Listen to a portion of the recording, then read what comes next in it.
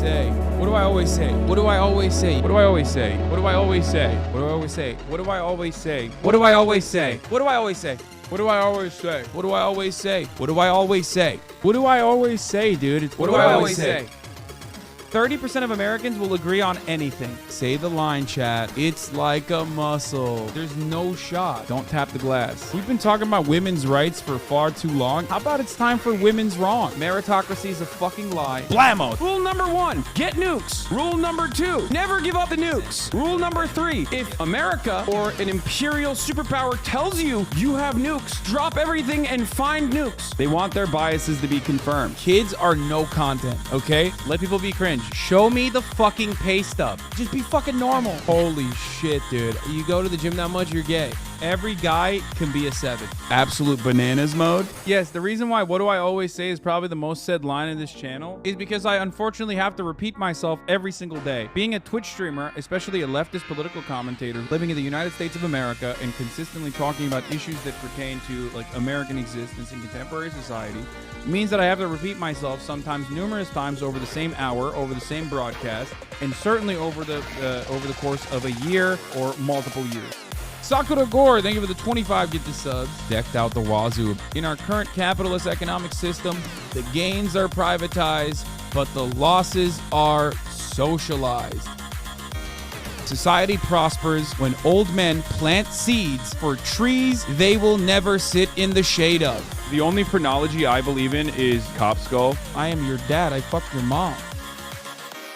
That's precisely why you can look back at videos that I have cut from like 2016, 2017, even before that, and look at the exact same arguments that I am using back then and have it apply perfectly, unfortunately, perfectly into our current existence. What's going on, everybody? Do an accent of people who have like been historically colonized, you have to do it well. You have to do it well or else it's racist. There you go. What's happening, everybody? I'm Hasan Piker, and this is HasanAbi Broadcast coming to you live from sunny California, Los Angeles. Folks, we're live and alive, and I hope all the boys, girls, and enemies are having a fantastic one because today's a beautiful day. Today's a wonderful day. Today is Saturday, folks. It's Saturday, October 18th, 2025, and it's a beautiful day. It is 77 degrees and sunny here in California, Los Angeles, folks. We're live, we're alive, and the streets are a-flowing. Folks, this is part of the broadcast where I tell you all about my personal news, about what's going on in the world of HasanAbi Piker in between the time period where I pressed the stop streaming button and then pressed the start streaming button. So help me God, that's precisely what I'm going to do. Now, the I-5 is closed from what I understand. It's Nokings Day. We got craziness going on. We got stuff happening all around the world, okay? And specifically, we got protests all around the United States of America. Anyone going to the protest today should be on the lookout for agitators who might be a Fed or not. My march hasn't started and already has somebody like a Fed trying to get to the crowd at the local park with unsalted peanuts and hard-boiled eggs to feed the crows. Also, bring a paper grocery bag with you to collect trash people might be looking to throw away. Let's keep our cities clean. Jesus Christ. This guy got me so fast. Like, just started the broadcast and the crow man is here again. You seem so frustrated yesterday. Hope you're feeling better today. /Jen. Yes, I was very frustrated yesterday. I was incredibly doomer pilled. I was all doom and gloom because people were being ridiculous from like instantly. People were like insta unlocking me and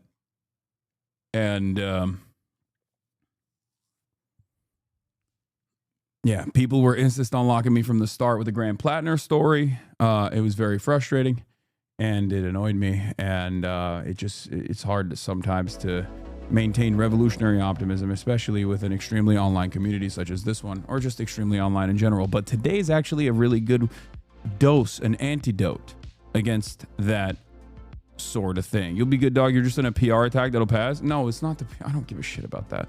The PR shit. No, this is a consistent issue within the left that I get very frustrated by all the time. It's just like people are very, very defeatist. TwitchCon is a complete mess, Unc. Yeah, I saw some stuff.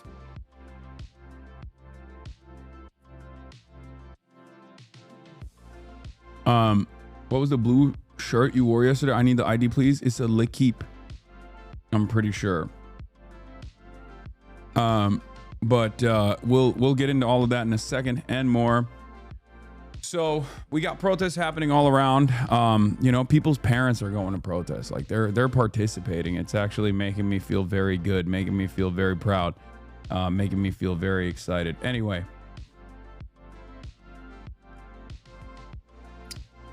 But yeah, it was me freaking out about the purity spirals of the left, which is ironic because a lot of the drama obsessed slop riddled brain cancered morons thought I was like talking about Kaya or the drama or some shit. It wasn't. It had nothing to do with that and everything to do with my discontent towards people who are like, oh, this person has done something wrong or said something wrong, you know, fucking in 2013, or this person was like a military veteran and therefore he is not a candidate that you should even take a serious look at and make assessments on. And that's a very, very frustrating.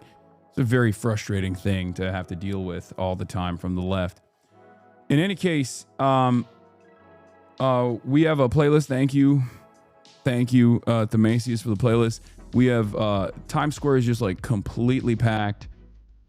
Please stop asking me if I'm going to be attending a protest today. I may or may not. Who knows? Okay, just like, come on. Okay.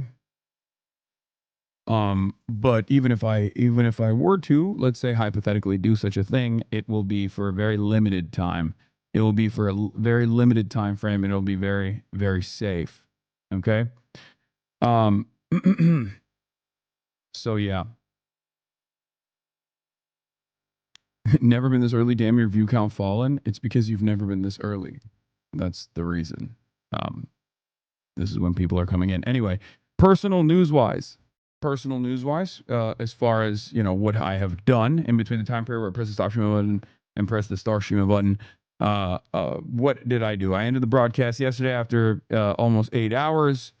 And then I actually hung out with my mom. And I watched Mussolini, Son of the Century. I haven't finished it yet, but I'm like, I'm at like the 5th episode now. I think it's a 7-episode series, if I'm not mistaken. But I'm on the 5th episode now. So you offer so much charitability interacting with those who offer you none must be exhausting. It's okay. You have to do that. I have to do that. You should do that as well, though. If there's one lesson that I can teach everyone in here, I would say that the best lesson is always abide by your standards and your principles, even when you feel weak. And there are plenty of moments where I feel weak, and I have to always remember that people have different starting positions than myself. They have a different worldview than myself, and that's okay. And if my goal is to change their perspective, I have to always be charitable, even to those who will offer me none. There are obviously people that, after a certain point, have shown that they're unable to change and uninvested in change whatsoever. And obviously there is, you know, we have a limited amount of time on this planet, so... we have a limited amount of time on this planet, so, you know, you shouldn't be wasting all of your time and effort on all this stuff, but it is what it is.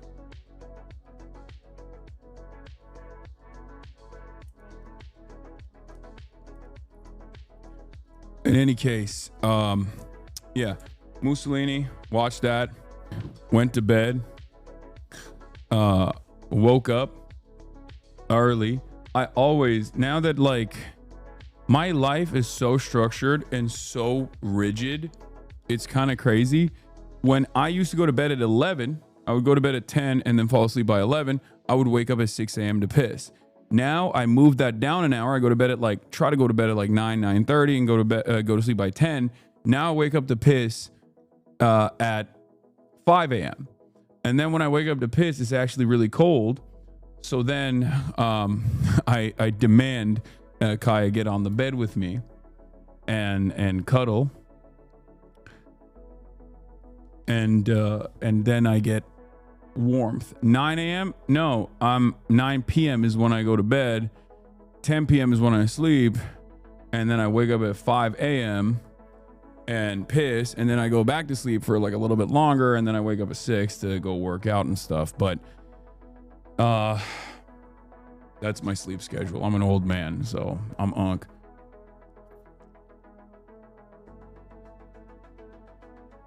Does she not sleep in the bed with you usually? No. She does whatever the fuck she wants, okay? And she'll get on the bed for a little bit. Sometimes she'll sleep on the bed the entire night. Other times when she feels like it's too hot, when she feels like the bed is too hot, then she'll be like, nope, I'm out. And she just like slowly crawls off of the bed. It's pretty funny watching her just slither down to the ground. But yeah, in any case,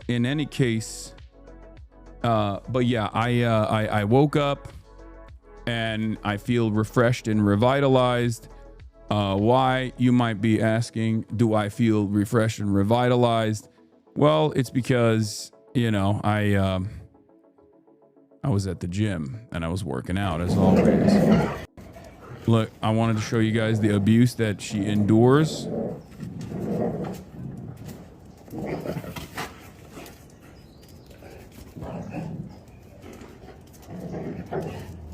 It's so funny because like this dog, but they're both Belgian Malinois, right? And they just chomp at her nonstop and she just doesn't feel it. She literally just does not fucking feel it at all. And this is, for those of you who are wondering, this is a big part of her morning routine.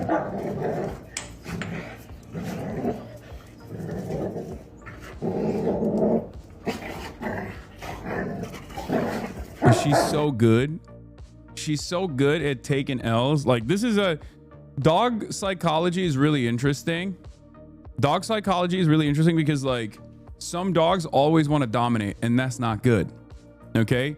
Dogs that are always trying to dominate can sometimes exhibit aggressive tendencies. Kaya, on the other hand, is really good at both dominating, but also sometimes playing a submissive role, like she's doing here when she'll like get on her back. Like, that's what's supposed to happen. There's supposed to be a back and forth. What? Lots of people are like that too, unfortunately. I'm just saying it's...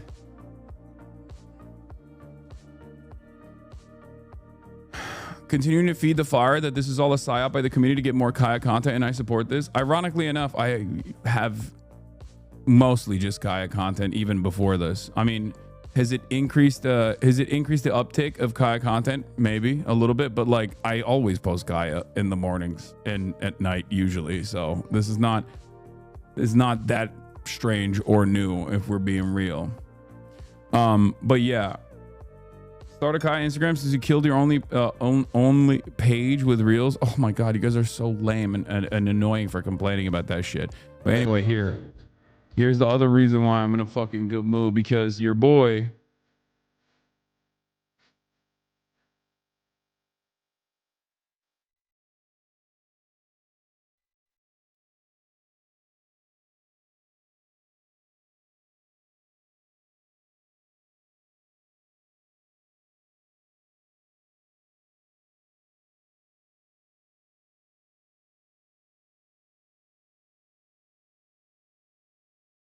your ass is wild. Thank you.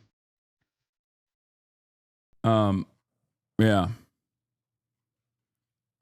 Brother, it's supposed to be no King's Day. Leave some for the rest of us. It's not no cake day. It's just no King's Day, right? But yeah. We got I hit the deadlifts. I hit crazy amounts of arms and biceps and triceps. I feel crazy. Back to the trap bar, huh? Just for today. Okay, calm down. It's just for today. My wife walked by and saw this and asked why I was drooling. That's crazy. Isn't this the equivalent of someone playing country music while doing deadlifts? Yes. is an Arabic nasheed while doing deadlifts, though. Okay, bitty video of you watching the Chinese military parade has 328,000 views. That is like owned by Putin, Xi, and Kim attend major military parade. What are they saying? I've seen quite a few Hasan. He's quite impressive and has said a lot of good things about China. After Speed came to China this year, XG said, and he said he wanted to come to China, but neither of them has taken any action yet. Neither of them is an outdoor anchor, let alone a cave goblin like XG. After landing, he didn't speak the language and was introverted. He probably ran back the first day.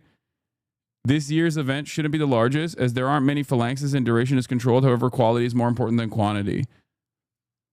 Nice.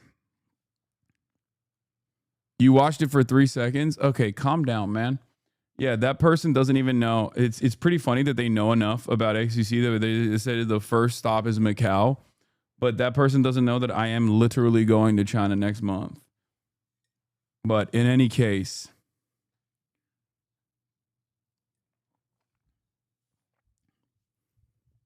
trap bar is better in my opinion. Conventional deadlift is rad, but I'm built weirdly. Short limbs, long torso, so I'm biased. No, I like the conventional deadlift. I'm a fan of the conventional deadlift. I will continue. Holy shit, look at this goddamn crowd at the Boston Nokings protest. Jesus, Lord mercy. Oh my God, brother. This is not going away, okay? I don't think people understand. Like, this is pretty good. I know it's great to say from your home that this shit sucks, it's libtarded, whatever the fuck, right? But honestly, what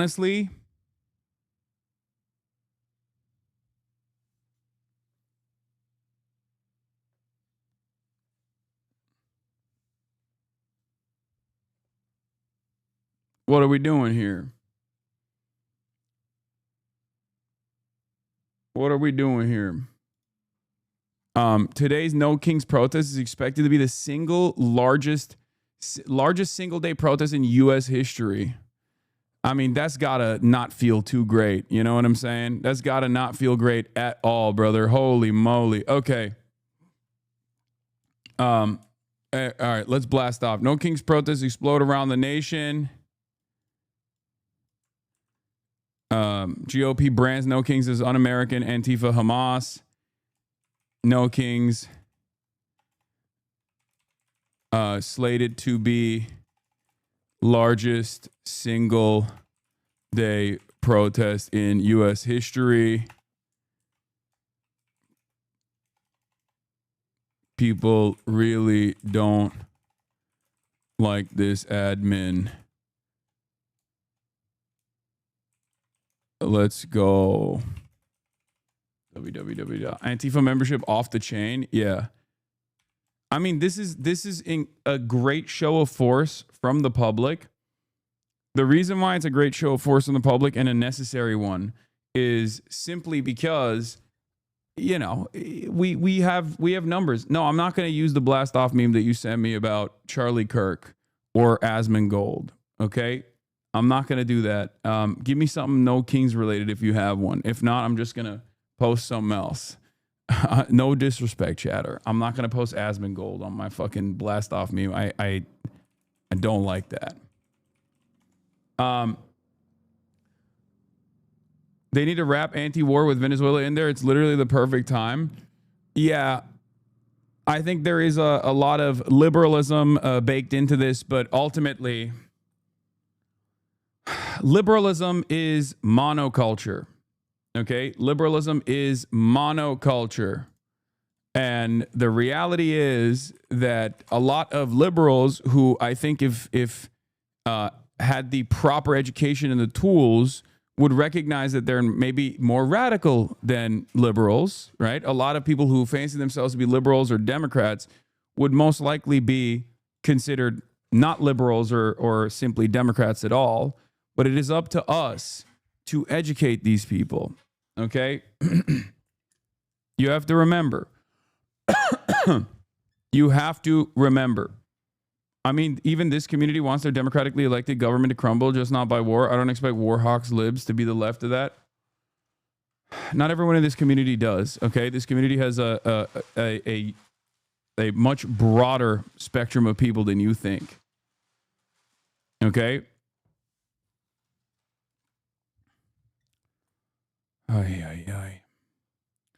I think like one of the things that I see all the time on TikTok that is very frustrating, but there is some truth to it, is like the antisocial tendencies that a lot of people on the left have.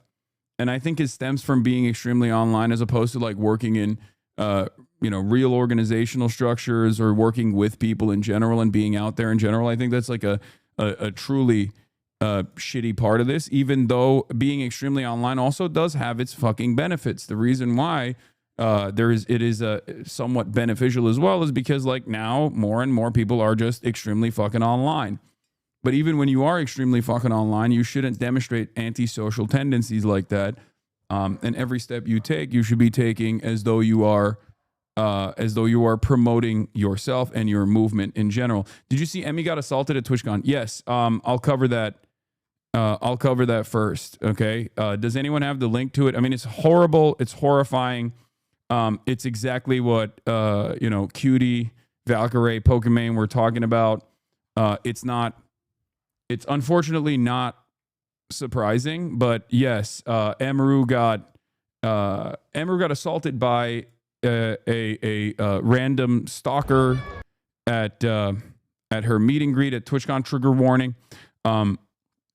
Security pushed the perpetrator away, but then turned back and allowed the man to walk away. Amaru comes back shortly and continues meeting the fans. And that's crazy that like she still went into it. So here she is at her meet and greet, and then some guy just like forcibly tries to hug her and then and kiss her. It's sexual assault. For the record, what should happen in this situation, what should be happening in this situation is that you don't just let this person walk away or like ban them from the convention. You actually ban them from freedom. You ban them from walking around freely by fucking arresting them, because that's precisely what it is.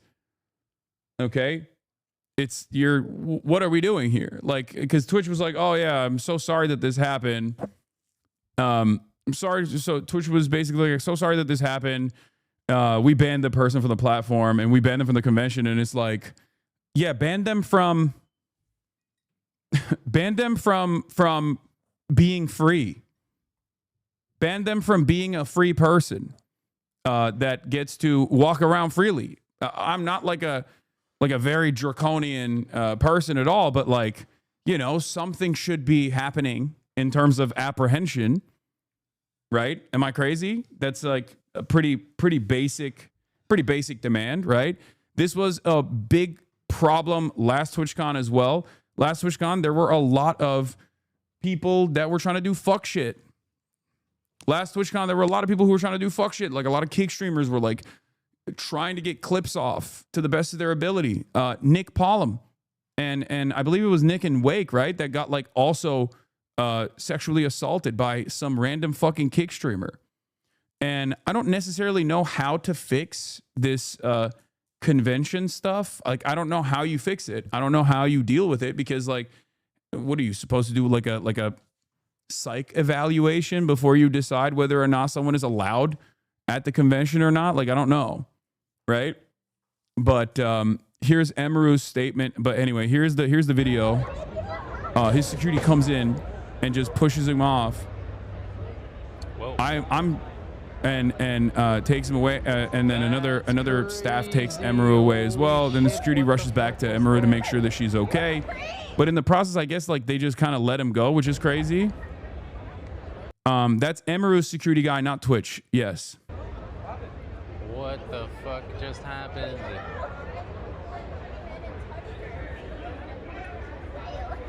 What the fuck just happened? People are saying dude pulled a weapon. No, I think it was a pen. Watch out. Here, come on. Okay, get out of here. Get out of here. Get out of town. Farley's here. Kaya's been remarkably well behaved. In spite of that reality. Because Will and Caroline are at TwitchCon. Anyway,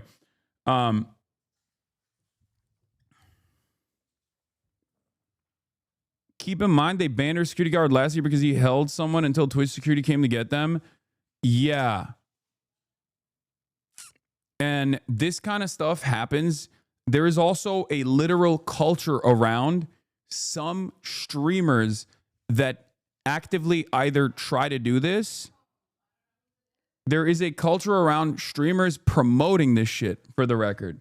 Like, you know, from my own personal experiences when I was at the DNC, like, there is, Destiny literally fucking egged this shit on and has at times straight up said, you know, Hasan deserves to be shot and killed.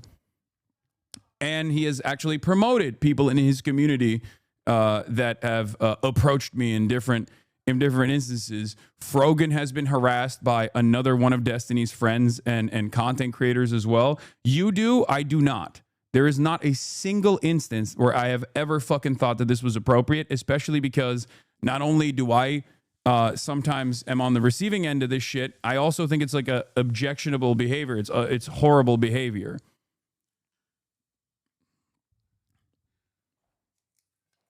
So, like, there are literal content creators who unironically do this kind of shit and promote this kind of shit. And it's really fucking gross. There are content creators who themselves engage in this kind of behavior as well. Now, obviously, there's a difference between like a content creator that knows the other content creator and is like on, friendly and is friendly with the other content creator and they're like collaborating or whatever, versus like a random content creator who is just like stalking someone. That's the difference. Like there are people who get stalked pretty fucking aggressively. And the fact that Emru knew that this could potentially happen, because as I say all the fucking time, like, women have it the worst on the internet, okay? They have it the absolute fucking worst. There are unhinged stalkers that go crazy over this shit.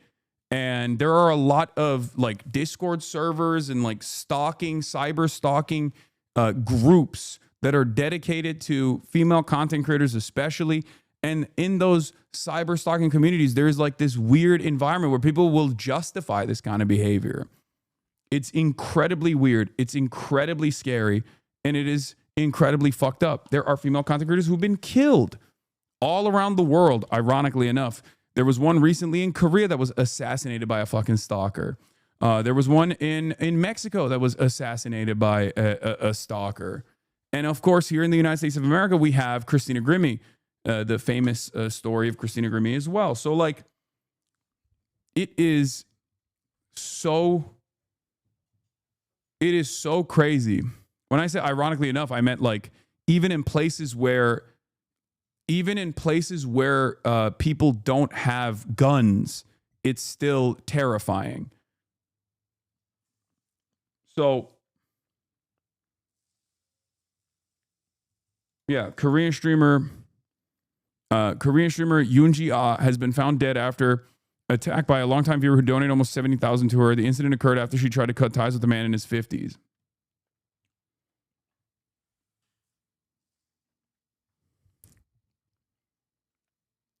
So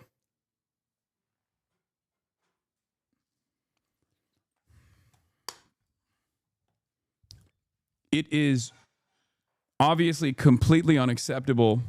And besides that, I mean, that is the basic, that's the immediate take, but it's not the only take.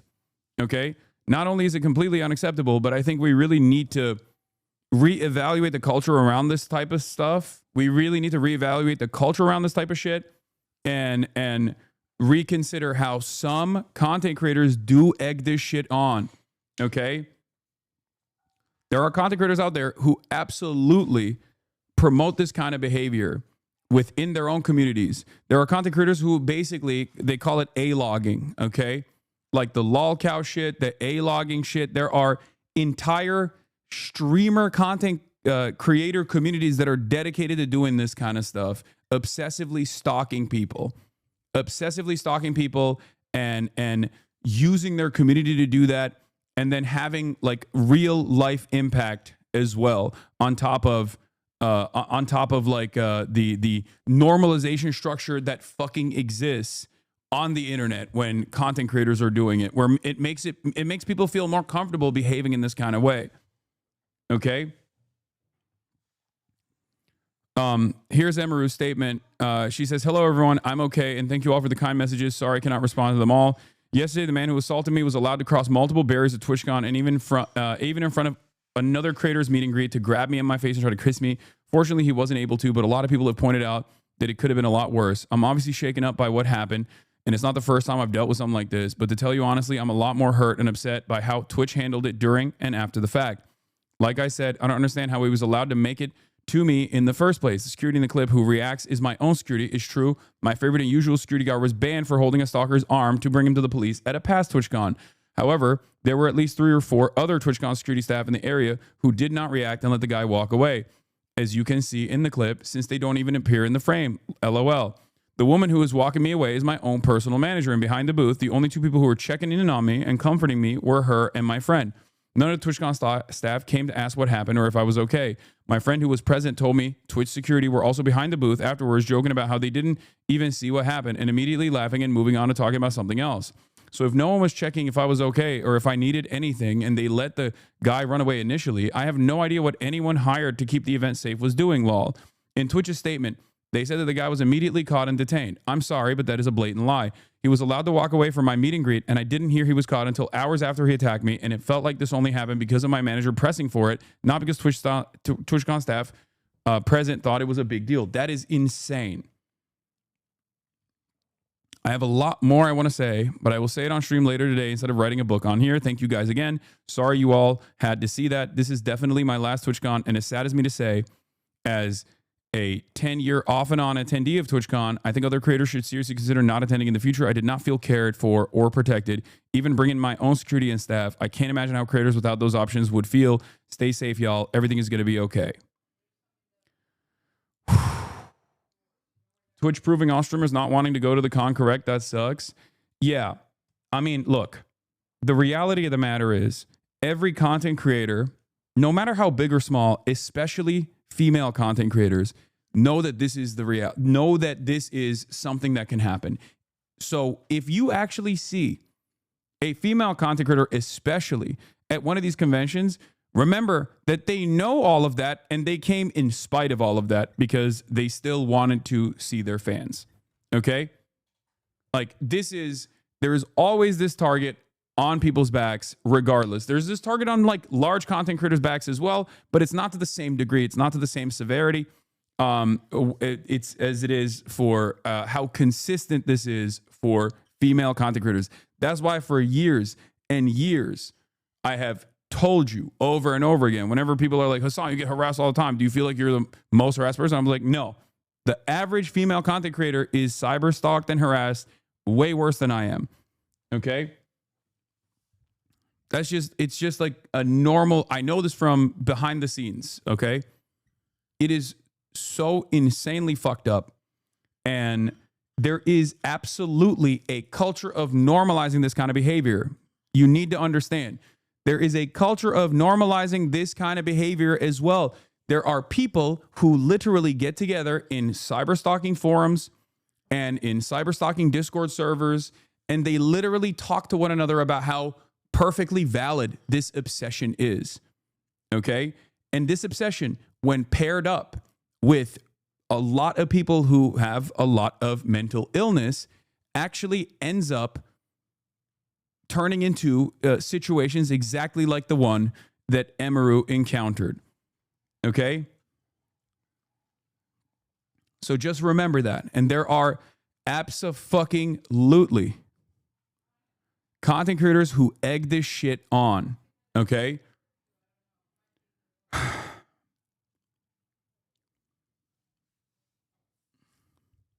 It's a massive, massive problem. And when content creators actually lean into this in any way, shape, or form, when they lean into this in any way, shape, or form, they normalize this kind of behavior. They normalize the cyber stalking. They normalize, or when content creators themselves do it, like a lot of kick streamers, okay? A lot of kick streamers have basically made it their content to behave like this. Okay? Like a lot of smaller streamers that want to make a name for themselves have turned around and made it their literal fucking content to behave like this. And it ends up creating a permission structure where this kind of activity is not seen as freak shit and there is no pushback. And it becomes a situation that is like impossible to contend with. Okay? There's also a environment of there's an environment of misogyny as well. It's everything. It's rape culture. It's misogyny. It's everything that intersects.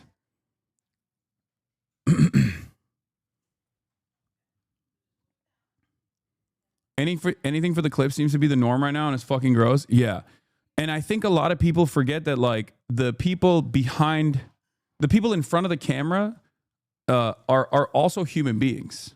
Okay, I know it comes across as though that is not the case because you're like, oh, you guys are profoundly fortunate, and also there is this sense of entitlement where people are like, what do you mean you wouldn't be in this position if it wasn't for me and others like me? You owe me shit, right? You owe me everything. You owe me everything I need to know about your life.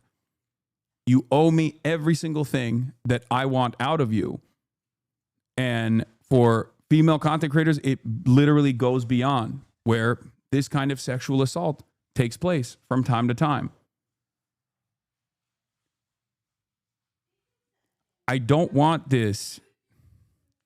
I hope the one good thing that comes out of this is that people actually really check themselves and really reconsider what kind of spaces that they occupy and really reconsider how they behave on the internet.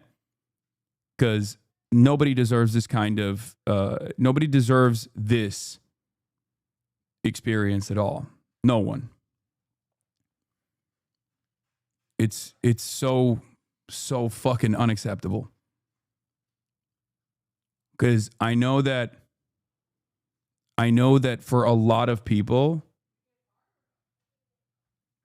they look at this and they go, whatever, she's fucking rich. It's like, okay, dude. It's insane. You are just trying to justify that kind of behavior, justify that kind of like cyber stalker ass behavior if you ever say something like that.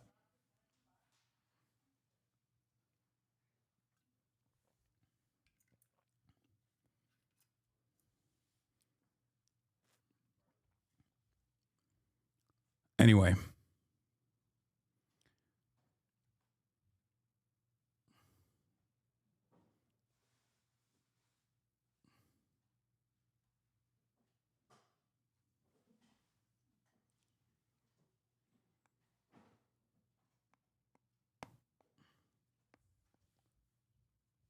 This should be a moment of self-reflection. I see people that say that she's the reason why that fan did that because that's how she built a community. No thoughts, just yeah, exactly. Exactly. Luckily, there hasn't been that big of a pushback of this sort that I have seen in public because everyone is like, everyone is very frustrated right now about what happened. But if you think it is a crazy thing to say, for the record, yes, it is a crazy thing to say. But you need to understand something, okay? While it is a crazy thing to say, people do say it, okay? It's a crazy thing to say, and people do say it.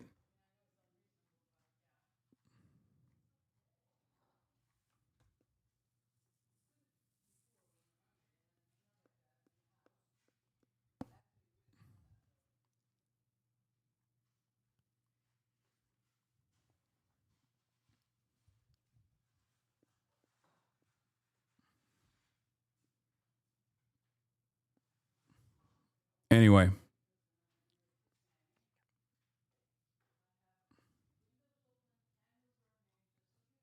People have a tendency to automatically hit the victim blaming notes. They love doing that shit. They love insta-locking. They love insta-locking victim blame narratives.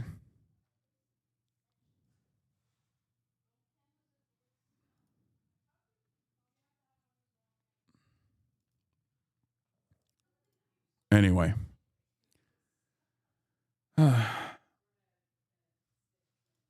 Shit account, but the guy just walked out like it's nothing. That's crazy.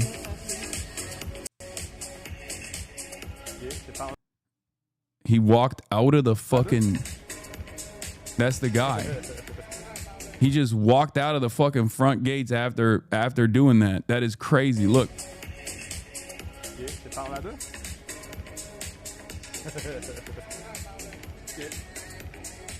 Even my wife argued that IRL should be advice this behavior. I had to argue that the lack of accessible mental health benefits and healthcare is a bigger issue. Yeah, dude, no, that's insane. That is insane.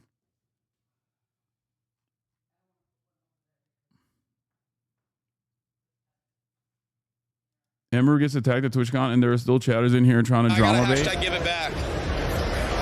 So, seeing meet and greet was pretty cool, though. Yeah, he's right there. That was fun. He just walks past them.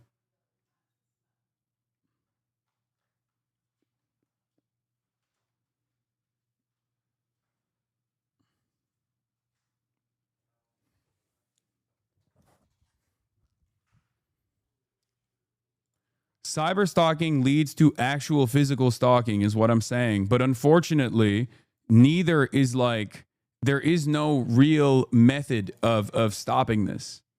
Okay? There is no real method of stopping this. We have no legislation. We have no mechanisms of apprehension. It's also not really taken seriously as well. It's really fucked up. Like, it's one thing to just say, oh, well, you know, it is what it is. This is bad. But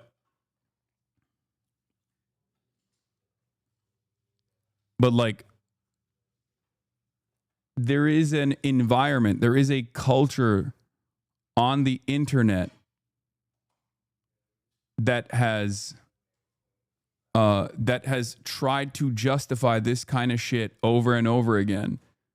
Like, there is a permission structure that we are supposed to maintain as a mechanism of like social enforcement. And I feel like the more vicious we become, the more ruthless we become online, the more people find ways of justifying this kind of behavior.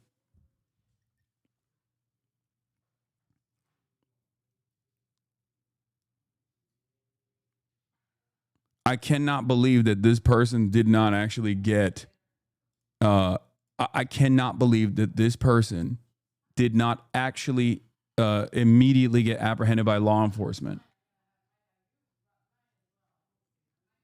Like, how are you not arrested?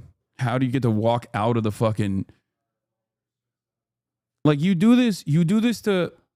When you do this to anyone, let alone like a famous person on camera, but just like anyone in general, you should be arrested.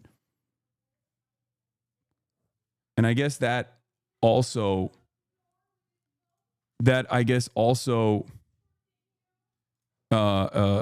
is another... That also was another problem with law enforcement as well, where they're just like very bad at dealing with this stuff.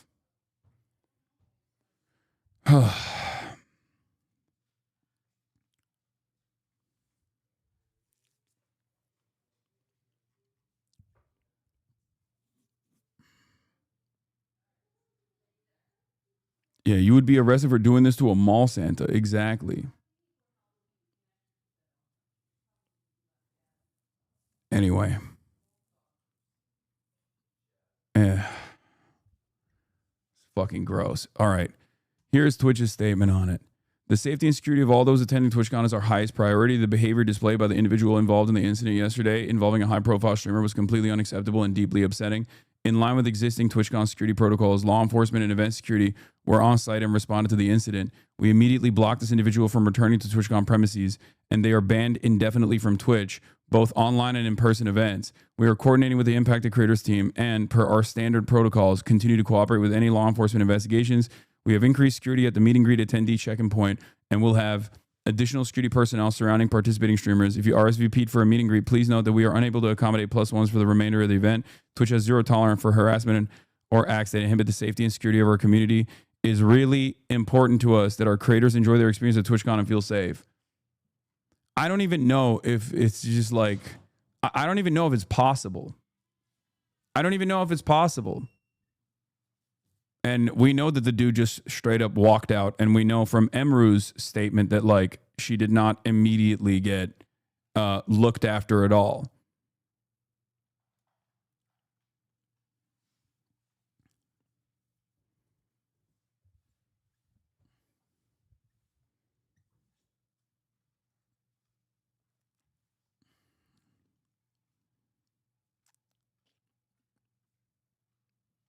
Anyway.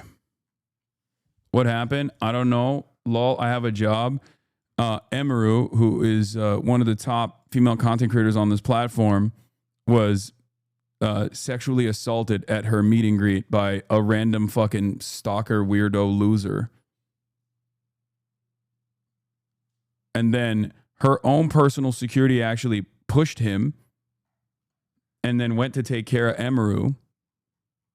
And from what I understand, like the last security person that did this at the last TwitchCon that actually held the stalker last time was actually banned from working security at this TwitchCon. And as you can see in this incident, he was able to fucking walk freely, walk out of the doors.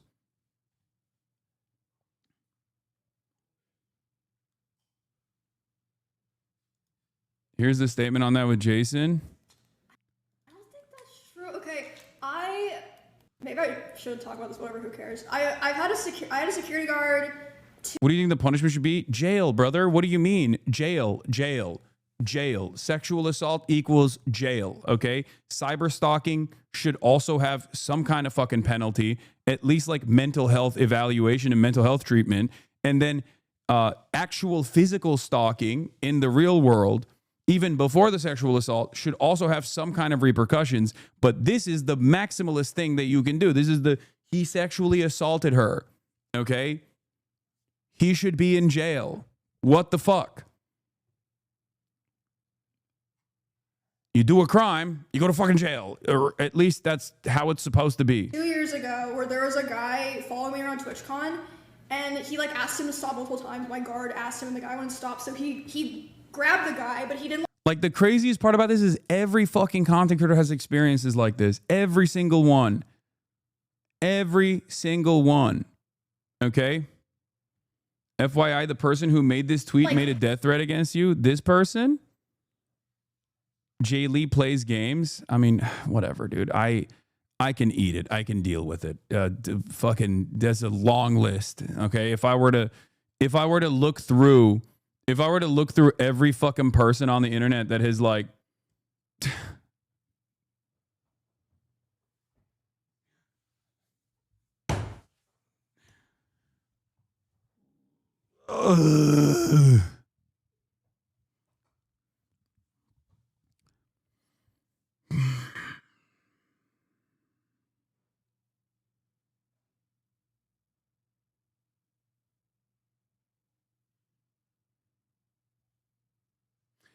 Anyway, what I was saying is, I mean, this is a part of that same culture of normalizing this kind of behavior, for the record. Like, it's just, this plays a role, okay? This plays a role in normalizing this kind of behavior, especially if you're a fucking content creator.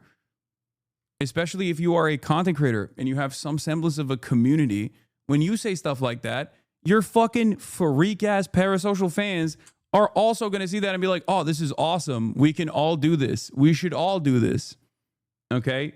Anyway, it doesn't matter. The story is not about me. I'm just saying every single content creator has experienced stuff like this. And the content creators themselves that also lean into stuff like this guy apparently, don't realize that they're also participating in this culture, and they're expanding the permission structure for people to do this kind of thing. Okay? You are emboldening the fucking freaks. You are emboldening. You are behaving like a freak yourself, and you are also emboldening the fucking freaks.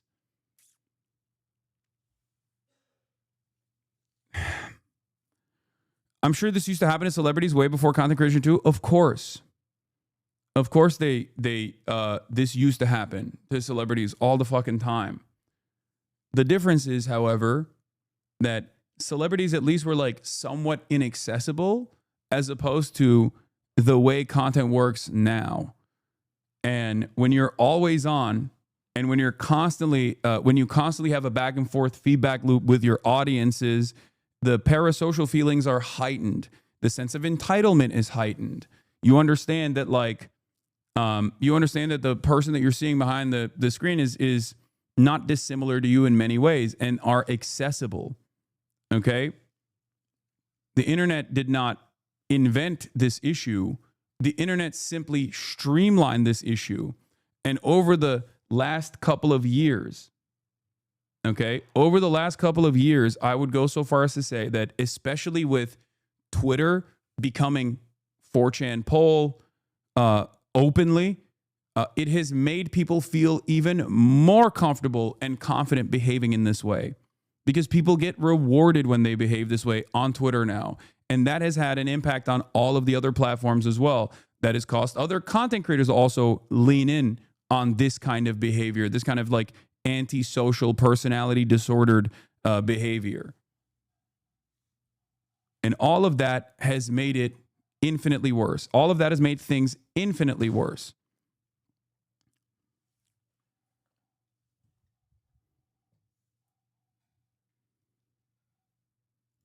Hurt him. He was just holding the guy until like the con security came. And then for some reason they're like, yeah, because your security guard touched him, he's like permabanned from the venue forever. But he didn't even hit him or anything. He just like held him while they waited for like the police to come. And, what the fuck? And it was like my favorite security guard. I can't have him at TwitchCon anymore. I was just like, okay, like it was so sad because he did like everything.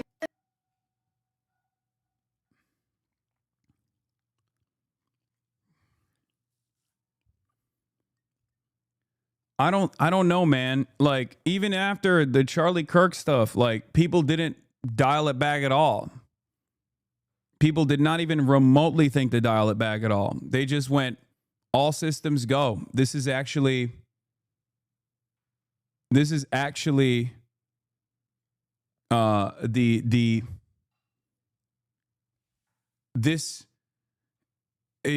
a product of the violent Antifa left, and we have to fucking kill them. We have to do whatever we can to fucking apprehend them. Like we just, I don't know. We have no like cultural safeguards at all. We have no social safeguards at all. Have you ever met Emiru? Yes, of course I've met Emiru. I've done content with Emiru.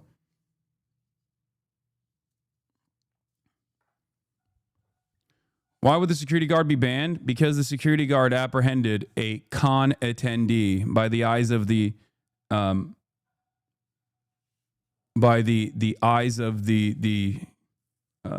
Twitch executives, I guess.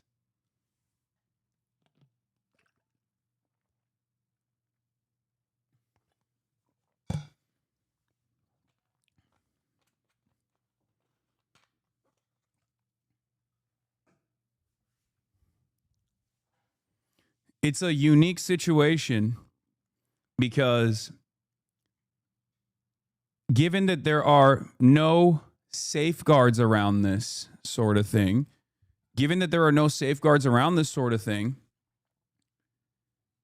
and there is no like real legislation to try and deal with this sort of thing, you can't even fucking talk about it. Some content creators do talk about their own personal experiences every now and then, but most people don't. I'm telling you, what you hear from streamers about their stalkers or about incidents like this, like whether it be cyber stalking or directly like physically stalking or directly physically assaulting someone, sexually assaulting them, what you see and what you hear is simply the fucking tip of the iceberg. Okay? Same thing goes with swatting. Same thing goes with cyber stalkers and real life stalkers showing up at your house. People don't talk about it. And the reason why content creators don't talk about it, the dark side of Twitch streaming in general, is because there's not really too much you can do about it. And because there's not really too much you can do about it, when you talk about it, it amplifies it and it creates copycats. Even subreddits that are cyber stalking shitholes like LSF that are purposely directed to the Streisand effect comes from that, literally. Okay? But even cyber stalking shitholes like LSF have made a rule for years and years not to show when someone gets swatted. They delete those clips on purpose because that only creates copycats. That only creates more people that want to do that sort of thing.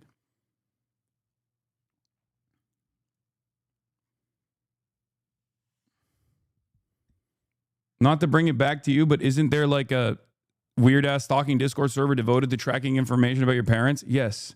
And not just my parents. It's just everything. Yes. But once again, that's not even the tip of the iceberg. That's like, it is what it is.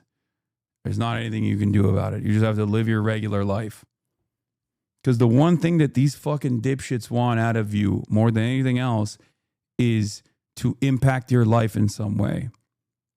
Just as you chat in the chat and the streamer sees your chat and reads it out loud and has that kind of brief interaction with you, some people take it one step beyond that, where they want to control your life or they want to impact your life in a negative fashion. Okay? That's what this is. It's almost like a puppet master. People do this kind of thing because they want some power over you. They have a sense of entitlement. They have a sense of unearned entitlement over everything that you are, your physical person. And on top of that, they want to control your life. They want to make sure that they can impact your life in a significant fashion.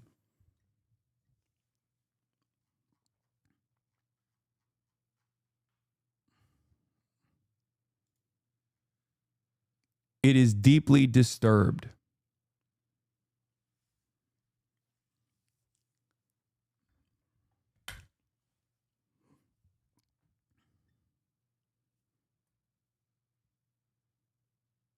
Seems like you have this exact talk every 3 to 4 months. Yes. And these issues obviously persist. I mean, look, this is what I was trying to say is like, you know, the reason why this is, you know, all too common, same content creator who's like talking about how devastating this is, okay, has also leaned into it himself, right, to a certain degree. The reason why, the reason, I mean, this is so commonplace that like I didn't know who the fuck this guy was, and it turns out he's done this himself. Like, I'm trying to explain how normalized this is, right? It's just completely fucking normalized. And content creators that actually lean into this kind of shit are creating an environment that is less secure for themselves as well. Okay? They farm it.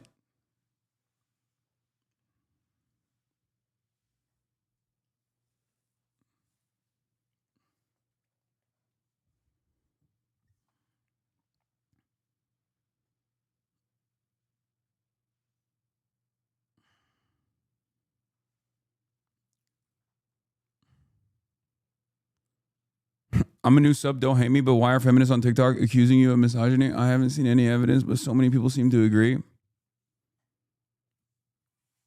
Come on, man.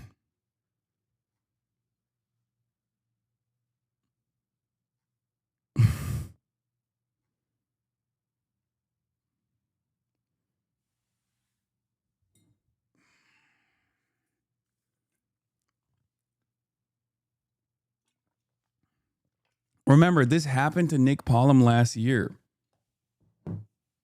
And it wasn't just like a stalker. It was also a stalker that was trying to make content out of it. It was a kick streamer that tried to make content out of this as well. I think Emeru was with Cinna and Valkyrie earlier this year when there was a stalker that came up to them and was like threatening to kill them. Yes.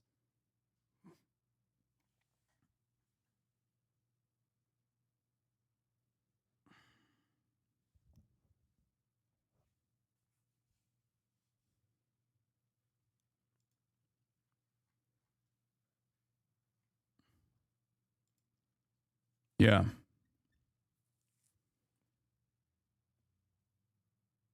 Yeah. And even after that,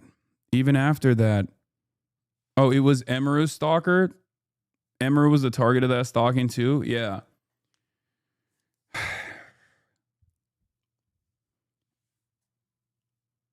Even after that,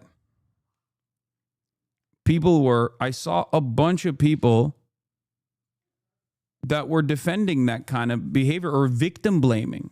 There were people that were victim blaming, saying, how do you guys not have security? You don't expect to have, like, you know, stalkers show up? Obviously, duh.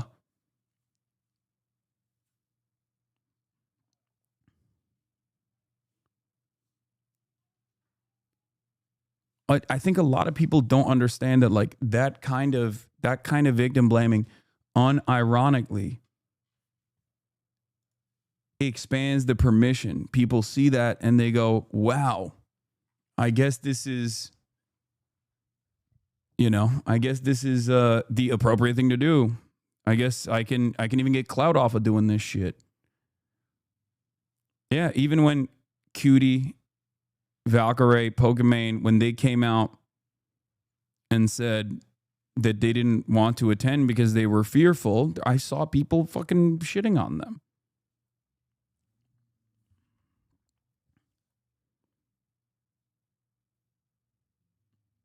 There were people yelling at me when I said, I don't feel comfortable going to TwitchCon given the crosshairs that I have on me, because I don't want to put other people's lives at risk by potentially, headlining an event so far ahead of time that I've said I was going to be at with, like, ample planning and stuff like that. And then people yelled at me over that. They were like, oh, get the fuck out of here. You're a pussy. You should actually show up. Immediately proving why I said what I said, and specifically and openly stated why I was not going, right? So that if I had some fucking stalker psychopath with plenty of ample time for planning, not show up to TwitchCon and maybe even potentially harm others in the process. And then I went to France. After saying that, and then people turned around and yelled at me for that. They were like, oh, wow, this guy. First, they said I was a pussy, and I was actually afraid for my life, and I was lying and acting as though I was, being considerate of others. Then they fucking turned around and said, oh, wow, this guy went out to a fucking protest in France. He went to an event in France. I thought he was too scared to put others in harm's way. Maybe in France, they don't have fucking access to an arsenal of weapons in the same way that they do in the United States of America. Perhaps that is the reason why it's not the same. I mean, you literally got your ribs broke on TwitchCon not that long ago. That was also in France, ironically enough, but that wasn't like a stalker situation. That was just like, that was a car accident.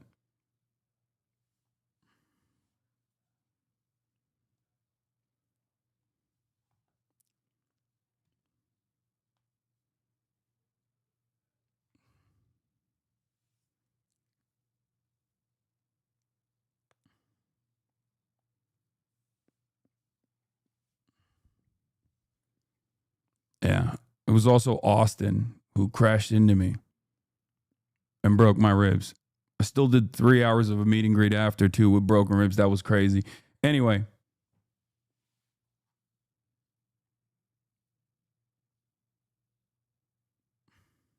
Hey man, long time viewer. I saw some memes and I hate you now. I struggle to think of for myself. So if you could sway me back to your side, we'll be all good. You got it.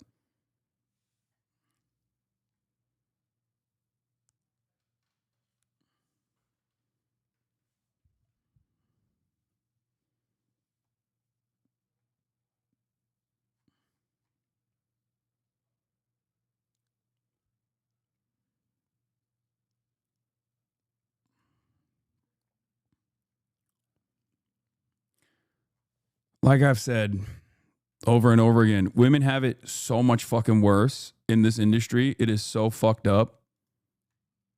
It's so unacceptable. And this is the byproduct of that. Okay? And what I mean by that is like I'll give you a little taste, okay? Now, you guys know from my experience being in here, I got, professional clip farms that clip me out of context all the time to try to invoke some kind of response, right? But women across the board, female content creators across the board have that no matter what. There were clip farms, some of which that are also dedicated to clip chimping me all the goddamn time and stalking my ass too, that are probably in here right now, that were professionally, look, this guy goes, victim Andy. Yeah, I'm not a victim. Okay, I don't give a shit. It is what it is. I'm just explaining something that I have also personally experienced while talking about a broader problem here that women experience so much worse. There were professional clip farms that would literally clip female content creators whenever they spoke about anything remotely sex related, even if it was talking about their own personal sexual assault, for example, and they would clip it out of context to make it seem like they were being salacious, make it seem as though they were being salacious and sensual with like shy emoji. They'd be like, oh, like Valkyrie talked about being sexually assaulted as a child. And these guys went and they fucking farmed it to be like, oh, she's actually talking about sex and slapped a fucking steak logo on it to try to fucking make money. And only after these content creators got together and said that they were going to pursue litigation did they stop doing that. Nobody actually turned around and said, hey, this is pretty disgusting. You should probably stop doing this. They only stopped. They only fucking stopped because they were forced to stop.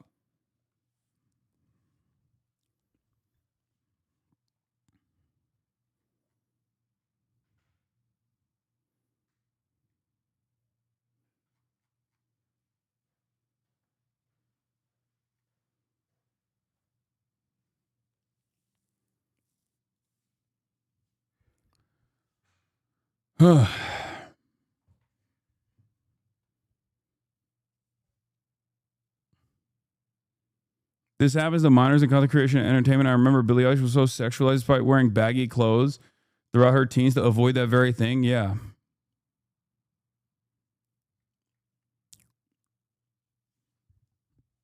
Anyway, like this is it. For a lot of people, this is their content, right? For a lot of people, this is what they enjoy.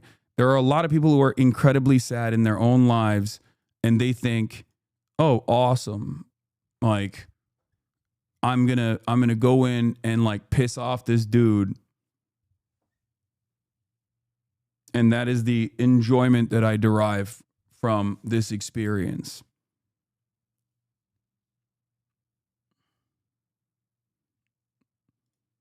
It happens every day in here. Many of you have seen it. Many of you get mad at me for fucking even responding to it from time to time. Oh, you get stun locked too much. Right?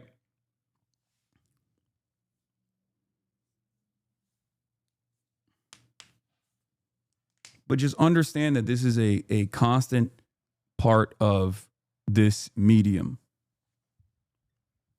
And I personally don't even know what kind of legislation we could pass to try and stop it. I don't know.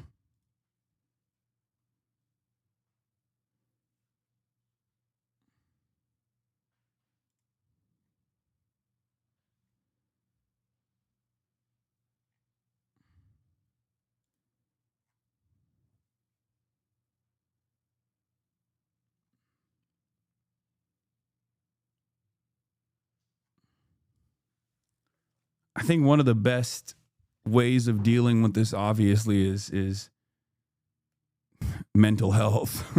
Ironically enough, it's very clear to me that people desperately need it.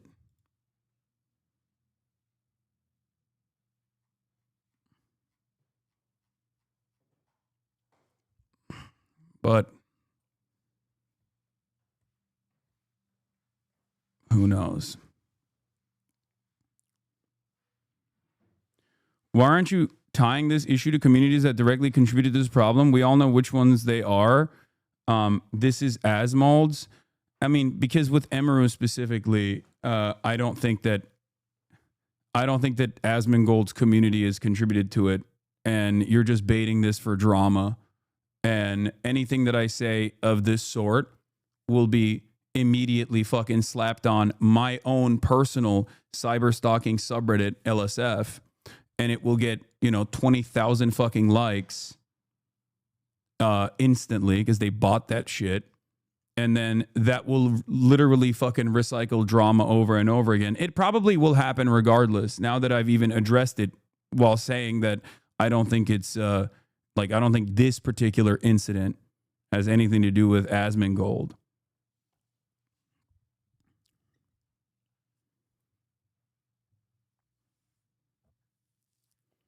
Also remember, not only is this the tip of the iceberg for female streamers, this literally happens to random women in general. Like, this is not like just a Twitch streamer thing, okay?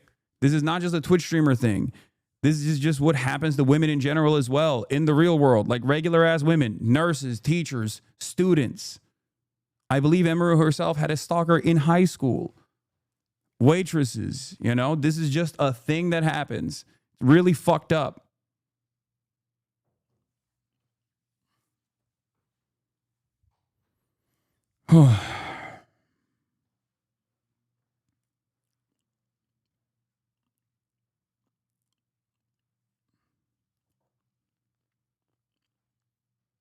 When you were talking about how these were stalker incidents with traditional celebs and how society was harsher to these stalkers, one thing that's key is that the permission structure we perceive internet stalkers having is different, mostly because it's so creepily ubiquitous now. Exactly.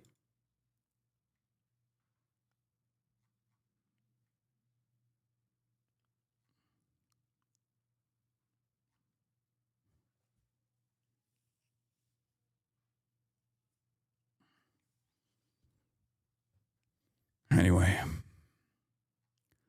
All right, now that we addressed this up and down, time to talk about some good things that are happening in the world, the Nokings protests, okay?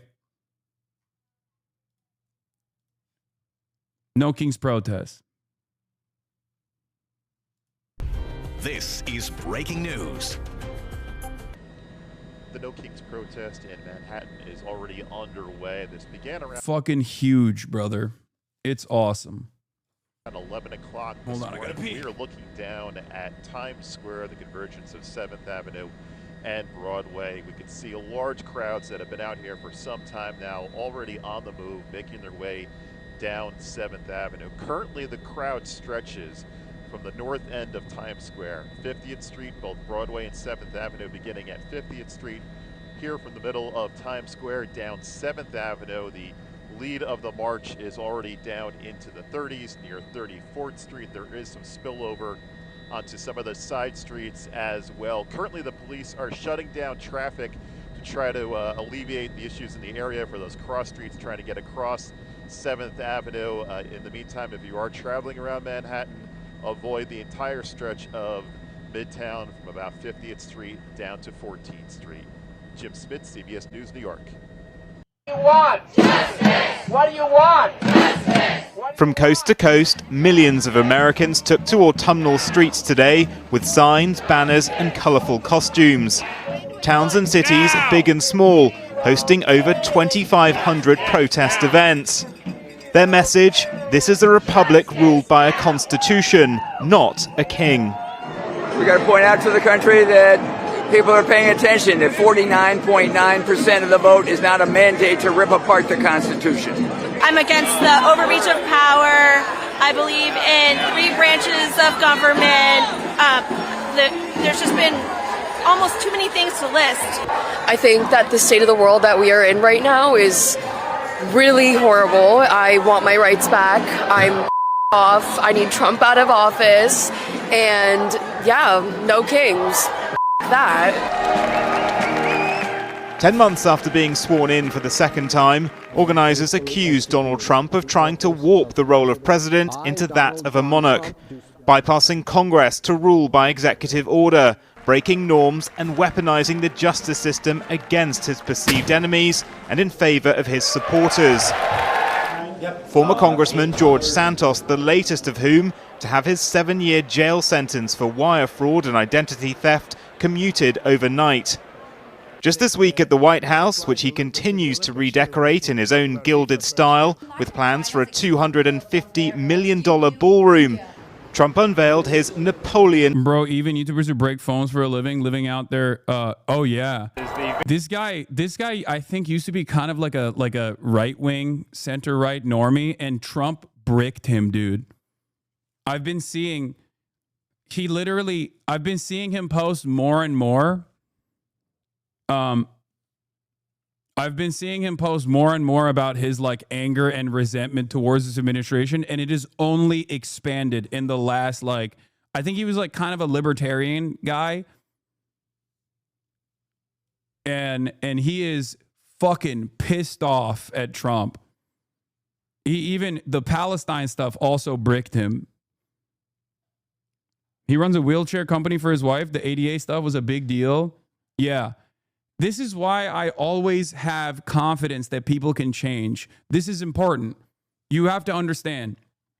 Sometimes we say, oh, Republicans only realize that something is fucked up when it impacts them directly. But it doesn't matter, okay? It doesn't fucking matter. This is what I am firmly committed to. This is what I believe. The theory of change revolves around this. The theory of change that I embody, the theory of change that I push for, revolves around this. One day, no matter how much of a naysayer someone could be, one day there will be an issue and they will realize that they will feel alone on a particular matter. They will feel like no one else cares about this thing that they care about because it impacts them directly. And we will be there because we've always been there. We've always been fighting for these things. And that's when those people's eyes will open up to the reality that maybe the negative polarization and the false framing and the false associations that they have with the left was built around the social learning that they went through, the environment that they grew up in, and that maybe they were wrong. There are many of you in this community who have also gone through that transformation as well. And I think it's really inappropriate to try to shut that off for others.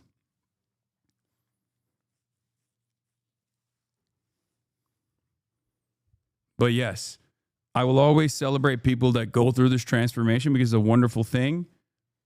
And Jerry rigs everything I have personally seen throughout this past year, especially, go through that transformation these past 2 years.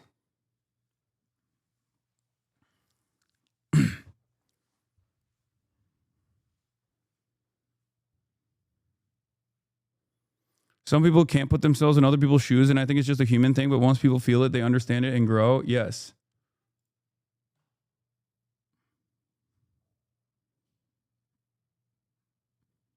You're right, people can change, but I have a bit of a justice narrative, so I see these dickhead hogs seeing their own stupidity, yet I've been a lefty since university. I have a real hard time forgiving hateful rhetoric and victim blaming and ignorance. It doesn't matter. That's your own personal hang-up, and you have to fucking remove that kind of attitude. They didn't change. The discourse did. No.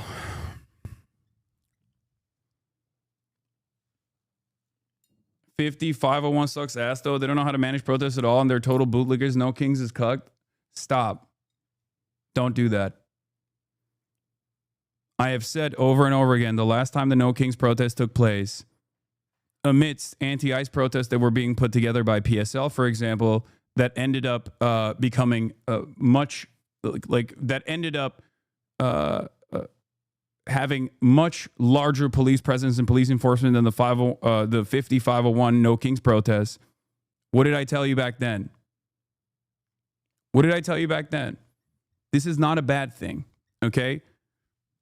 So many of these people recognize exactly what's going on and they're frustrated by it. For 1, 2, 3, or a million different reasons, okay? But what matters is they know what the fuck is up. They recognize what's going on and they're frustrated by it and they want to protest against it. Okay? I'm not going to ever poo-poo a person for taking it to the goddamn streets at a time when our voices have to be heard.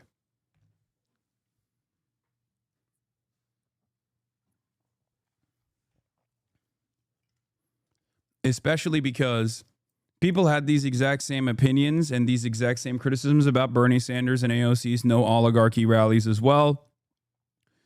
People had these exact same kinds of opinions and criticisms about the No Kings protests.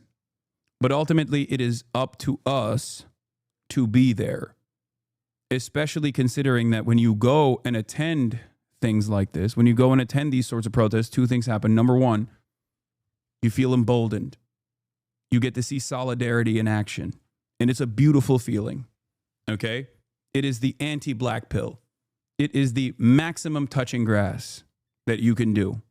That's number one. And number two, you recognize that regardless of the intention of the protest organizers themselves, regardless of even Bernie Sanders and AOC's perspectives on certain issues, the people that are attending those protests actually are on your side. And sometimes, or in many instances, especially given the way that liberals are operating right now and the way that they're communicating their discontent right now, they are far more radical than the way that the No Kings protest organizing committee has presented themselves as. Okay?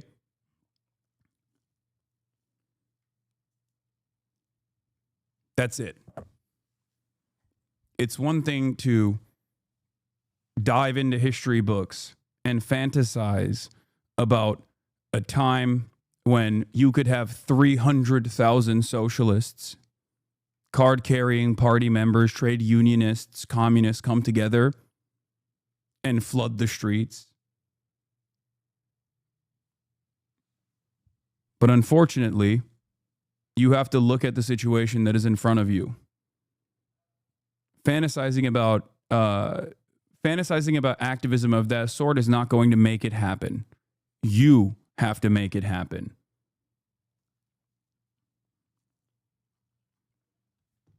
That's it. All this kind of like, oh, the Bernie rallies don't do shit. All that does is just make you feel better about yourself. It's the leftist version of what we saw early on when some chirpers, some liberals were like, we're going to sit ourselves out of this one. We're tired. You know, we voted for Kamala. We did our job. And the left didn't. So we're not going to participate in these ICE protests. When people were saying that, that was actually, they were saying that because they wanted to feel moral about their inaction. What you're doing right now is the left version of that. Okay? When you sit there and you go, all these Barbaras and Deborahs, they're out there, but like, this is not going to do anything, right? When you say stuff like that, you're not saying that because there is like reasonable critique against the No Kings protest organizers or anything like that, which I I understand. I myself have actually been pretty vocal about things that I think are totally inappropriate as far as like organizing goes, as far as like experiencing it, expressing any sort of discontent goes, like RSVP lists and things of that nature are not best practices at all. Having said that, you'll never catch me saying this is fucking bullshit, this is useless, this is silly, this is stupid. Okay? It matters. It matters when you got millions of people on the streets, man. It fucking matters. Are you kidding me? Like, look at this. Every day, in particular, the nonprofit and independent media on the streets every day. Like, look at this shit. Including Block Club Chicago, Unraveled Press, and the Tribe, to say in particular the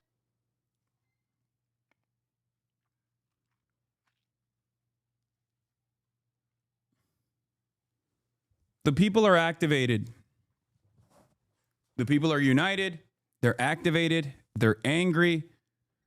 It is important for the existing party apparatus to utilize that anger and to redirect it into a productive, into something more productive. Okay? And if the party won't do it, and it doesn't seem like it will, we will do it. So instead of fucking sitting around and complaining, and being like, oh, it's just the fucking liberals, go out there, participate, organize.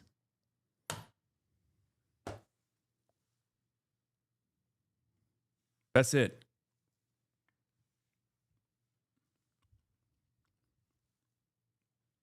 This kind of stuff, this kind of change doesn't happen overnight, doesn't happen magically.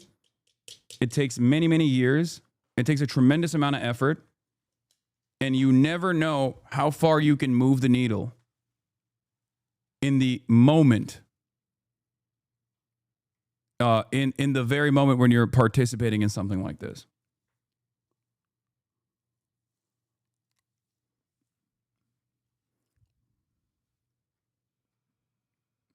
Okay?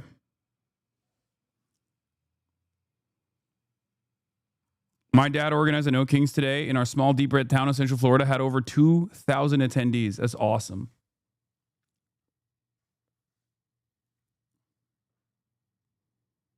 I went to an East Coast Nokings rally today, and to me, it looked like a great demonstration of the Popular Front. You had wine moms, Palestine activists, homeless advocates, PSL, DSA, and even RevComs all pushing towards the same goals.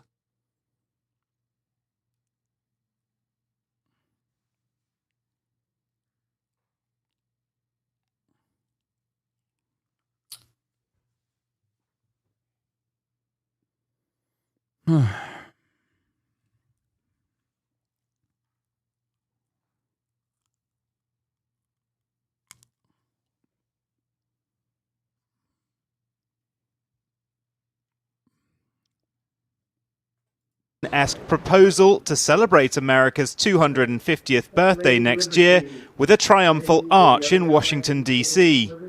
Already being dubbed the Arc de Trump, Democrats have criticized the plans to build such a monument for America's quincentennial, supposedly a celebration of ditching an authoritarian king. Trump's denied the characterization of his leadership. A king. This is more than a king. You know, I feel like you have to have the memory of a goldfish to think this matters. I've seen this happen constantly, and it never leads to anything.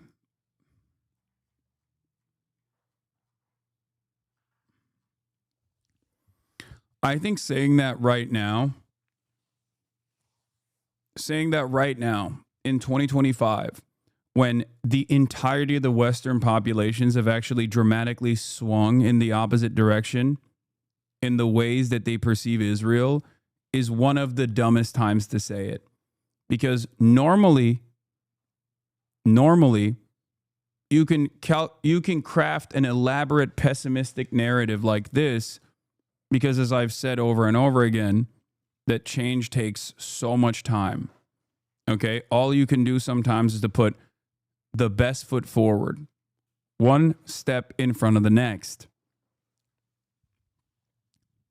But right now, we have seen dramatic shifts in public consciousness take place over the course of years, undermining decades of billion-dollar propaganda, undermining a sophisticated network of influence and mechanisms of control. And protests had a lot to do with that.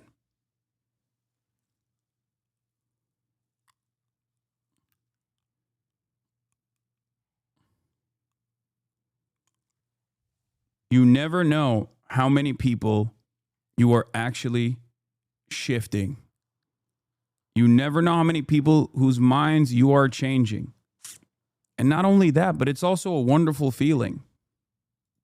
I'm done with this pessimism. I hate it.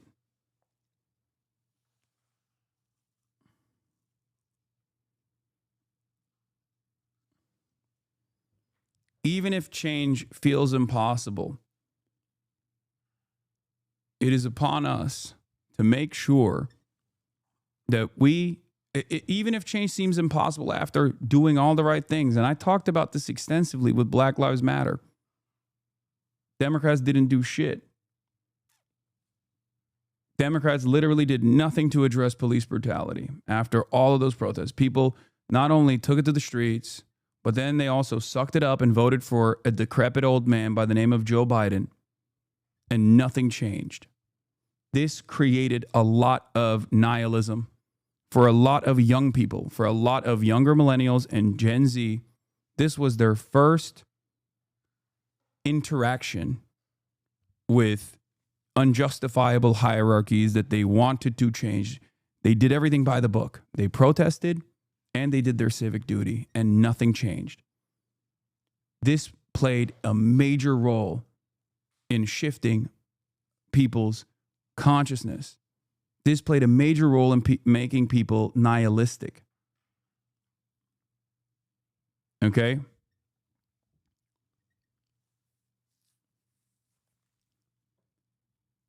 But that nihilism is unproductive. That nihilism makes it much easier for fascism to win.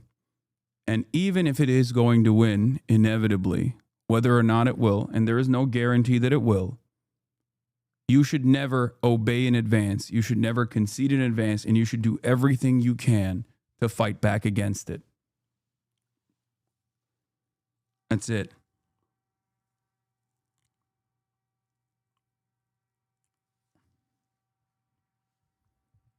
It's the best you can do. And I promise you, if you attend something like this, if you attend even the most libbed up protests like this, you will realize that there are people out there, normal people, that you never would have thought would agree with you, that share the same universal principles that you believe. Okay? As I always say, you cannot succumb to nihilism. You have to maintain revolutionary optimism. And the best possible way to do that is by showing up and experiencing solidarity in real time, in action. There is no better, more galvanizing feeling than doing that. They're referring to me as a king. I'm not a king. Right. Thousands poured into Times Square in Trump's home city of New York to disagree. Organizers say more than 5 million people turned up for their last protests in June, making it one of the biggest in US history. Even bigger crowds are expected today, prompting Republican governors in several states to place National Guard troops on standby. It's unclear how visible the military presence will be. Republican leadership has been trying to tarnish those turning out. You're going to bring together the Marxists, the socialists, the Antifa advocates, the anarchists, and the pro-Hamas wing of the far-left Democrat Party. That is the modern Democratic Party. That's where they've gone. Democratic leadership has struggled to recover from last year's bruising election loss. Their defeated candidate has been encouraging Americans to use their voices today. I encourage everyone to get out there in peaceful protest of what is happening in our country and express our voice around the country we believe in. So get out there and join the No Kings event near you. Leading Democrats like Senator Bernie Sanders are expected to address crowds over the coming hours. The question for the party is how can it use this movement to bolster its chances of taking back Congress at midterm elections next year to curtail Trump's regal tendencies. Millions of people are expected to take part today. Organizers are saying that they expect it to be in the millions. 2,600 different events that they expect to be held as the day goes on today. You can see here outside the federal building, they've already got the fencing up. This fencing was not up several months ago. They think that this is going to be a repeat or a follow-up to what went on in June around the country. Now, groups organizing today's event say that they are in response to what they call an abuse of power by President Trump, including the immigration crackdown and attempts to send in troops in cities like LA, Portland, and Chicago. Outside of Chicago this week, a number of arrests have been made at an ICE building. Fence around that building was coming down. Judge ruled the fence had to be removed because it was a safety hazard there. Republicans are branding today's event as Hate America rallies and say the rallies contribute to the ongoing government shutdown. That shutdown now on day 18 today. Yeah. Famously, Republicans love America. The only thing Republicans love about America are the billionaire, millionaire, capitalist oligarchs. Okay? Their legislation is entirely directed at improving those guys' lives and in many instances just their bottom lines. Okay? The idea that like Republicans love America while they fucking wipe their ass with the Constitution in an effort to advance this unholy cause of marginally improving shareholder value every single fucking quarter for an increasingly shrinking number of Americans and writing off the 99% and basically throwing them to the wolves that they have fed themselves, like ICE, like, federal law enforcement, is a funny take, I would say. If anything, these people are the ones who are trying to protect America. What America was supposed to be in theory, the land of freedom, the land of prosperity, They are trying to, they still have a firm commitment and they're trying to abide by those principles. Organizers say these rallies are being organized by regular people and volunteers, but a number of groups, including the ACLU, are helping to plan them. They say that they are expecting the crowds to be quite large today. Now, here in LA, there are worries about counter-protesters getting involved in the events today. Back in June, they were peaceful through the day, the No Kings Day rallies that went on, and then they devolved into violence later on in the night. There is that concern. Police telling us no known credible threats. We're seeing some chatter online, but that they will be keeping an eye on today. Gio? And we'll be watching these protests throughout the day on our streaming channel, ABC News Live. Alex Stone, thank you so much. The people expected to pack the streets across the country tomorrow for the latest No Kings protest. About 2,500 events are planned across all 50 states, with dozens scheduled right here in LA. The protest comes amid what organizers call the Trump administration's push toward a dictatorship and the immigration crackdown in Democratic-led cities. Saturday's rallies expected to have a historic turnout. John Fenolio is live from downtown LA with more. John. Micah. Yeah, I have the video for the DHS. Don't worry, I have it ready. It's one of the most insane things I've ever fucking seen. We'll talk about that too. Andrew, that's right. The largest No Kings rally is expected to take place here in front of City Hall tomorrow afternoon. Organizers say it's meant to be a peaceful and principled demonstration in response to what they say are growing threats to democracy by the Trump administration. Why are you guys Critics, doing this to though, me? say the rallies are un-American, even as open. thousands It's are closed. expected to attend. Nationwide. There were over 2,700 events happening across the country as part of No Kings. And in Los Angeles, thousands of people are expected to fill the streets Saturday for the second wave of No Kings rallies. To protect our democracy from this administration, from Donald Trump, a wannabe king. Hunter Dunn is an organizer with 5051 SoCal, a grassroots movement behind the No Kings coalition. 5051 stands for 50 states, 50 protests, one movement. It started right when the second Trump administration started to defend our democracy against executive overreach. Back in June, thousands rallied after the Trump administration first launched aggressive ICE raids and deployed the National Guard. While mostly peaceful, a few rallies turned chaotic, leading to week-long protests. Mayor Bass eventually issued a curfew for a 1 square mile area of downtown LA. We absolutely support and have to have peaceful protest, period. That is a part of our American way. And no one should engage in any type of vandalism, but the overwhelming majority of the protests have been peaceful. If you participate, do so peacefully, do so thoughtfully, because there's one person that hopes you don't, that hopes there is disruption, there's some violence, and he will exploit that, and he will take advantage of that. Organizers. Low-key, he's not wrong, though. I mean, it's true. Obviously, the way that these things stay peaceful are entirely dependent on the police. And Gavin Newsom nor Karen Bass will ever admit to that, because the local law enforcement at these protests are working at the behest of the government, the state government here and the city government here. Having said that, however, in spite of the provocations from police, who do have a tendency to escalate, the real fear here is what Trump will do in an effort to light a match and douse this entire thing with gasoline. Because I do suspect that even the National Guard deployments that have been taking place all around the country are specifically done to they're specifically done to try to invoke some kind of response so that they can justify even further military action.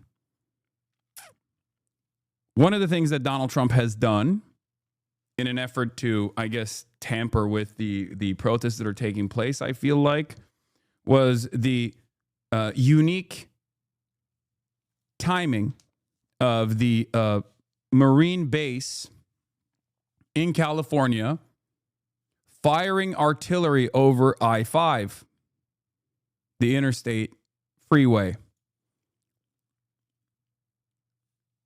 They basically told the state of California that they were going to do a live artillery fire over the interstate that connects San Diego and Los Angeles. That they were going to do this literally only a couple days ago. Okay? It's called the 5, not I-5. Chatter. I'm speaking to people that don't just live in California. Insist it's about civic action, not confrontation, despite outside agitators who critics have seized on to denounce all of the demonstrations. We refer to it by its more accurate description, the Hate America rally, okay? And I'm not sure how anybody can refute that. I mean, Donald Trump isn't acting like a king. Oh, hello, Joe Biden. I mean, where have they... Listen, the very fact that there are millions of Barbaras, Deborahs, liberals from all different kinds of backgrounds that are taken to the goddamn streets proves that even the average American that normally has this servile predisposition towards authority and power has realized that this administration is behaving as a king.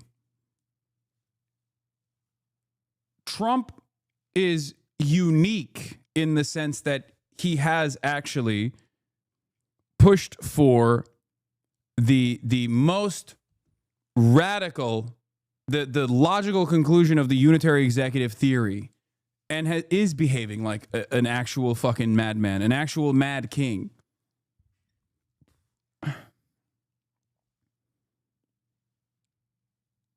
In some ways, it's not all that different from previous administrations because it's a logical continuation of actions taken by previous executive offices.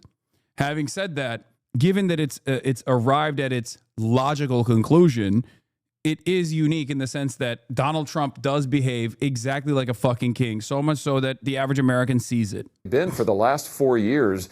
These people are total hypocrites, and they're not interested in democracy. First off, we're pro-democracy, and we're incredibly peaceful. I'm not a member of an organization called ANTIFA, because that organization doesn't exist.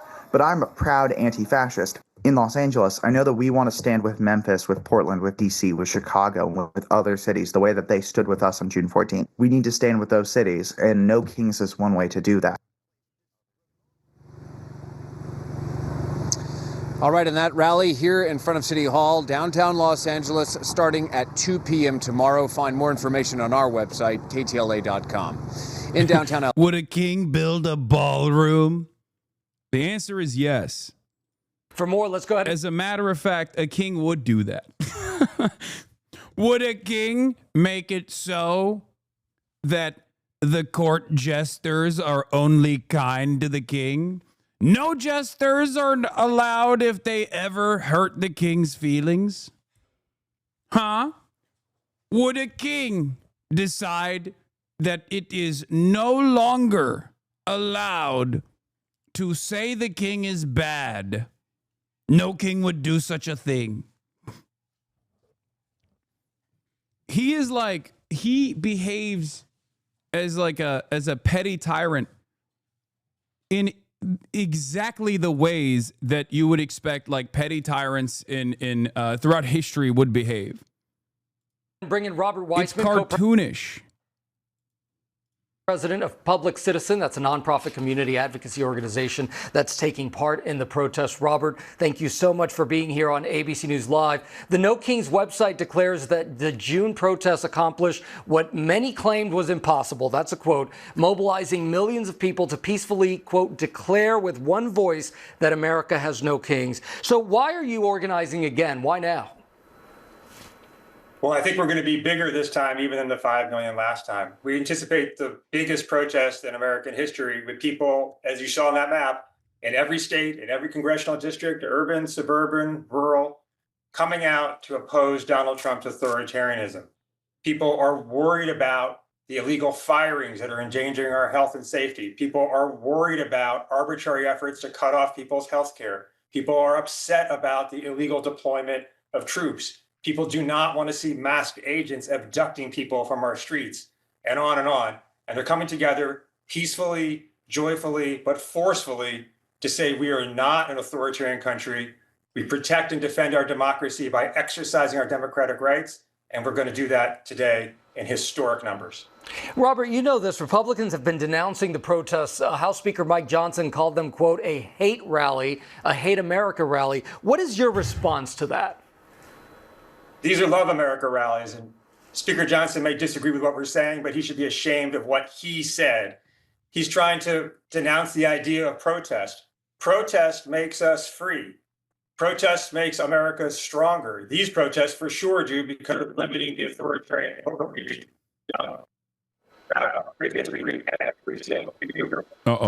come from protest, including our independence. So we're tapping into the most American thing today, and Speaker Johnson should know that. All right, Robert Weissman, thank you so much for joining us here. And again, we will. All right, now let's hear what the real Americans are saying about these protests, okay? Prominent Democrats join No Kings protests. Republicans blast Hate America rally is the title from Fox and Friends, the Weekend team, okay? Now, obviously, the Republicans are not happy that there are fucking millions of people on the streets being like, you suck. Even if you weren't the administration, even if you didn't require a broad popular momentum that puts the wind in your sails of your administration, which obviously This government does require that. But even if you didn't require that, it would probably be shitty if people were getting together to be like, you suck. If people were protesting, they'd be like, you just suck, dude. I don't like anything that you're doing. It probably wouldn't feel too great. It's obviously even worse than that, considering that in a theoretical democracy like the one that we live in, you also need broad popular momentum. And Trump certainly does not have that. And these kinds of demonstrations actually embolden others to realize that Trump does not have that.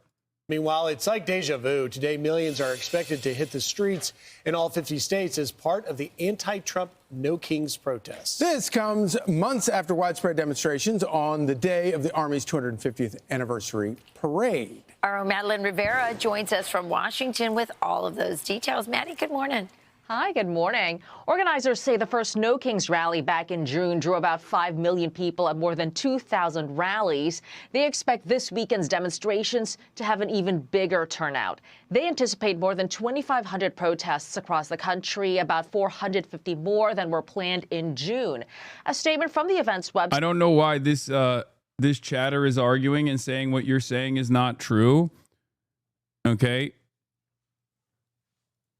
There is a difference in the way that ICE is operating under Trump versus Barack Obama. While the ICE operations under Barack Obama were still unacceptable, if you think that interior removals have not dramatically escalated under the Trump administration, you're not paying attention. Okay? It's two things can be true at the same time. I mean, Tom Homan was working in the Department of Homeland Security under Barack Obama. Barack Obama appointed Tom Homan to a position in the DHS and ICE. Okay? So just understand that, like, yeah, of course, Barack Obama was also directly responsible as a former president. Having said that, the directives coming from Trump 1 was very clear. Both the accelerated child separation policies as a mechanism of deterrent, and also the hyper-focus on interior removals under Trump 1 that have become the only practice that the DHS does now under Trump 2. That's different. That is different. Obama's role in this is that he accelerated this process. Obama's role in this is that he played a role in normalizing this process, okay, as Democrats previously have also voted to fund ICE even more, right? They've expanded ICE budgets. They've turned a blind eye to the unconstitutional nature of Customs and Border Patrol operations and what the ACLU has declared to be constitution-free zones, 100 miles surrounding an airport or a regular boundary or the coastline of the United States of America where 70% of Americans live, right? Democrats have never actually chosen to deal with this problem and therefore have only made it worse, or in some instances, they've actually normalized this kind of violent apprehension and this kind of behavior. They funded it. Having said that, Donald Trump is taking advantage of this and greatly expanding what was previously thought to be a truly brutal process. I do find it really funny that Fox News' own Fox News' graphic on the screen, which comes from Nokings.org, still shows it as Gulf of Mexico instead of Gulf of America.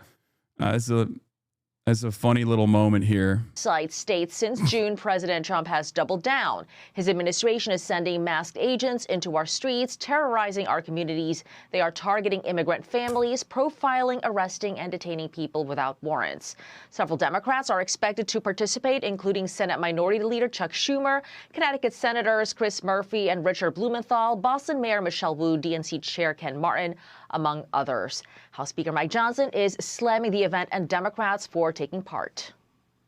The Democrat leaders are going to join for a big party out on the National Mall. They're going to descend on our Capitol for their much anticipated so-called No Kings rally. We refer to it by its more accurate description, the Hate America rally. You're going to bring together the Marxists, the socialists, the Antifa advocates, the anarchists, and the pro-Hamas wing of the far-left Democrat Party. That is the modern Democratic Party. But independent Senator Bernie Sanders says the rally is meant to do the opposite, like upholding the values of the Constitution and pushing back against what they say is authoritarianism. No, Speaker Johnson, the No Kings rally on October 18th is not a hate America rally. In fact, it's quite the contrary. It's a love America rally. It's pretty funny. They are cooking, man. They're really cooking with this whole these guys hate America shit. Meantime, President Trump tells Maria Bartiromo on an exclusive interview on Sunday Morning Futures he's not a king. Mr. President, do you think that the government shutdown is all about this rally that's happening this weekend, the No Kings rally? No, I mean, some people say they want to delay it for the king. This is more not a than king. You know, they're referring to me as a king. I'm not a king. Right. Schumer is urging protesters. Oh, if he says so, that's fine then. It's fine, man. If he said so, then it's the truth. What do you mean? I wish, I guess all of the other times that he has lied and then did the exact opposite of the thing that he was claiming is also not something that we should factor in at all into our assessment, of the performance of the president, right? Like when he said, I don't know what Project 2025 is. I've never heard of it. I don't even know how to read. How could I have read this big document? And then now, 9 months in, 10 months in, he's like, oh, it's awesome. I love Project 2025. Suck my dick. I'm doing Project 2025 right now. Oh, the government shut down. We're going to bring in the Reaper, Russ Vought, architect of Project 2025.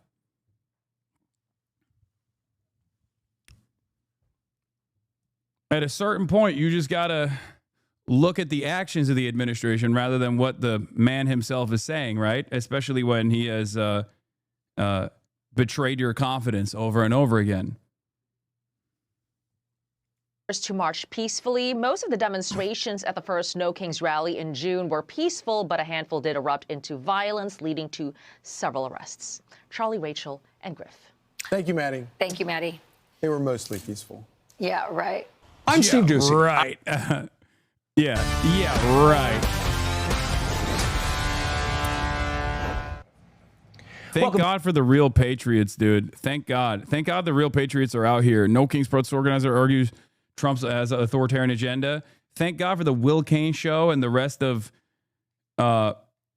Fox News to tell us how real Americans are feeling. Okay. Back day 17 of the government shutdown, and House Speaker Mike Johnson. By the way, remember.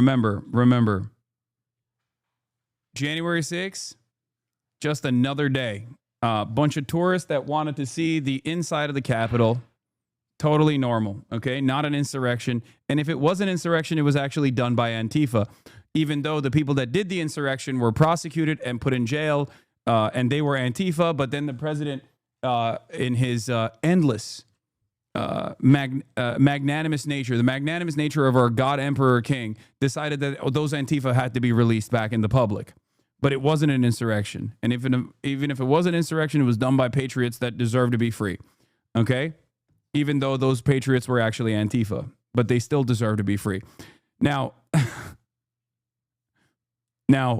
having said that,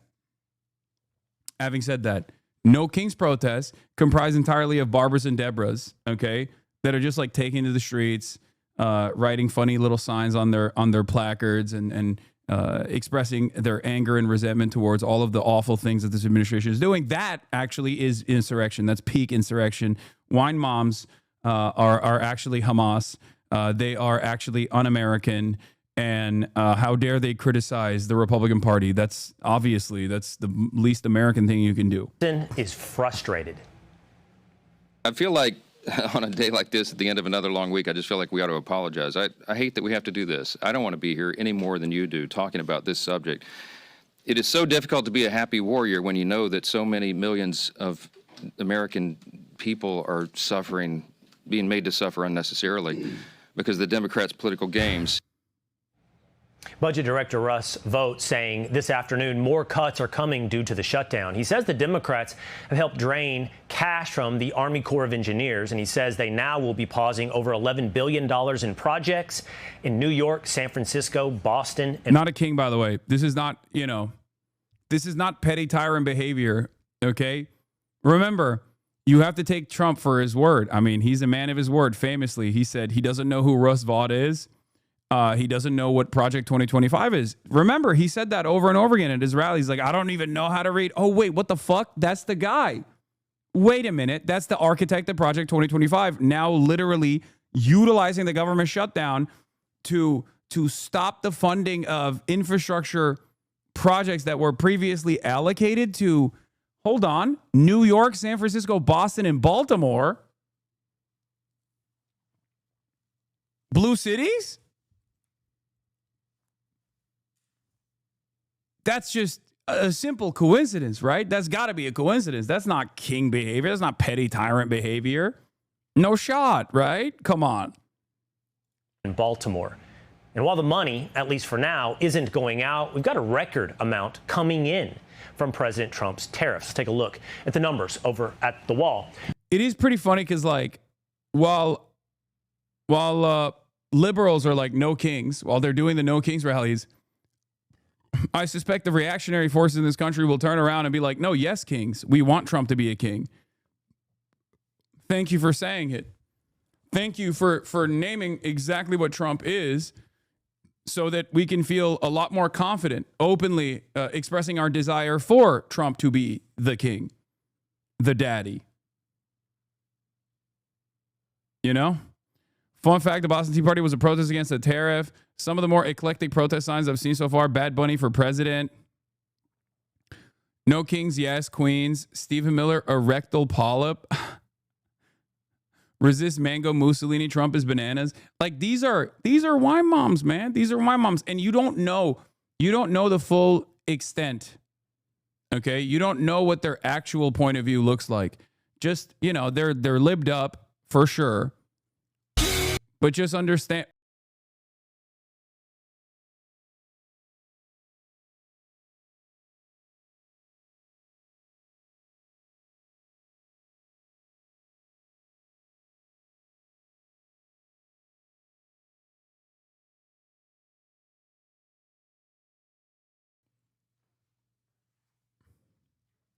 He posted that, by the way, on his True Social.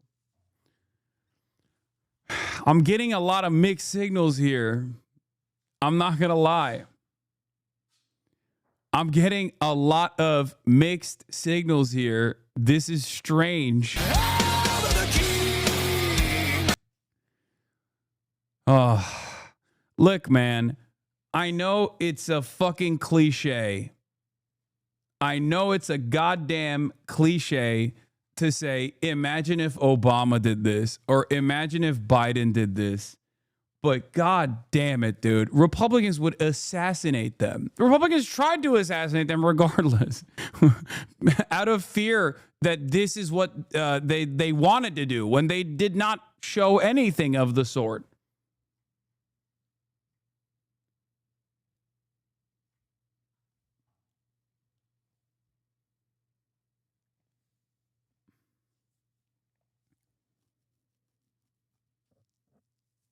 Ay, ay, ay. Anyway.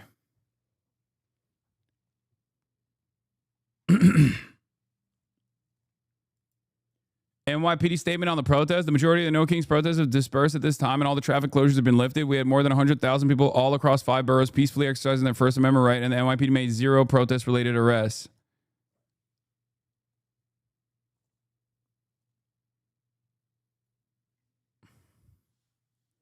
It's a dark day for the metal genre. I mean, these guys ruin everything that they touch, okay?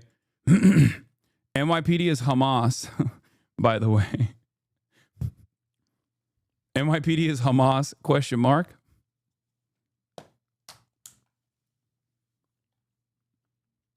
By the way,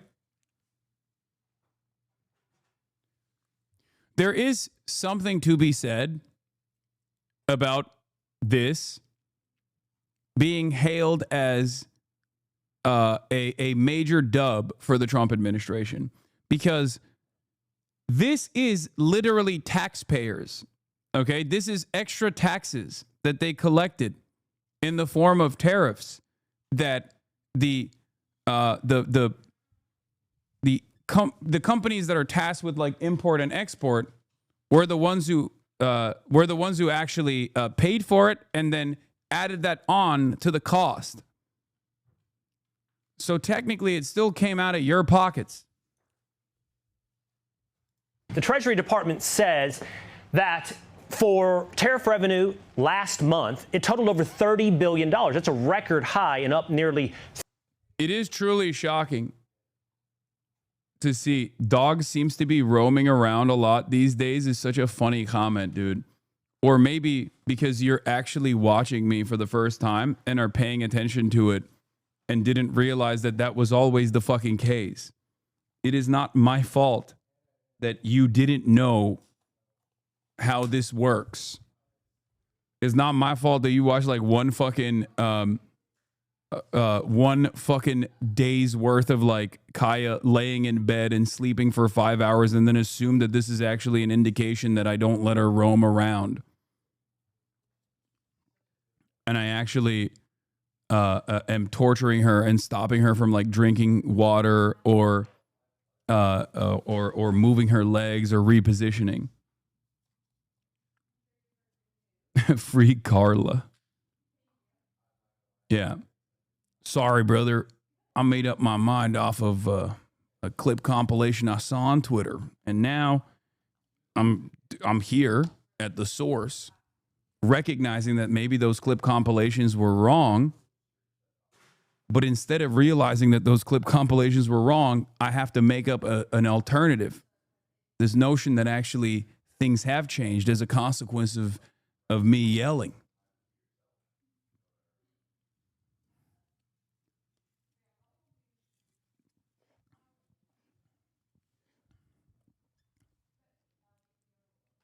That's the funniest part about it. These guys like presented a narrative that was wrong and then kept fucking celebrating themselves for leaning into this narrative that was wrong, only to then come in here and be like, oh shit, where's Carla?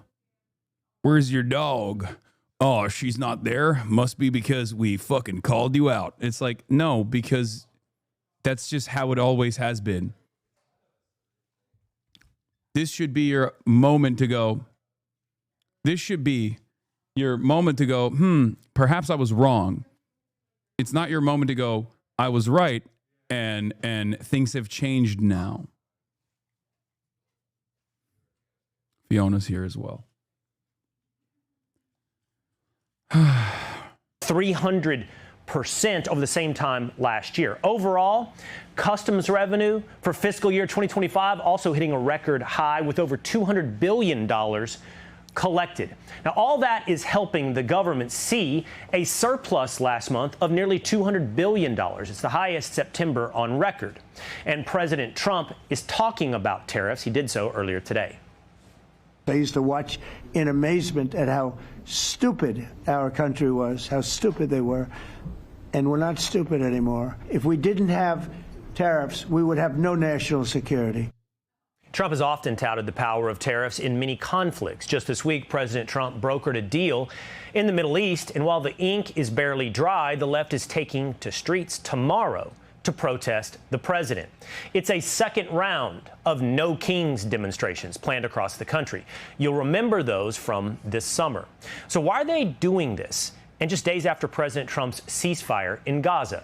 Joining us now to answer that question is one of the organizers of the protest, co-president of Public Citizen, Robert Weissman. Robert, thank you for being with us here today to try to shed some light on what is driving you to the streets tomorrow. And I have seen some of your videos, I've seen some of your speeches at previous rallies. So I ask you pleasantly, without a full stump speech, why? Why are you protesting President Trump? Sir, why are you protesting our big, beautiful president when he's so awesome and everyone can see that he's awesome. This is confusing. What are you doing? Suggesting he wants to be king. Well, I'll pleasantly reply, and it's great to be with you, Will. We're worried about a president who is displaying an authoritarian agenda and carrying it forward.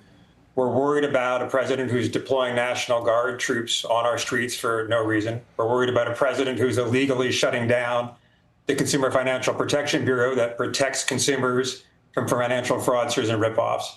We're worried about a president who's illegally firing employees and taking advantage of the shutdown to weaken our public health by dismissing people from the Center for Disease Control. And we're worried about a lot more, but I'll take to heart your request not to give you a stump speech and pause right there.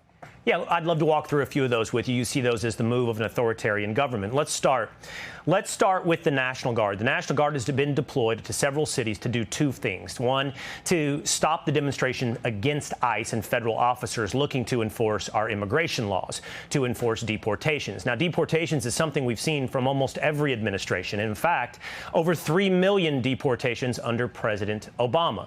Would you call President Obama's actions authoritarian and that of a king? Well, I think President Obama's deportation policy was disgraceful. But what we're talking about here is the deployment of the National Guard, as you say, against protesters or on fake claims of rising crime, when in fact crime is going down.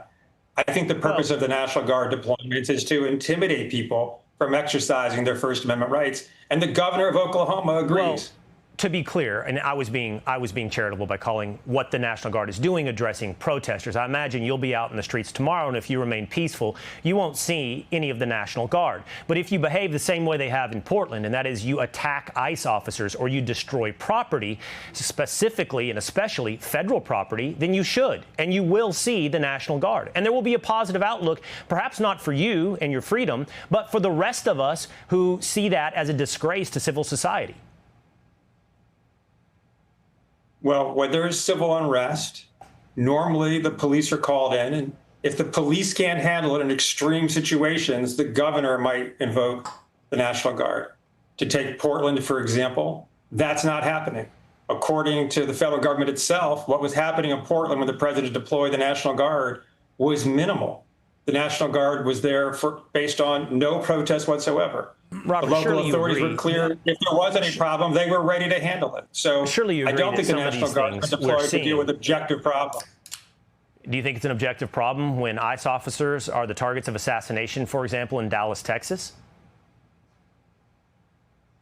No one should be assassinated. That goes without. Yeah, I don't think he's gonna.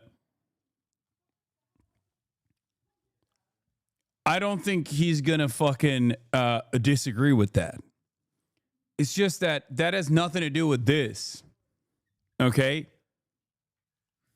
And our movement is a profoundly nonviolent movement. And that's what you're going to see on the streets tomorrow from with the No Kings protest. And I appreciate that. But there is a problem. There is a problem of violence. I do want to say this. I appreciate you saying that. I appreciate that both. Yeah, I don't think they just. You condemn violence, which, by the way, is a bit, I'm not going to call it a rarity, but it is a declining proposition on the left. We've seen the polls where many on the left see political violence as a legitimate outlet of pushing back on something they believe, like you, is an authoritarian regime. So it's big that you suggest it's not appropriate. And you also will not have it tomorrow in your protest, your No King protest. But don't you think that by saying President Trump is an authoritarian, by saying that, you're making people believe that their lives are actually at risk? In fact, by that rhetoric, aren't you legitimizing those, even if they're crazy? You're giving them the legitimacy. Guys, you can't say Trump is bad. You can't express any sort of discontent towards the administration, because what if someone decides to be violent? I guess you can't do anything. I mean, what? That's I mean, this is unironically what these people have been trying to design, okay? Where the issue here is Trump's unpopularity, and they can't contend with that. So they're like looking for a way They are looking desperately for any way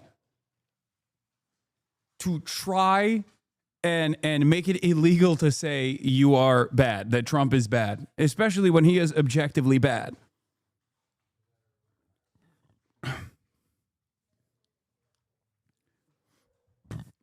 This is why I've been saying liberals are kind of oblivious to how bad things could potentially get. Okay? Like, this is not just about radical elements within the protests or whatever. This is just like straightforwardly about stamping out any sort of dissent.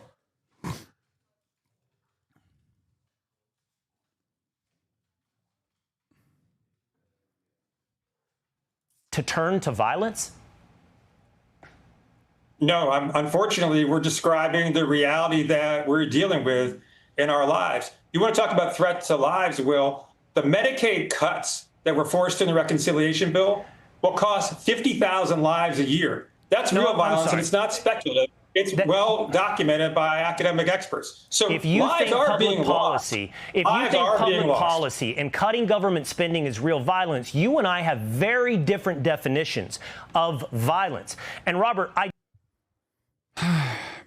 First of all, ICE is violent. Sending the military to Democrat-run cities is violent. Okay? Sicking ICE on your neighbors is violent.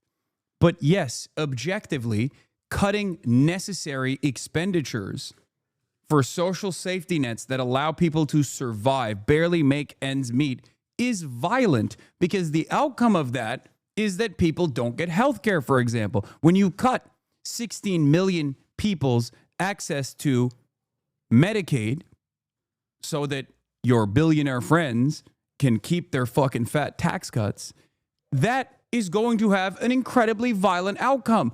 16 million people are not going to be able to pay for their health care.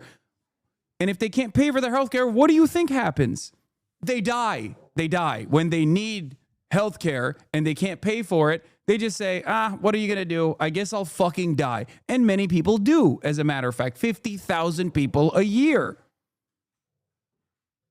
according to Kaiser family estimates. So how is that not objectively violent?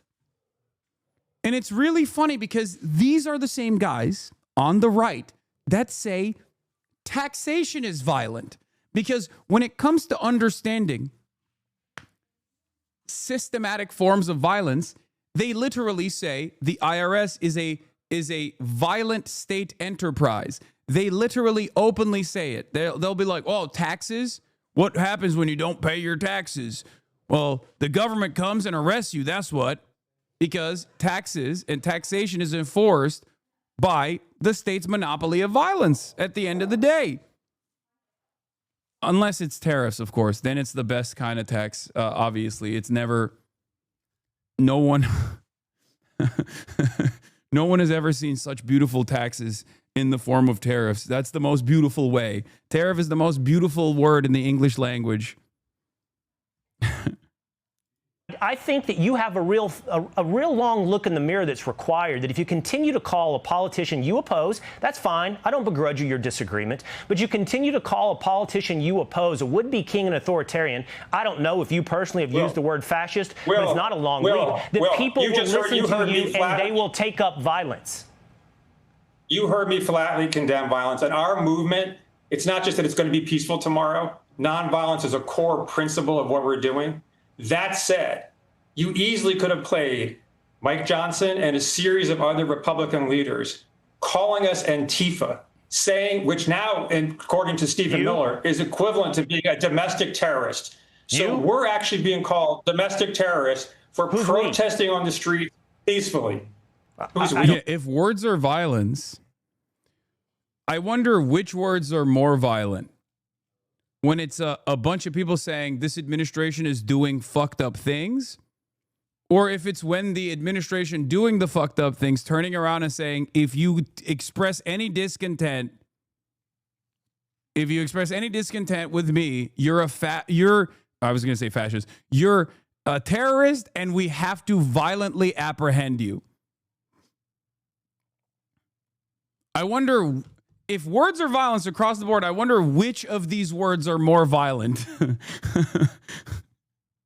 It just makes no sense. It's so stupid. No.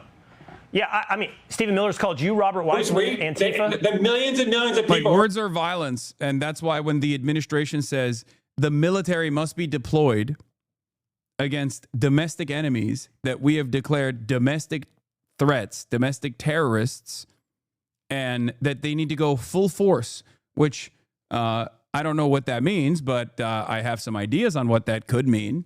Full force. We're going to peacefully protest as part of No Kings tomorrow.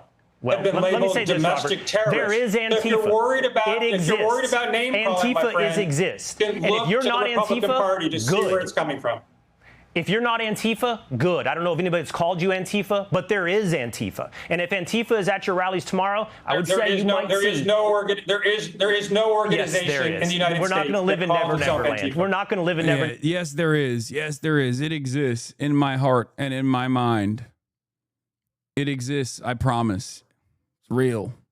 Neverland. I got to leave it here. And if Antifa's there tomorrow, I'm sorry, you should and will see the National Guard. If you're peaceful as you suggest, then we will listen to what you have to say. You're going to see millions of people at the largest peaceful demonstration in American history. Robert, and I hope you come join us, my friend. I won't be there, but I'll be paying attention. I promise I'll be paying attention, Robert. Thank you for your time. Hey, it's Will Kane. Click here to subscribe. Depending on who you ask, it is the eve of freedom or the eve of terror. Just hours from now, thousands upon thousands will gather in the streets for the nationwide No Kings protests. Organizers say that they're speaking out against Donald Trump and his abuse of power. Republicans are framing it quite differently. We're going to bring together the Marxists, the socialists, the Antifa advocates, the anarchists, and the pro-Hamas wing of the far-left Democrat Party. That is the modern Democratic Party. That's where they've gone. And the Hate America rally is the common theme among all those groups. Now, these protests come at an interesting time. The government is still shut down, 3 weeks now. Both sides aren't even talking, and now top Democrats are going after Caroline Leavitt for some extreme accusations that she leveled against the party's base. The Democrat Party's main constituency are made up of Hamas terrorists, illegal aliens, and violent criminals. That is who the Democrat Party is catering to. They don't stand for anything except for catering to their far-left base, which, as I said, includes anti-Semites, includes Hamas terrorists, illegal aliens, and violent criminals who they want to let off freely to roam in American streets. Caroline Leavitt is a complete and total disgrace. She continues to embarrass herself. It gets worse every time she opens her mouth. She's lying about something. And of course she's lying about the patriotic Americans who are going to exercise their First Amendment rights to petition the government and express themselves and gather in a peaceful assembly. Now, Ashley, I don't know why Republicans are so exercised about this protest tomorrow compared to the last time that it was happening. But could it be the sense that there is more? By the way, a lot of conversations are currently being had about how words are violence, mostly coming from the Republican Party. And last time the No Kings protest took place, I remember there was a guy who was a far-right Trump supporter and a televangelist who owns a private security force that actually on the day of the No Kings protest went to Minnesota state legislature lawmakers' homes from the Democratic Party and assassinated them and tried to assassinate even more. And Republicans just simply said, that actually is a left-wing violent incident, and they moved on.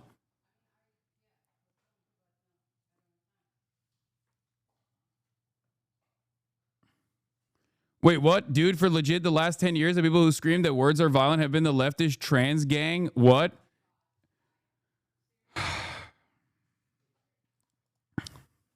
Chatter. I need you to understand something.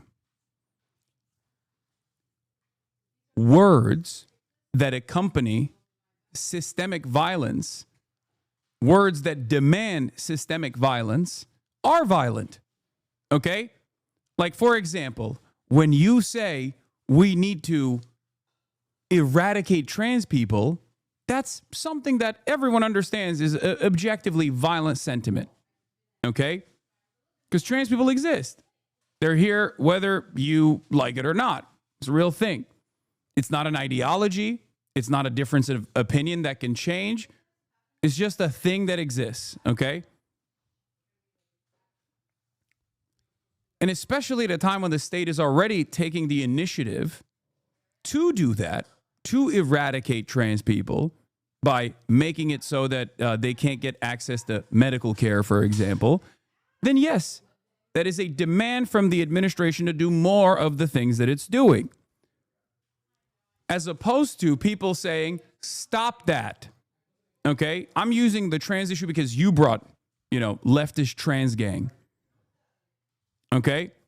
But it is objectively funny that the state, which also controls all of the capacity to do violence, is now saying anyone that criticizes us is actually engaging in the same words or violence rhetoric that you have attributed to the left. Okay? Do you understand? You don't understand anything. You weren't even listening to me. You were your tongue was sticking out, and you were one finger typing back to another person in the chat.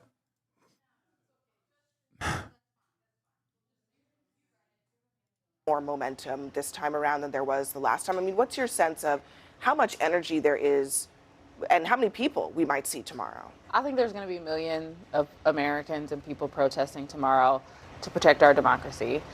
I think that the reason why Republicans are paying attention now is because the last time the No Kings protest took place, it was on Donald Trump's birthday, and he thought millions of people were going to show up for that, and they didn't, and instead they showed up for protests that day. And so now he's like, maybe I'm not as popular as I think. But for Republicans, what I would argue is that you should want millions of people to go out into the streets. You should want millions of people to be able to peacefully protest, because that is the perfect counterpoint you can say to me when I say I think our democracy is under attack with authoritarian regimes. What you shouldn't do is call us Marxists or socialists, or you can be whatever you want in America. That's the beauty of a democracy.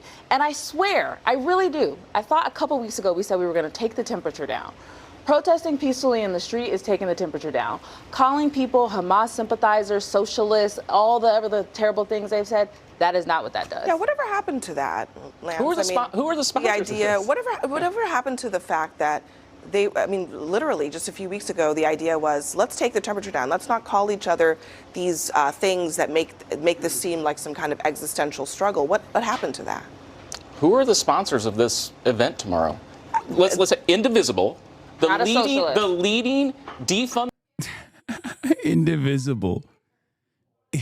Indivisible. The leading Antifa coalition. Indivisible.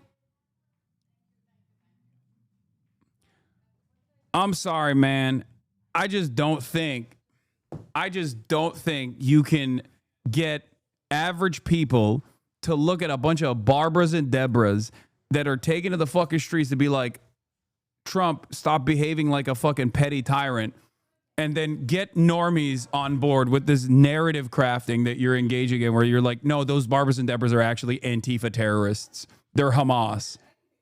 Okay? If anything, it's going to make people look at the things that you're claiming are bad in a different way. They're going to be like, okay, well, I guess they are Hamas, and that's not bad. I don't know. I don't know what to do here. Is mostly older folks that are out in the fucking streets, man. They're the ones who are like the most pissed off. They're the ones who are at least the most excited to express their discontent. The police organization in this country. Jewish voice. Indivisible is not the leading defund of police. That is they 100% factually are. incorrect. They were for years to defund the police. No, they weren't. That's Jewish wrong. Voice for Peace is a Hamas sympathetic group. They power around. Like, this is what I mean. This is CNN, by the way. God damn, where do they find these fucking dipshits, dude? Holy shit. That is craziness, brother. That is actually crazy.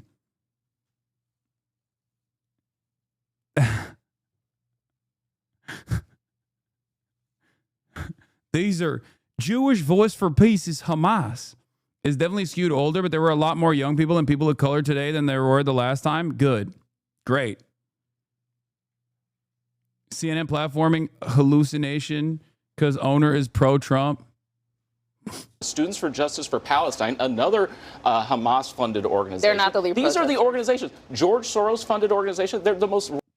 First of all, this is not the appropriate response. When he says Jewish Voice for Peace and Students for Justice for Palestine are Hamas-funded, your argument, your counter shouldn't be they're not actually funding the protests.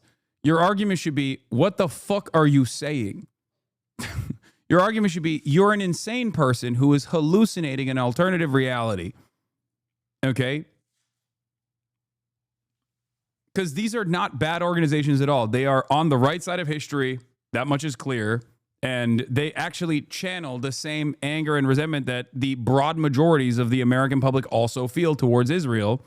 So no matter how hard these guys try to sully their reputations and try to make them out to be scary, dangerous, and prosecutable, it's not going to fucking work. Radical So left-wing wait, groups that are so are sponsoring you it. arguing that those organizations are single-handedly going to bring millions of people in the streets? We're talking 2,500 different plans and events for protests. I mean, is that the argument here? And the second part of the argument, my question to you is, are you arguing that if groups are funding protests that they shouldn't be allowed to happen? Anybody can go protest. No, absolutely not. Anybody can go protest what they want. But you played clips of members of Congress talking about this event. I think it is worth noting who is sponsoring this event. Defund the police type people, Hamas sympathizers. That's what these groups stand for. And not to mention the Communist Party of, it's on the poster here in New York City. Thank you. I mean, you've got boomer cranks. They've been protesting every day. Cranky commies, Antifa people. I mean, what they're saying is true. A lot of the people with these sympathies are going to be at these events. I'm sure there'll be some peaceful protesters there. I hope there's no violence. But given what we've seen in cities around America, it is highly likely we're going to see violent elements. I would like to say that I want to get to the press secretary's comments about the base of the party. I've voted in every Democratic primary since I was old enough to vote. I'm considered the base of the party.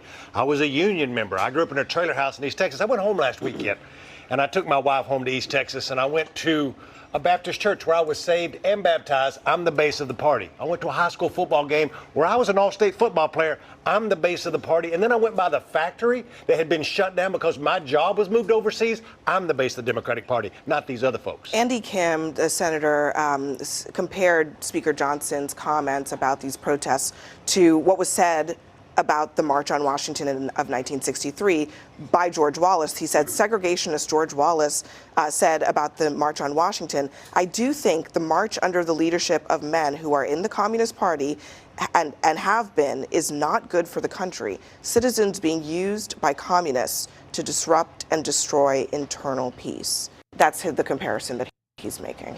Well, look, I mean, if Democrats want to embrace having the Communist Party here in New York City sponsor this rally, be my guest, respectfully, and I hear what you're saying, but where is the energy in the Democratic Party?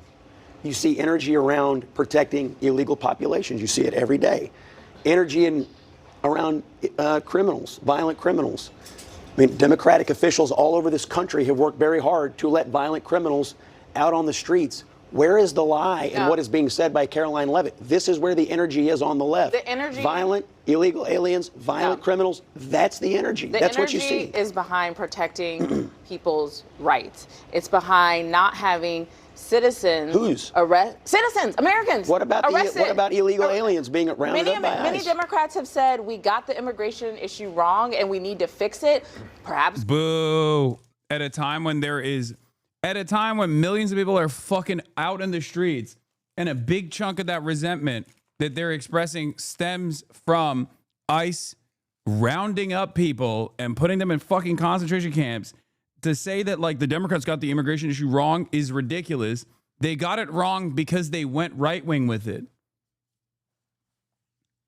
I really hope that's what she means. I hope that is what she means. She means that the Democrats got the immigration issue wrong by leaning into the right-wing narrative surrounding immigration, right? That's what I suspect she's going to say, right? Come on, right? right?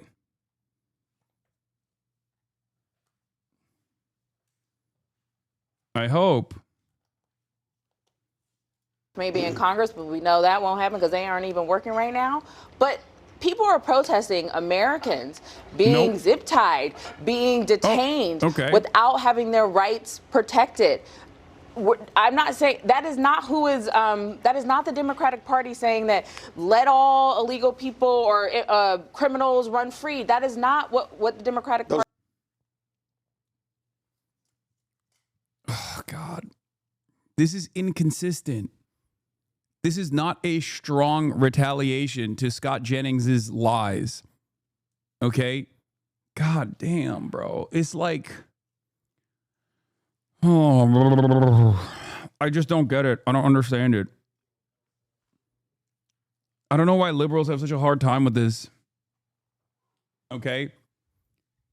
The only thing that the Democrats got wrong on immigration is that they leaned into the right-wing sentiment. Okay? When that sentiment was built around this collective hysteria, manufactured outrage, built on top of falsehoods about undocumented migrants being responsible for crimes, heinous crimes, and that the previous administration was simply not apprehending or prosecuting criminals.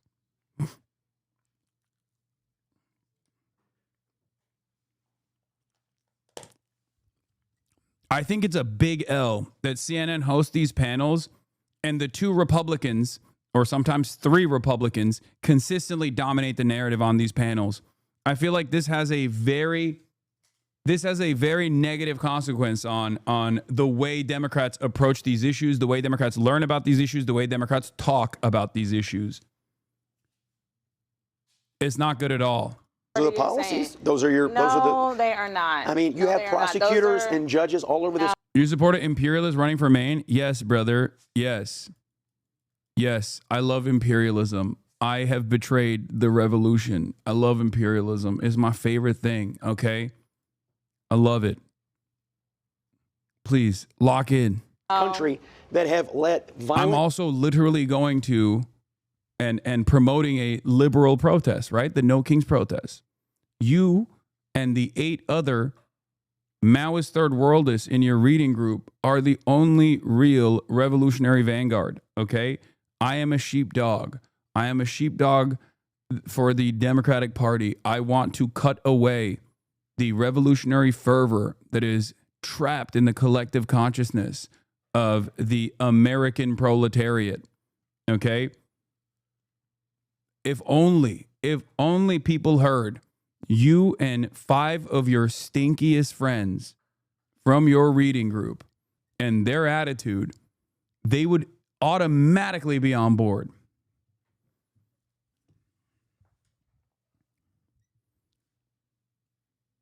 Classic. They're going to clip that law. I don't care. Criminal after violent criminal out on the streets, and then what do? They commit other violent crimes in city after city after city. With people exercising their rights to protest, I really want to understand. I mean, there are going to be millions of people probably out on the streets all over the country, and many. They're sowing infighting within opposition and also justifying future police military violence on the protest. They want the Debras to be angry about the socialists in their ranks and the actual tyrant. Also, wasn't that bald cowboy motherfucker a Bernie consultant for Latino people? This is worked on Turkish opposition. Democrats cannot allow the admin to marginalize the components of the opposition. Yes, that's Chuck Rocha. He's pretty good. I like him. Many of those people are, your neighbors, perhaps some of your friends. They're regular Americans that have constitutional rights, that have voting rights like everybody else. Why is it that there is this idea that guilt by association should be applied to them when they just want to... One thing I remind baby leftists a lot is the part in If We Burn where Vincent Bevins is recounting a story about the failure of the left elements to control the Euromaidan. They were asked if they could pull together 99 other leftists. They couldn't during those violent times, so the conservatives won the Maidan. I don't know the exact details of that. So I can't speak on that directly, but I will say that left opposition to other left elements that have a different mechanism for change or a different method for change, instead of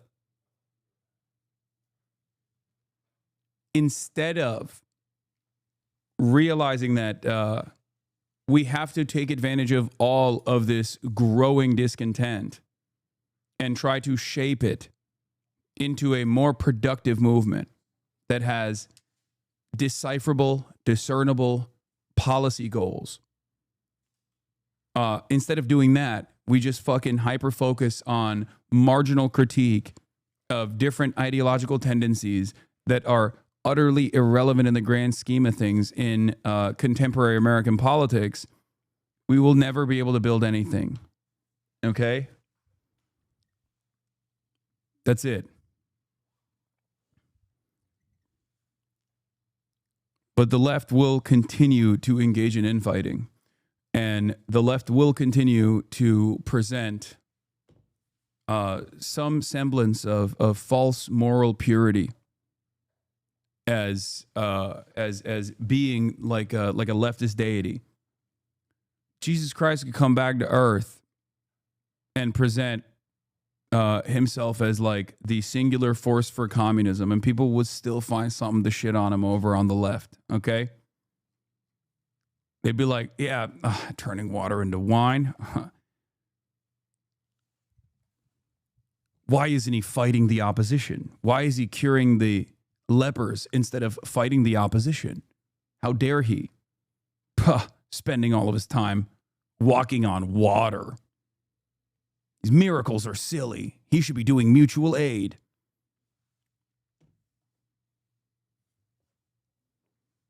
White savior much? Yeah,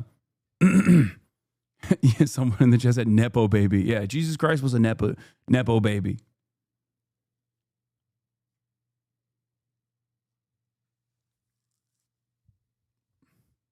Shit, was Jesus Christ also in Blackwater? You do understand that I'm not even talking about fucking Graham Plattner at this point, right? I'm talking about like everything. I'm talking about something broader that is a issue within the left. Why do you do this cynical framework of dissent? And why is it always someone who's been in this community for a very long time?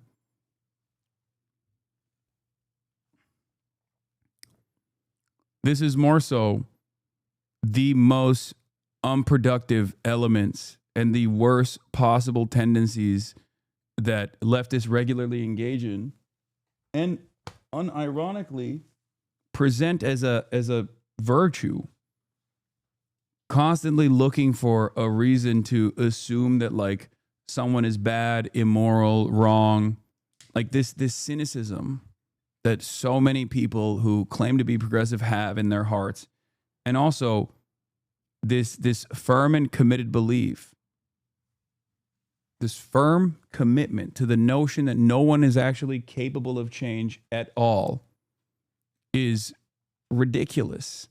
And not only is it ridiculous, but it is utterly unproductive. It makes instilling a sense of solidarity impossible,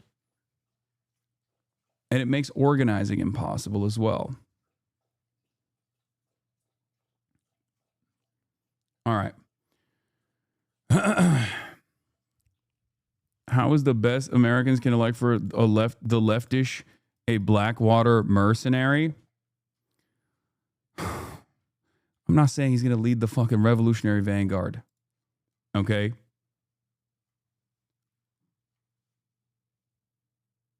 But if your immediate position is like, I don't give a fuck about anything a person is saying or who they could have potentially become throughout their evolution because of what they've done,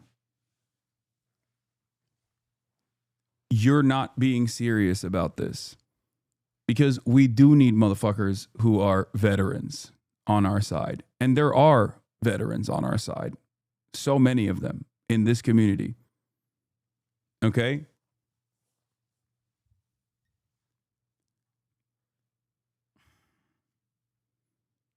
Also, many of you don't even know how to fucking hold a gun, so shut the fuck up.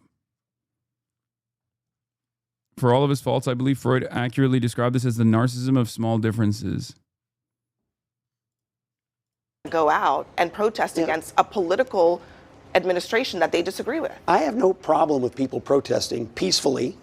They have every right to do that. I do think it's legitimate. Why demonize them? Because I think it's a legitimate political debate about what they're protesting for. I mean, look, listen, if every time, I mean, and this does happen on the right, on the left to some extent, conservatives get mad when Democrats say, oh, you guys are palling around with white supremacists and racists and so on and so forth. Charlottesville, a great example. Or the group chat. Yeah, the group chat. This week. January 6th, all of that. Everybody painted with the same brush, and you all were. At the Nokings, I overheard 60-year-olds talking about how we need to arm militia to resist ICE. They flew Palestinian flags, called for free healthcare, and demanded the end of billionaires. These aren't young lefties. This is liberal honor guard. What does this mean for the Dems' 26-28 primaries when this is where their core liberal base is now? That's an anecdote, but it is reflective of the attitude that we can see on polls about the discontent that the base of support for the Democratic Party has for their politicians, for their elected representatives. This is something that I have noticed, and it's actually been more radical than I even foresaw. Antifa, Grandpops Against Fascism.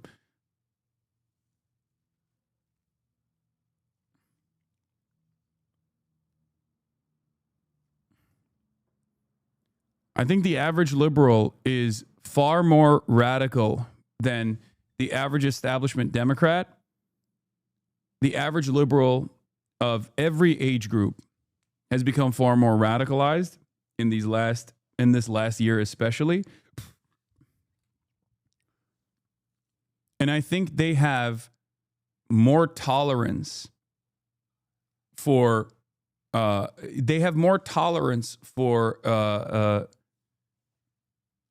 a different alternative to what the Democratic Party is representing than even the left is for some weird reason.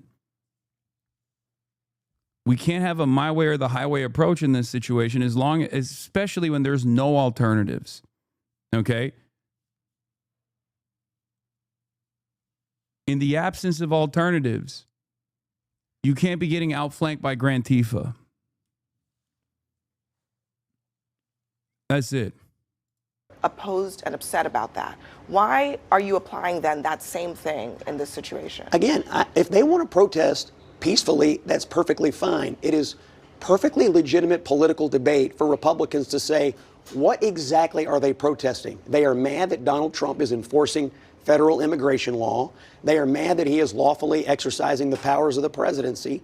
And they are fighting for policies that Republicans fundamentally believe are bad I for do the think country. they disagree with all of the things that It's a legit debate. They disagree. You characterize those things as lawful, and they disagree, and they're expressing their disagreement. But I want to play this from Amy Coney Barrett, the Supreme Court Justice. She's spoken with a New York Times columnist about some of these concerns about President Trump's use of his presidential power. Her answer on the Supreme Court's role in all of this, you might find surprising. Where it's very easy to imagine from either the left or the right, some present or future president deciding to test the court, Andrew Jackson style, saying, interesting ruling, Justice Barrett, good luck enforcing it. If a president defied the Supreme Court, what would you do? Well, as you say, the court lacks the power of the purse. We lack the power of the sword. And so we interpret the Constitution, we draw in precedents, we have these questions of structure, and, we make the most with the tools that we have. I watched that today when we sent it around, and I had not seen it previously. And it's funny that we picked this piece because it was the part that stuck out to me the most, and it kind of shook me. She was like, we ain't in charge of the money. We ain't in charge of having a sword. She used the word sword, and then she was like, I don't know what they could be doing because we just do the Constitution. That's what we do, and kind of just pivoted. And I was like, oh, my God. Illinois at the center of President Trump's immigration crackdown, and one of the latest ICE arrests there might surprise you. Rajul Bajovic was working as a sworn police officer with the Hanover Park Police Department. Just one problem. He was visiting from Montenegro on a tourist visa and required to leave the United States over 10 years ago. Yet just this August, he graduated from the police academy and was given a badge and a gun. The town says he was cleared to work. Quote, all information we received from the federal government indicated that Officer Bojovic is legally authorized to work in the United States as a police officer. But now the illegal alien remains in DHS custody. Here to discuss the disturbing details more, former acting ICE director Jonathan Fahey. Great to have you here, Jonathan. You know, I want to also note that the town said that this individual had a work authorization card issued by the federal government. Not only did he have this card from U.S. Citizenship and Immigration Services, the card was valid and recently renewed, and he also passed a background check. How does this happen? I'm highly skeptical of what the town is saying on this because we know in Illinois they are basically full-on pro-illegal immigrants. And remember, this is J.D. Pritzker signed a bill, I believe it was July of 2023, allowing non-citizens to be police officers. Amazingly enough, that you would have even non-citizens being police officers. But they knew this type of thing would happen. We know how Chicago, we know how Illinois treats illegal aliens, which is typically the same or better than American citizens. So I find it skeptical that there was any serious vetting. But it's a real problem that we would even have a system where non-citizens could be police officers. But J.D. Pritzker, again, signed this into law because they always put illegal aliens and non-citizens ahead of citizens. You know, Jonathan, I also want to note, we've covered on this program multiple times the Des Moines County Superintendent, who was also here illegally. We have his picture. We'll pull it up. And while you address that matter, I also want to scroll his history of criminal conduct. You know, in this case, they said that they were deceived. They don't assert that the federal government said he could be here. But how many of these individuals do you think are working in police departments and teaching our students? I think there are an awful lot of them because that's also a school system which, again, was pro-illegal immigrant and doing everything they can probably to not find out, or even if they knew, they looked the other way. So I think there's a lot of them out there, and it's really shameful because, again, these jobs, one, should be for Americans, but also people that we should have good enough vetting, particularly for law enforcement, to make sure we have people legally here, and they really should be citizens. It's utter nonsense, and it's, again, people... J.D. Pritzker, other people try to blur the lines between illegal aliens and citizens all the time, and this is just another example of that. Yeah, I want to play a clip from Pritzker. He seems to have more of a problem with American citizens like Stephen Miller than some of these illegal immigrants in his town. Let's look. This should be proof that this kind of enforcement is stupid, right? I hope that, for the average normal human being, when they hear stuff like this, or cops, superintendents, teachers, well, maybe they should stay here. These are productive members of society. This is the proof. Meanwhile, they're so horny to present this narrative that you're bad across the board as long as you are an undocumented migrant or a migrant with improper documentation, that it's just bad on its own. They're scary. They're illegal aliens. Anyway, we're gonna move on now. I have a surprise for you guys. I'm going to participate for a very brief moment at one of the Nokings protests, and I'm actually bringing Kaya with me as well. Kaya also has a press vest on. You guys already saw that. And it's going to be safe because we're not these things do not become less safe until the dispersal order is issued, which is obviously going to be later in the day. So, yeah, we're going to be fine. And we're going to be very careful. We're going to be very safe in general. And yeah. We're gonna leave. We're gonna be in and out. It's gonna be swift. Okay. All right. Listen to this. I'm moving on now. The people who serve for the president, including all the way down to ICE agents, can be held accountable when there's a change of administration. Stephen Miller is clearly ordering people to break the law. So, he should know that, yeah, it may be 3 years from now, that he is held accountable. But make sure, I think it's important for them to know that whatever they do now, it's not like we're going to forget. So Pritzker wants to arrest Americans now?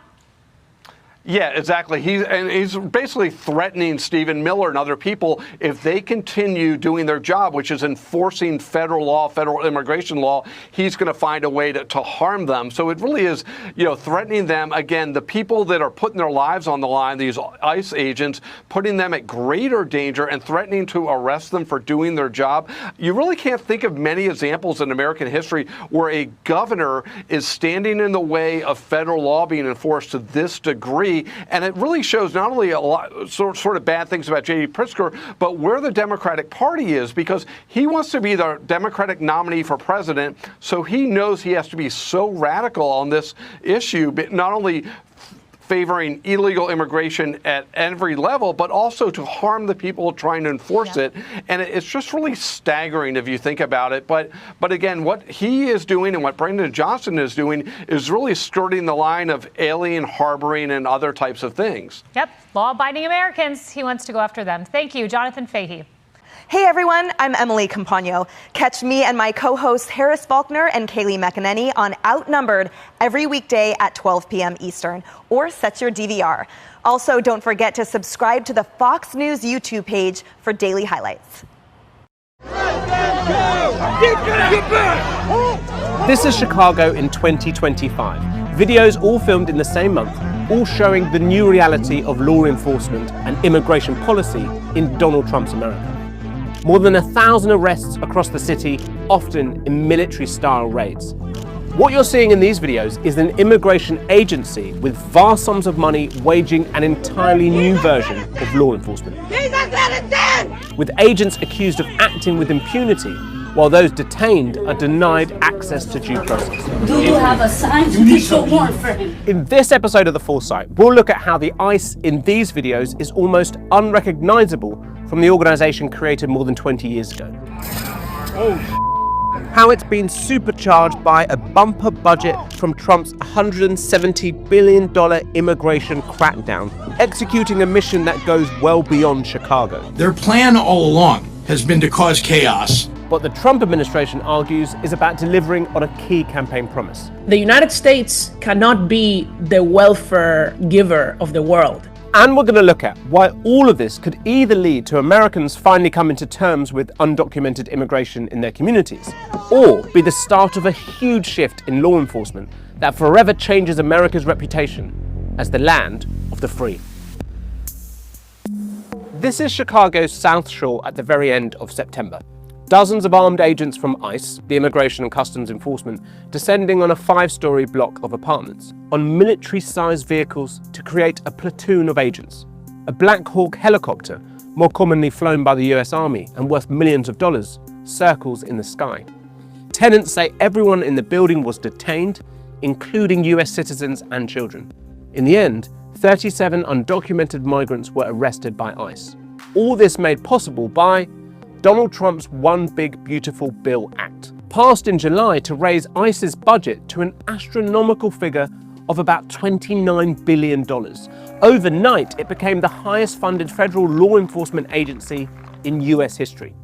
If ICE was a military, it would be the 17th richest in the world, worth about the same as Canada's entire armed forces. ICE's budget on its own is now nearly the same as all other federal law enforcement agencies combined. That includes the FBI, DEA, and all federal prisons. This is an absolutely unprecedented amount of money that could really supercharge immigration enforcement in the United States. ICE has been around since the early 2000s, and it's seen huge growth since then, but nothing like the shift we're seeing now. The agency was founded as part of the newly created Department of Homeland Security. It was a response by the Bush administration to the 9/11 attacks, a complete overhaul of US security. We're doing everything we can to protect America.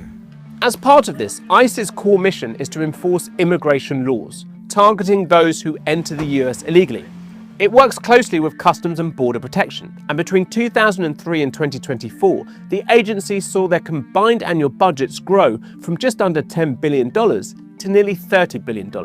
For nearly 2 decades, as the budget steadily rose, so did the number of arrests and detentions. under both Republican and Democratic presidents. In fact, Barack Obama was known as the deporter-in-chief, removing more people on average per year than Trump managed in his first term. Obama's administration said it was focused on undocumented immigrants convicted of a crime, all with outstanding criminal warrants. Trump and Biden were able to push back millions at the border thanks to special powers granted during the COVID pandemic. So what you had was a deportation strategy that focused either on the southern border or on crime. But that's not the approach anymore. Past administrations have targeted their focus on people who pose national security, public safety threats, and recent border crossers. This administration has said, if you are here without authorization, you are a target. Donald Trump was elected on a promise of mass removals. The largest deportation operation in the history of our country. He wants ICE to arrest 3,000 migrants a day and deport 1 million people every year.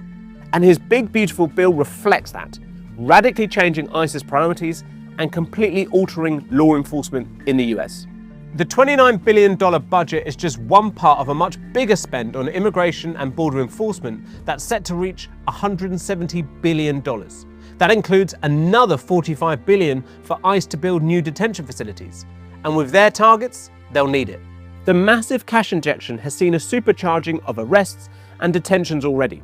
Daily numbers have hit highs of nearly 60,000 so far this year, practically maxing out the capacity of detention centres across the country. So today, the focus isn't on keeping people out, it's about kicking them out instead. But who are all these people being arrested by ICE? This woman, being pinned on the ground in Chicago's Lincoln Square neighborhood and handcuffed by 2 masked agents, is Debbie Brockman. I work for WGN. She's a journalist working at a local Chicago TV station and an American citizen. DHS says she was arrested for throwing objects at law enforcement. Join ICE and help us catch the worst of the worst. ICE and the administration have said they are targeting the worst of the worst, dangerous criminals who pose a threat to the public. But as that video of the Brockman arrest shows, that's never quite been the case. A very public approach to mass blanket arrests has led to large numbers of people being wrongfully detained, or as Donald Trump's border czar Tom Homan puts it, collateral damage. But according to Stephen Miller, credited as one of the key architects behind Trump's immigration policy, they're not arresting enough people. Reports say he went to ICE's headquarters in May and confirmed. All right, ladies and gentlemen, you won't be able to see me, but you will be able to hear me for the time being before we do a big reveal. But we are headed to a No Kings protest here in Los Angeles right now. I'm going to be linking up with some folks that are down there. And you can't see it, but you can probably hear Kaya in the car as well, because she too is attending the No Kings protest. Now, the reason why I'm saying that Kaya's in the car as well is because it's extra safe. The No Kings protests are obviously the No Kings protests are mostly comprised of like elderly people, young people. We've already covered it a lot. And last time I went, especially during the day, there were other people that had also brought their doggos as well. And we'll be answering some questions when we're out there, trying to figure out who's actually funding these protests, how much people have actually gotten paid to be at these protests, and also whether or not the protesters themselves are Antifa, Hamas, anti-Christian, or anti-American family. I will be demanding to learn where the Soros paychecks are coming from for myself as well as everybody else that's attending. Okay? Why not all four?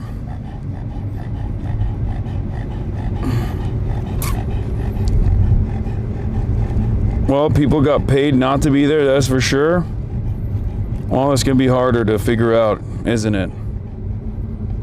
If someone got paid not to be there, that's going to be difficult for us to find out. You can hear the panting. Sounds like there's a plane in there. Yeah, well,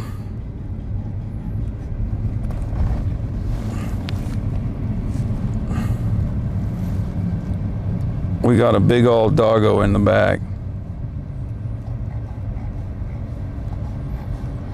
You guys always are talking about give Kaya a mic. Well, now that we did.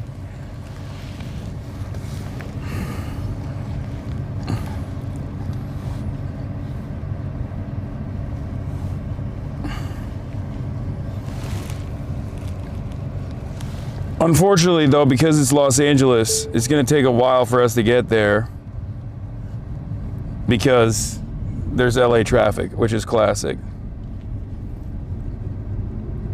Is Kaya the cameraman? Yes.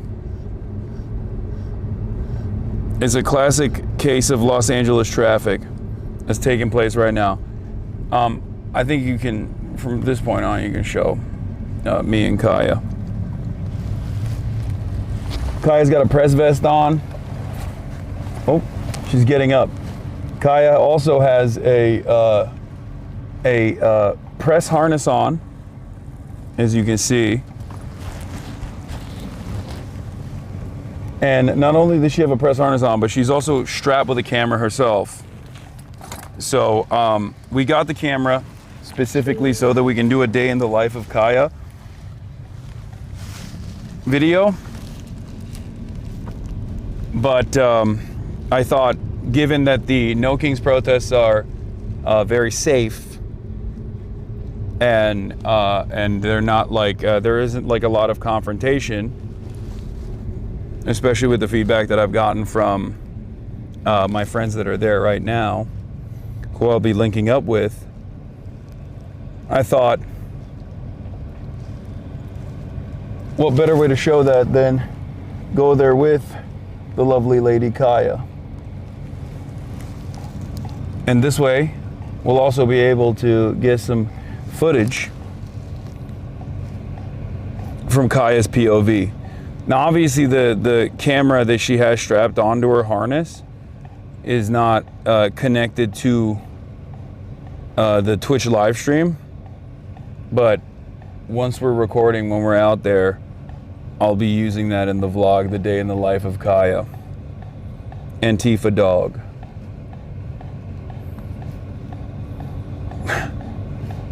Kaya, how you feeling?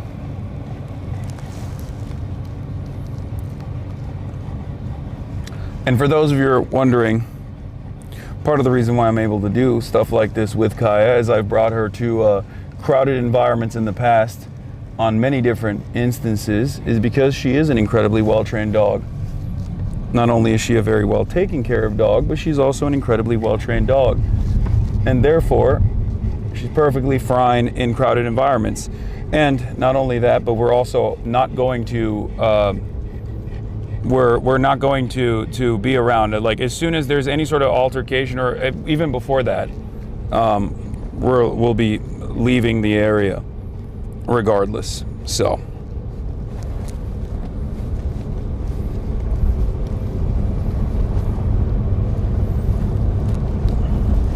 she also has a keffiyeh bandana, if you couldn't tell what her politics are.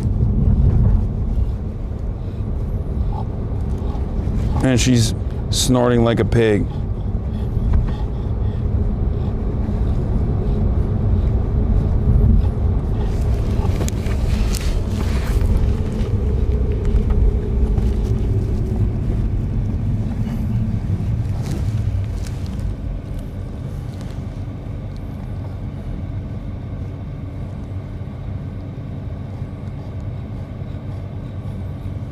Yeah. This also addresses the question, or the smears, that many on the internet has said, Kaya Piker ain't getting shot with you. Okay?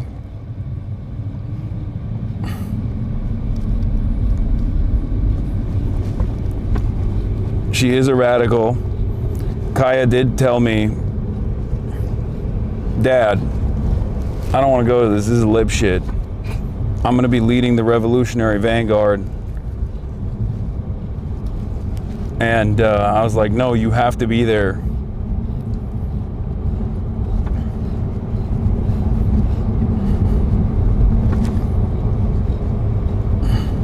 My puggle and I just finished rallying and sign waving with Indivisible. Yeah. Yeah, she got up.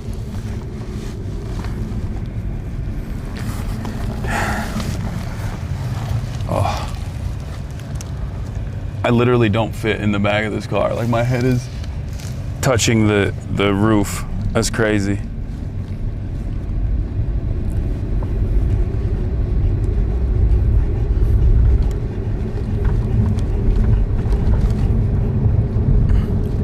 How do you feel about the Nokings protest? Being a queen yourself, Kaya? Huh? Kaya's like, no kings, only one queen. Me. The queen.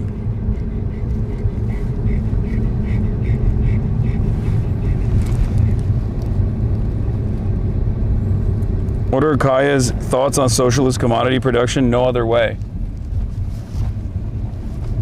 And it's interesting because while we are driving, we're very far out from, I mean, not very far out, but we're far out from the protests we're going to, and yet there's like other numerous small Nokings protests that have obviously taken place all around. And the only reason why I can say that comfortably is because I'm seeing a lot of like people at restaurants and stuff like that, and they all have their own like little placards and stuff. Parents, children.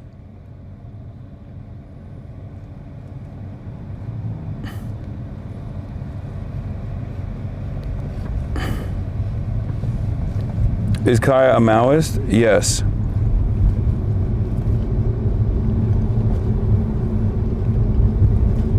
You're lucky she has the same politics as you. I agree. I know.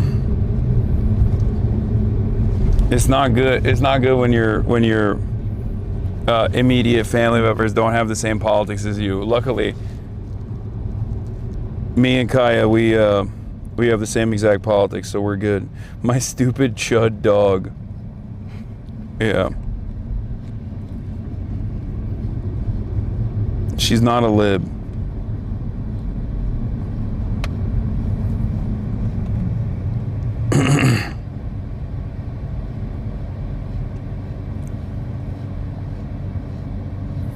There was a Mega Rayquaza Pokemon Go raid at the protest in Vancouver. It was lit.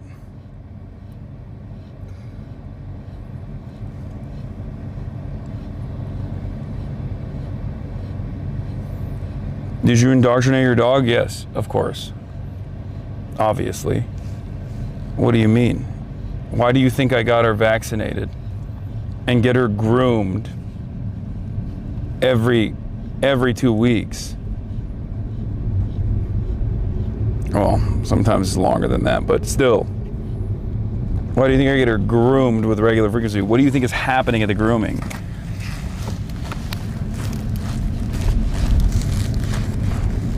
The grooming is the groomer reading out a copy of Karl Barks's very own Das Kapital. She is a Barksist.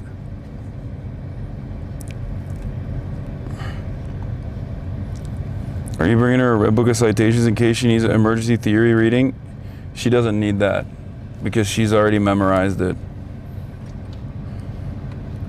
She tells me when I'm engaging in counter-revolutionary behavior or fall mercy to the whims of bourgeois decadence. She keeps me in check. Yeah, Karl Barks, Das Kibbel.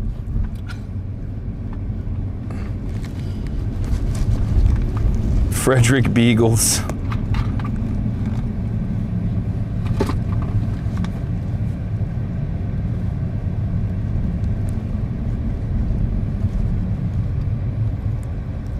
She doesn't have a sign though? How could she go to a protest without a sign? She doesn't need a sign. She has a press vest on.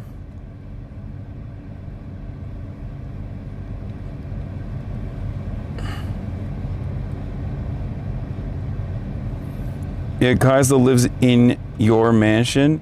Yeah. But that's the most ethical way to do that. What do you mean? That is the utmost. That's peak. It's not like she has the mansion. She squats in it. And she shits and pisses in it. That's...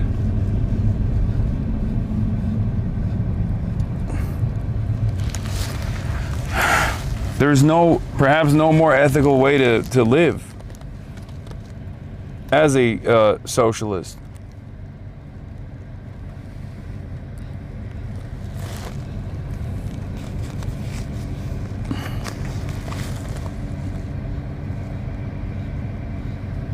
She is potty trained.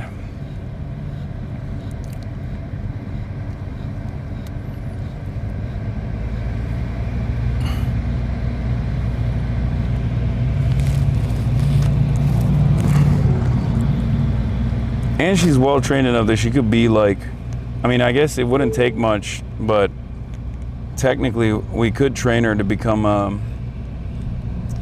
like I could get her trained to become like one of those hospital dogs. Like dogs that go to the hospital as like emotional support dogs.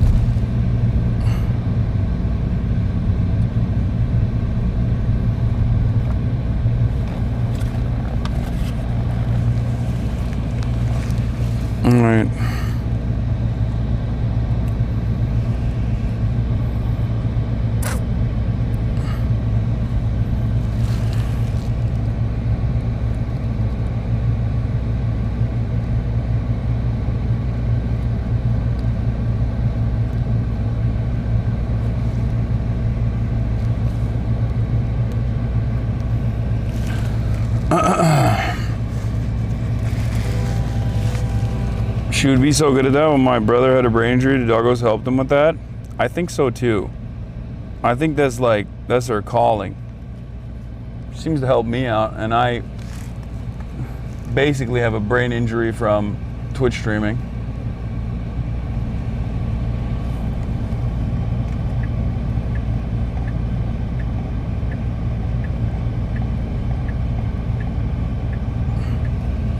So, you know.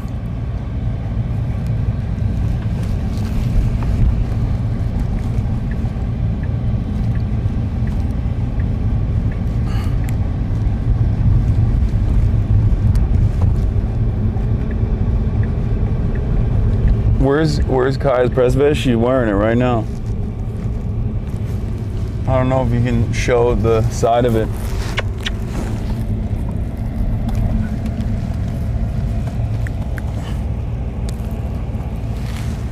She looks so soft. She is. The car is like 30% humid because she's exhaling so much. No, it's actually cold as fuck in here right now.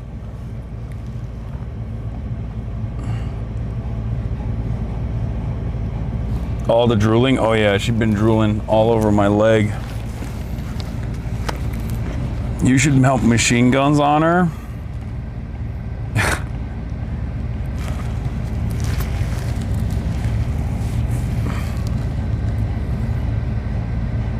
Does Kai shed a lot? No.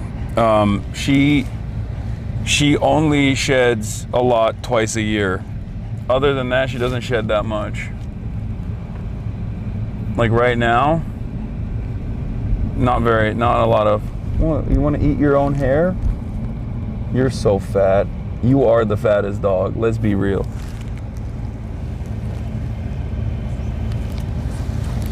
My mom told me that they're letting big dogs travel in cabin to Italy now. I don't know why. I don't know why Italy, and I don't know where she found that out. That's amazing, fluffy dog and low shedding. Yeah, and also in spite of all of the meat that she has over here in her gums, she doesn't even droop that much. She's not that drooly. She is drooly, but just like not that drooly. Or maybe I'm just used to it. She got a speckled tongue. Yeah, she has like bits and pieces of chow chow in her, so she has like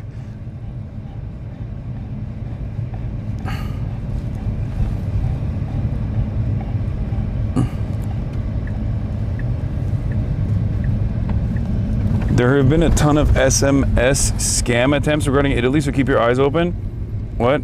I don't think my mom was like, I don't think they sent a text message to my mom as a SMS scam and she got duped. And the SMS scam was like, hey, do you have a big dog? You can bring the big dog to Italy with you. Please send the monies to my text message. Please send the money. Kaya is making HasanAbi's head look even smaller. Okay, I need to explain something to you guys, okay, about the head size disparity here. Kaya's head is larger than most humans' heads, okay? It's not that like my head is small, it's that her head is much larger than the average human being's head. She's not like, people do not understand that she is not a normal sized dog. She's a massive dog. She's 120 pounds. Okay?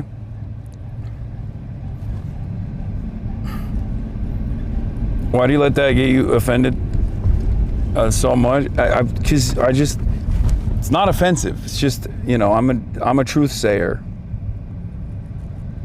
The only person whose head might be larger than Kaya's head is Sebastian Gorka.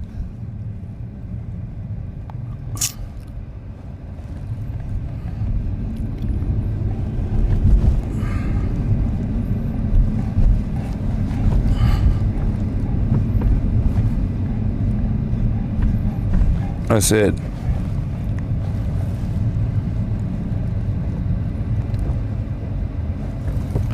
Yes, but you're not an average size human, big dog. I'm not. I'm not an average size human. I do, however, have a normal size head on a very large body, which is why so many people are confused and sometimes are led to the wrong conclusion that I don't have a normal size head, and maybe even a small one, and it's not the truth. And Kaya hates when you guys say that. Right, Kaya?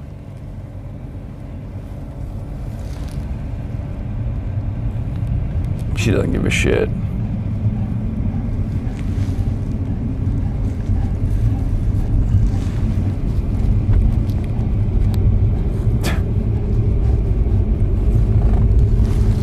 Like, come on, Dad.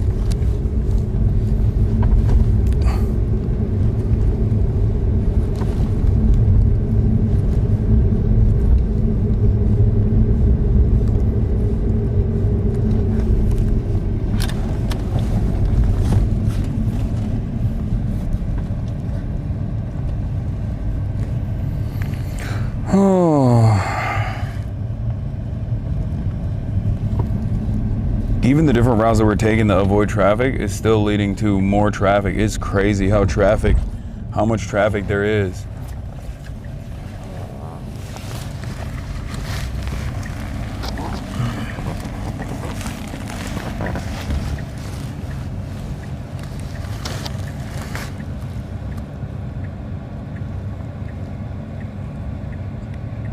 It's the weekend in LA, it's true.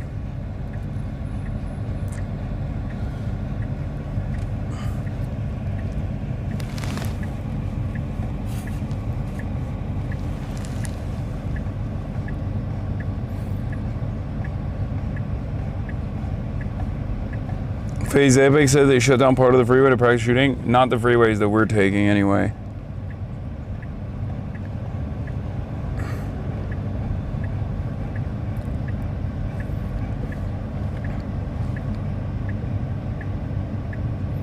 They closed the 5.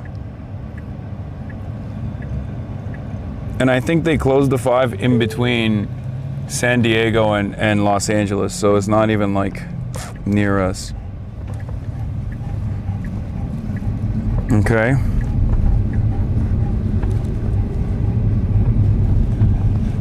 Has Kai been in the snow before? I'd love to see that. No. Last year, during winter time, I was planning on doing that. Bringing her to the snow, but it didn't work out. But I do want to do it one of these days. Is that the bear you always talk about? Befriending, sitting beside you? Yes, this is my bear. My pet bear.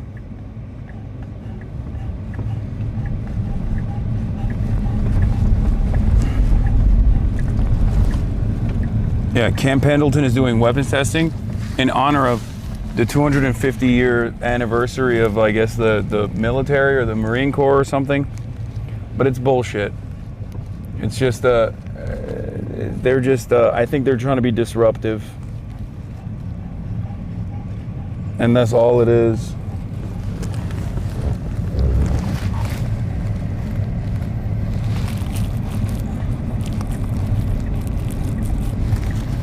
Damn, you weren't lying when you said you could vibe with a bear? Yeah, this is the truth.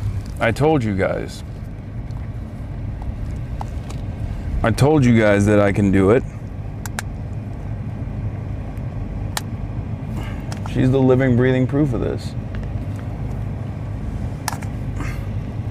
And if I can vibe with a bear, you can too. Antifa terrorist streamer urges audience to befriend bears so that they can get mauled.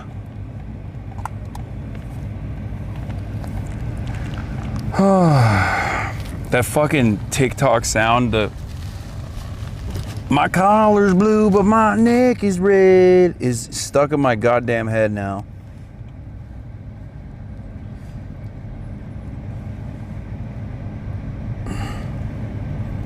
The cops are going to tase you in retaliation at October 7. If anything, the cops should probably love me if they assume that I'm like brutalizing my dog, because that's the thing that cops love doing. Remember, 10,000 dogs a year cops kill. 10,000. It's a fucking insane number. I tweeted about it the other day. Or this morning, actually. Or it's like ICE literally went in and shot and killed someone's dog. Just like Kirsty Noem. Kirsty Noem, the Department of Homeland Security Secretary, shot her puppy and then wrote about it after shooting her puppy, killing her puppy, and then dumping the body in a ditch. She wrote about it in a book. She's now the Department of Homeland Security Secretary.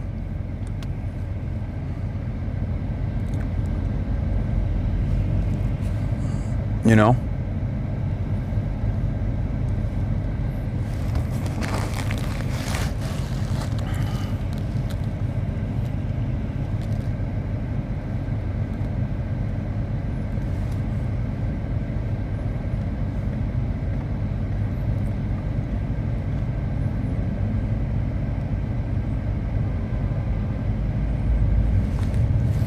ICE went and opened the specific door the dog was being kept in just to shoot it. Jesus Christ. That's so fucking annoying.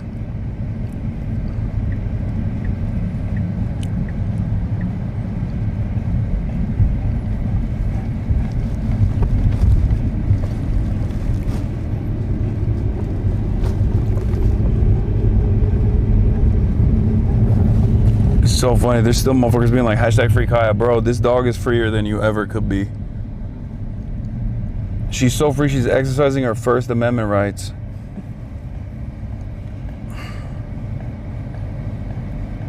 What's the reasoning for shooting the dogs? Cops just, I don't know. Maybe the thrill of a kill or something. Or maybe because they're scared, I assume. They're fucking assholes. Please, let's not talk about that when Kaya's here crying. I know she's here a lot, but this is different. Yeah, she doesn't like this combo. She's like, stop it. Stop it, Dad.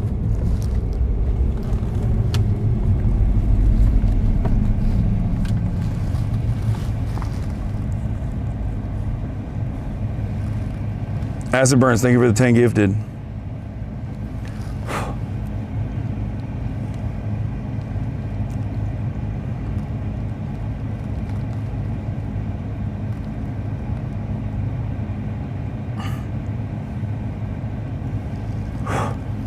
FYI, that the El Paso dog that got shot happened like last month. ICE asked the residents to put the dog in their bathroom, and then they entered the home and opened the bathroom door and killed the dog. That's fucking insane.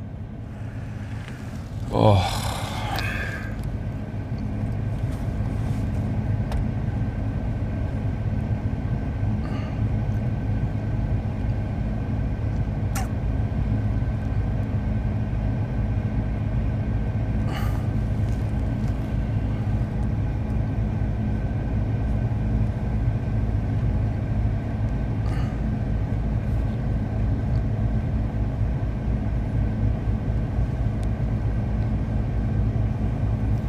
Cops get free paid time off when they kill dogs? Jesus Christ.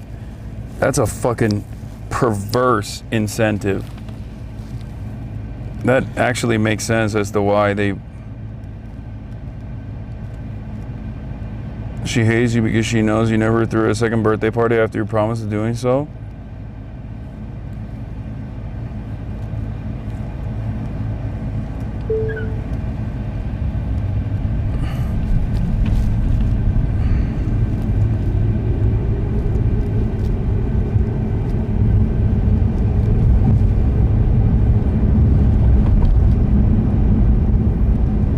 Are you bringing Kai to the protest? Are you worried about Kai's safety? Yeah, I wouldn't do it if I thought the protests were. I wouldn't do it if we were going to a protest that I think could potentially get rowdy, and we're not going to be there for very long anyway.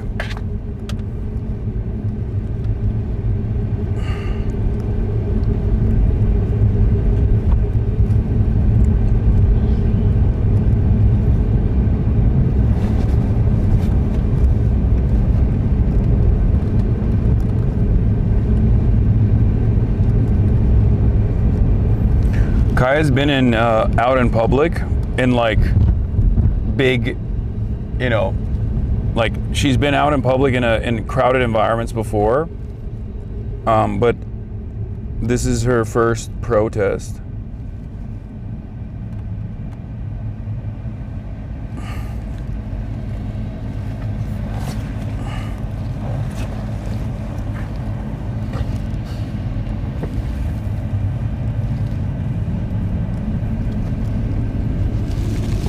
And the reason why I feel comfortable doing it is because I've seen other people bring their dogs to protests as well. I mean, we met many dogs at the protest that we went to, if you remember. Does she get lots of pets from strangers? That's my dog's favorite thing at events. Yes. I mean, yeah, anytime I bring her out.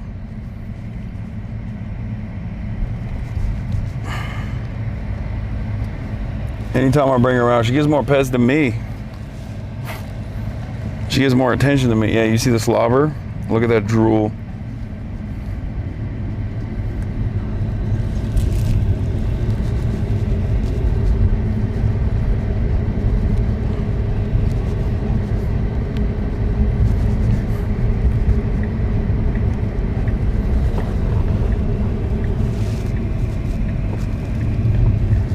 We're getting close.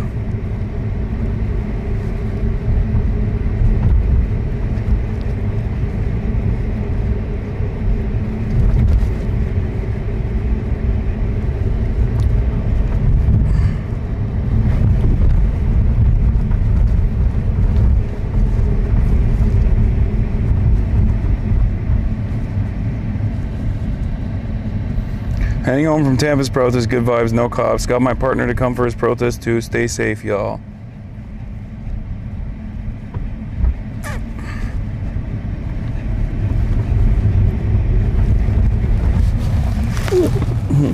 Goofy.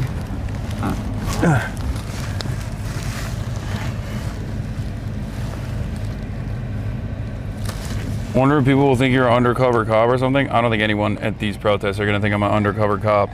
Maybe when I first went out to the UCLA Black Lives Matter protest many, many years ago when people didn't know who I was, potentially. But I doubt anybody's gonna think. Newly retired ex-Fed, ex-military dad went to the first protest today.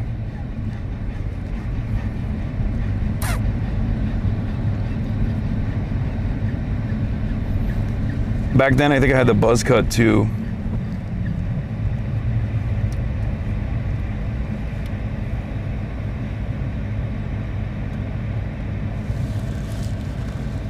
Maybe everyone knows the song because Cuomo endorsed him. Yeah.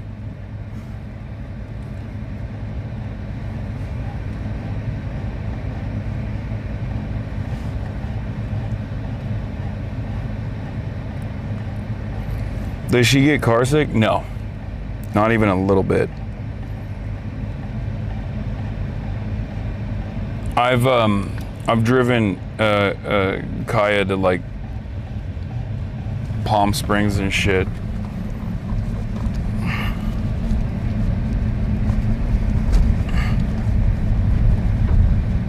My cat is watching the stream very cautiously.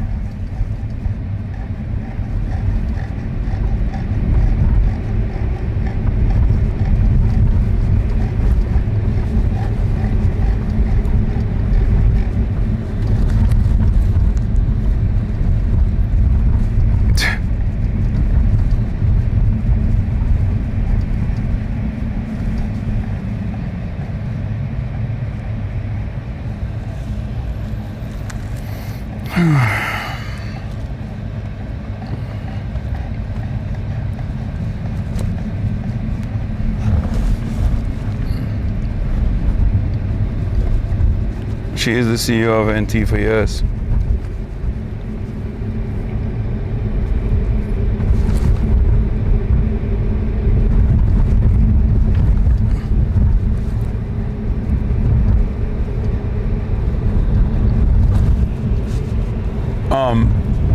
Someone asked a good question, and actually that is the one thing I did forget. A collapsible bowl for water. However, we're not going to be out there for that long regardless. I was thinking of like, what have I forgotten?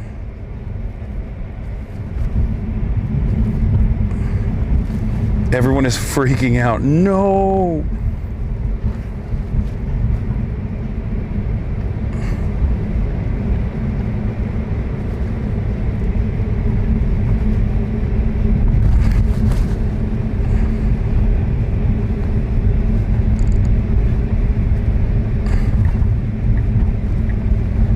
I do have I have multiple collapsible bowls for water.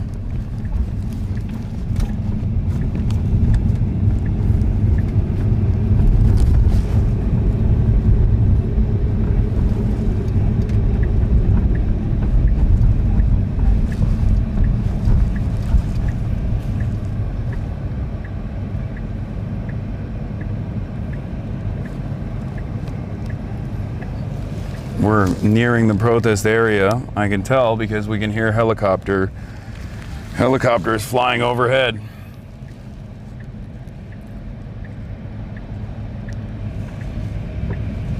We're getting close.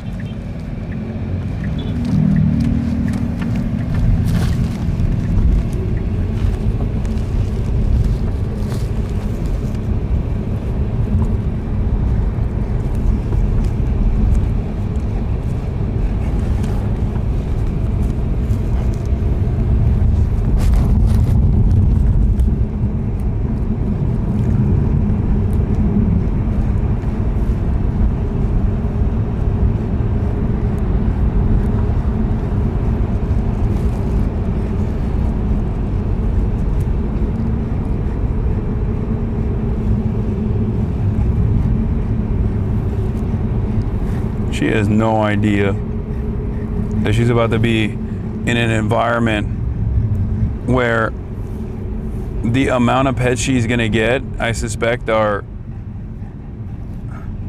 larger than she's ever considered before.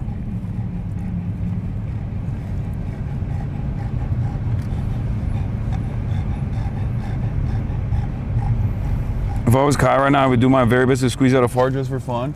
She doesn't fart that much, surprisingly enough. And I feel, but if she did, she would be clearing this car out. Let's be real. What if someone tries to dog nap her? Chatter. Come on.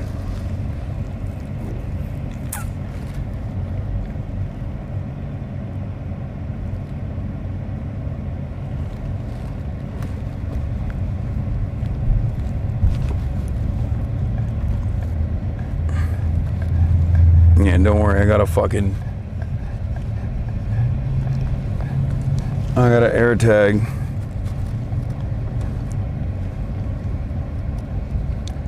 I think we can get out here and start walking maybe.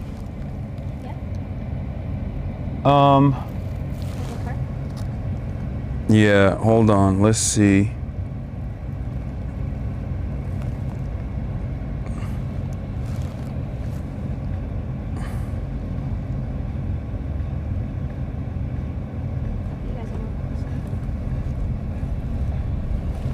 Once you hook a left, we'll get out. Is that the right one? No. No, it wasn't. Oh, then yeah. Once you hook. No, we can. Yeah, you can hook a left on this. Not this one. The next one.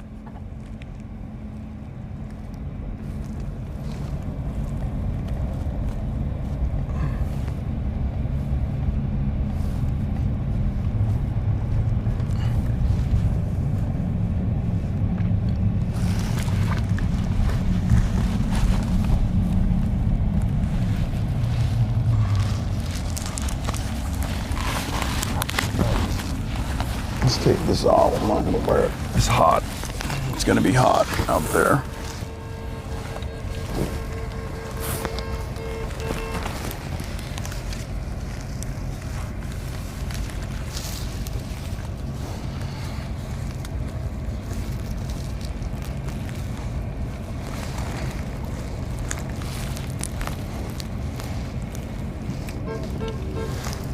Yeah, oh, there's another dog right there. Dude on a bike with a dog.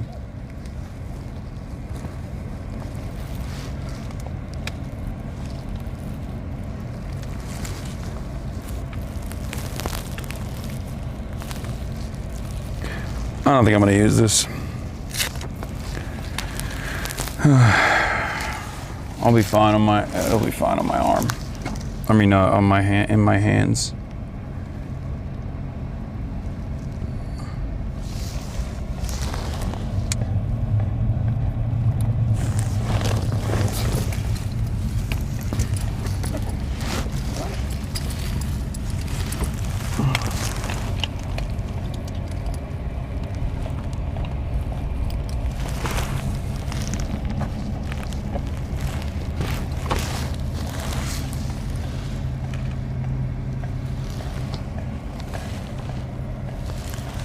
We should just get out here. Yeah.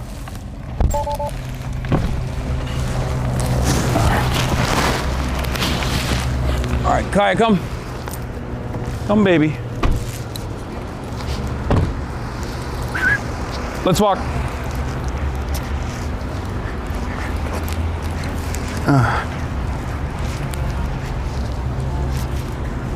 You got the thing for the good girl. You got the thing for the DJ the drone, right? It's on his phone. Oh shit. Okay. It's on my phone. Well, you don't have your phone on you, do you? But if you just hit on.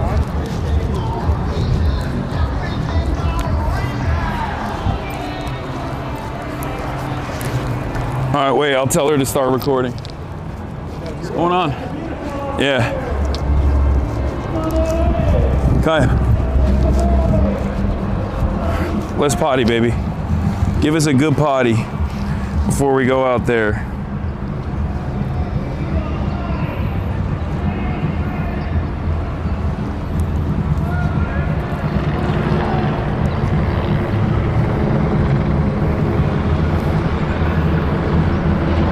You can't do it off the camera, right? You got to do it off the phone.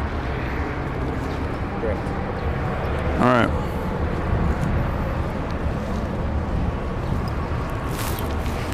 At least I haven't figured out how to do it off the camera yet. I'm sure it's got a touch screen on it. You probably could.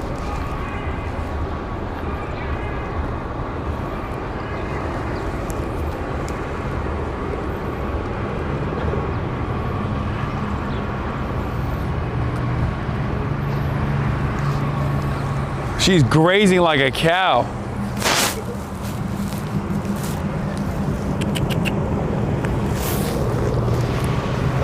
Oh wait, this is probably better. Hold on, baby. All right, never mind. Come on, Kaya, let's walk.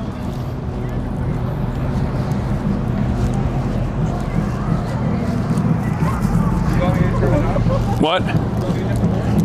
Yeah.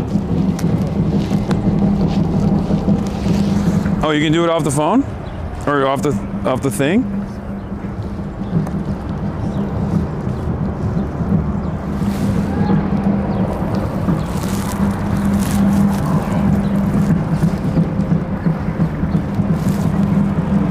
It's fine, even if you can't do it. Let's walk. All right, so we're out here at downtown Los Angeles. We're gonna get a feel for the protests. This is the second No Kings rally that's taking place. Hi. And today, given the participation from people from all different walks of life, backgrounds, and jobs, I thought it was a relatively safe, relatively tame protest, and therefore I thought it'd be safe enough to bring Kaya to as well. She's the Antifa commander-in-chief, as you guys know. We're gonna be in and out, briefly getting a feel for what's going on.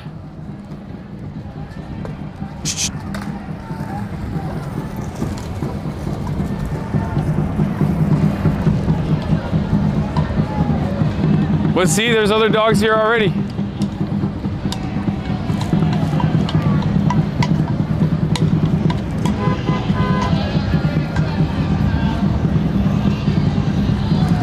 First order of business, we're gonna go find where Donnie is. Because apparently he's around here somewhere. Kaya, come.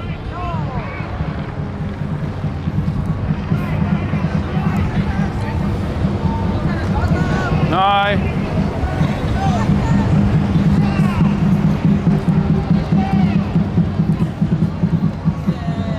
Hi.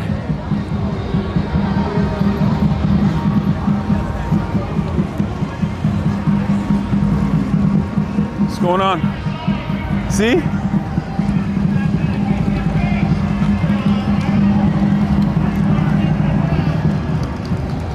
Lots of other.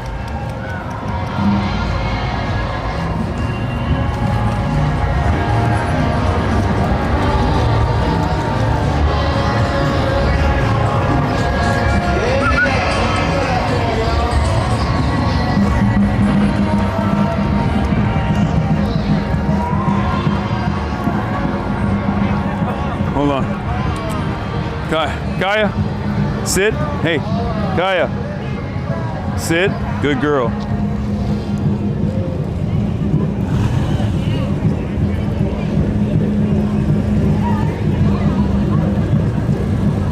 No.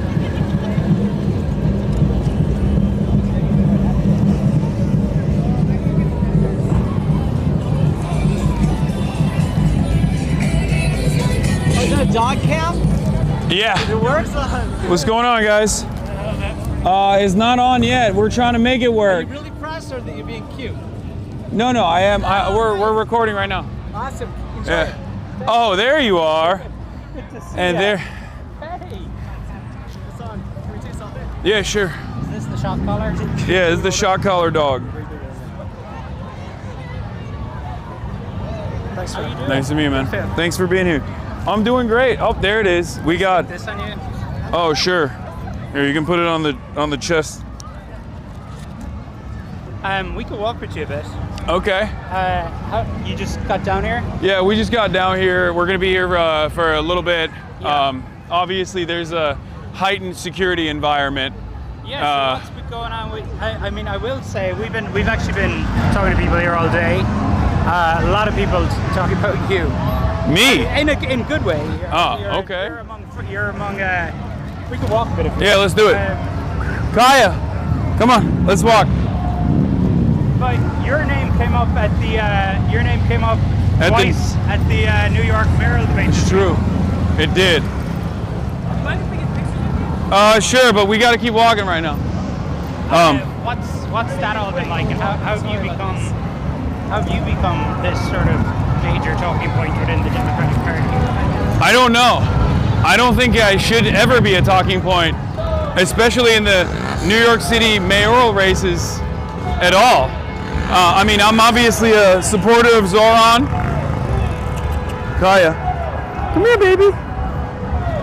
She's never been around this many people before. I brought her out in public a lot. Yeah. But she's never been around like a big protest like this. Where is she? Yeah, she is. She has a camera on her. Kaya, come on. Thank you. And I don't know where she. I think she sees. She smells the hot dogs and wants to go there. I had one. Come on. Oh, really? Yeah, they're $10. Yeah, but as They're good. As far as me being a primary concern for New Yorkers, I don't think I'm a kitchen table issue at all. In New York City, I am a supporter of Zoran, early supporter of Zoran. I really like a lot of the things that he's done in his campaign. I really like what he stands for, and I think the Democrats need more Zoran Mamdanis. And I'm willing to bet that if we were to ask people here right now, they would probably agree with that sentiment. Yeah. You came to the previous Nokings, right? Yeah. And I've also participated in the other ICE out of LA rallies as well. Those are a little bit more chaotic, I would say. Yeah. The police presence at those protests are definitely a lot more aggressive. Than the No Kings protests. The No Kings protests are like all age groups for the most part. So, I mean, is this enough though? Because I mean, I was reading, I think David Brooks or somebody in the Atlantic this week. Like, is this actually enough? Showing up, I mean, as a movement to show up every couple of months. No, it's not enough. But I try to tell everybody it's not bad to protest. It's good to protest. It's good to get people out in the streets. It's good to show that this administration that they do not have this broad popular mandate that they think they have. As much as we can, as loudly as we can. But obviously, we have to organize outside of that. We have to organize in our workplaces. We have to organize in colleges, if we're on campus, and sorry, I walk very fast. I mean, you have we're about the same height. I'm probably a bit taller. So yeah, we have big paces. I get it. True, but what? Oh, it's fine. It's. I mean, one interesting conversation we're having here, right, with one of your big fans, actually. You know, we were talking a bit about. I ultimately asked him the question: when it comes to 2028, which seems like a very long time away, you know, I said, would you vote for Newsom? It was Newsom versus Vance, right? And I mean, he's your fan of yours who says he's a socialist is like, probably not. Yeah. I think it's good to express that early on. Yes. Before it turns into, before that's the path that the Democratic Party heads down. Now, I can't talk too much about Newsom nowadays, because apparently he said I was a remarkably impressive figure. Come here.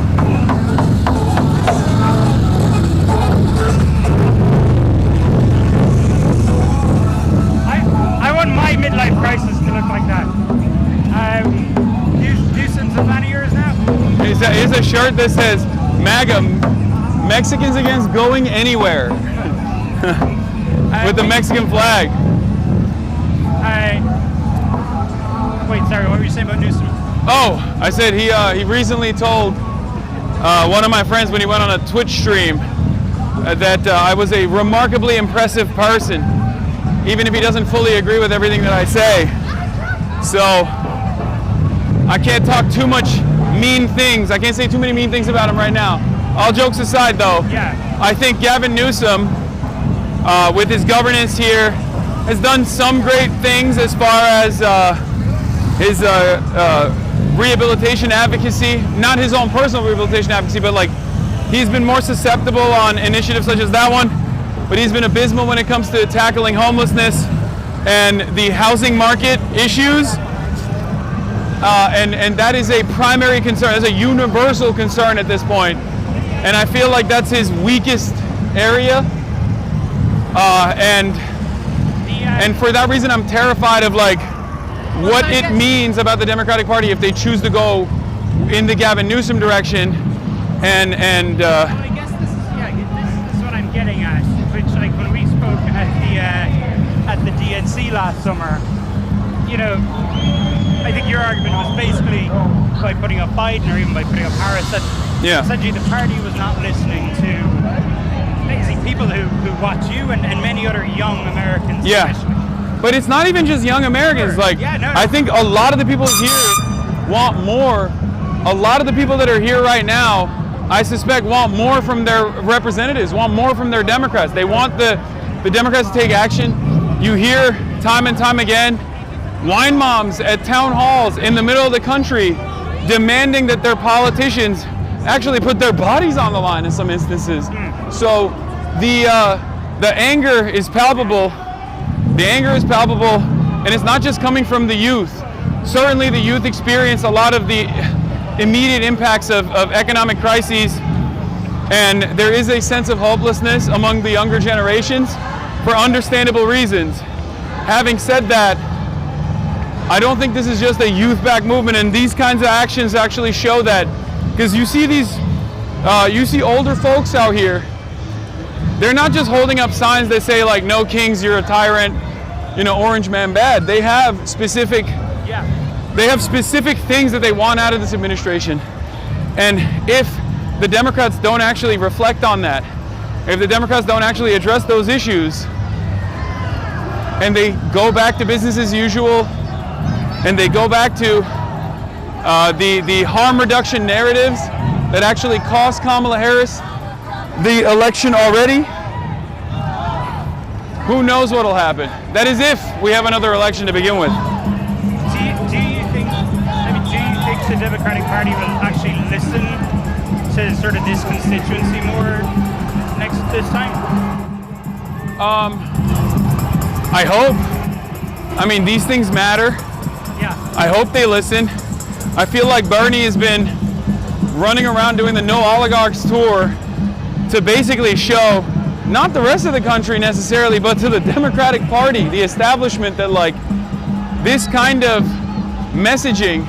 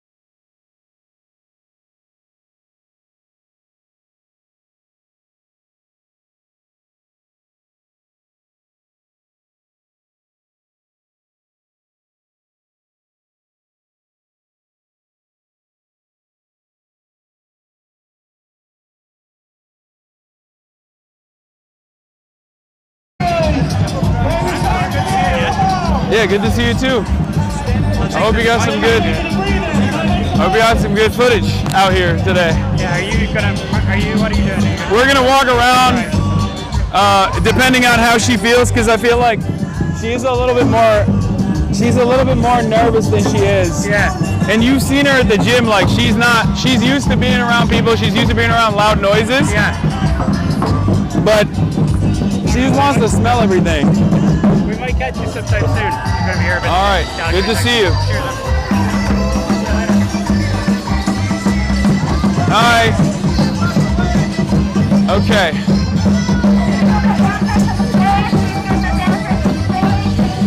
Let's walk to the side. Oh. Mateo, my kid is such a big fan. He's watching you from outdoors. Oh, hi. Come here, baby. Come here. What's up, man? I appreciate your thanks for being here. Oh, hell yeah. Thank you. Let's see if there's like a... Do you think I could get a photo with you? Yeah, sure. I can take it. Let's see if there's a green area that I could take her for a second.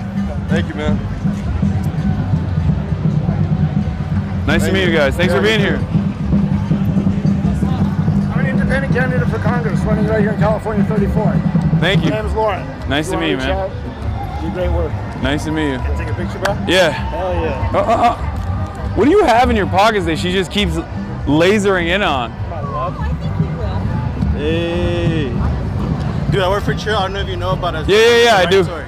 Yeah. You run the LA Rapid Response Network? Yeah, it's awesome. Yeah, man. Thanks for doing what you do, man. No, and thank you for covering. You covered our press conference when the race started, so I really appreciate that. Yeah, hell yeah. Nice to see you. Where's Hannah? A picture? What? Yeah, sure.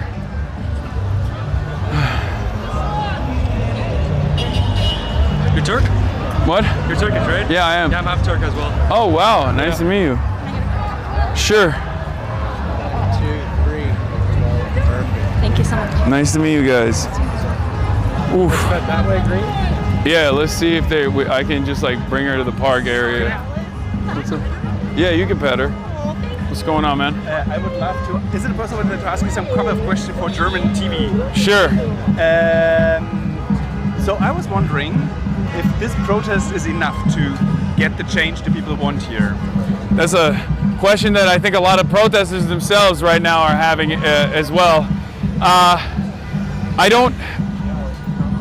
don't think this is going to automatically overnight make necessary changes in the government, but I think it's very healthy to express discontent as long as we can. And it does seem like the administration doesn't appreciate it. I mean, they're saying this is a Hamas protest. They're saying that this is an anti-America protest. They're very frustrated with these demonstrations, but it definitely helps. It definitely helps, especially when you show the administration that they do not have this popular mandate that they thought that they had, and that they can't get away with the erosion of civil liberties. They can't get away with the mass deportations, and they can't get away with the way they've operated so far. So at what point do you think the United States are, like, is this a full-blown autocracy, or is this still the democracy why people enjoy being in this country? I think the erosion of civil liberties is happening right now, but as long as due process holds, as long as First Amendment holds, even though the administration is actively going after that as well, and as long as like some semblance of the courts hold, we haven't fully succumbed to fascism. But I mean, those who know the history of fascist movements understands that this is a very important moment, and this is the moment where resistance is the most necessary in every way possible, whether it be civil disobedience, whether it be peaceful marches such as this one, or really any means necessary. Last question, do you think this kind of protest is proof that the left can be united?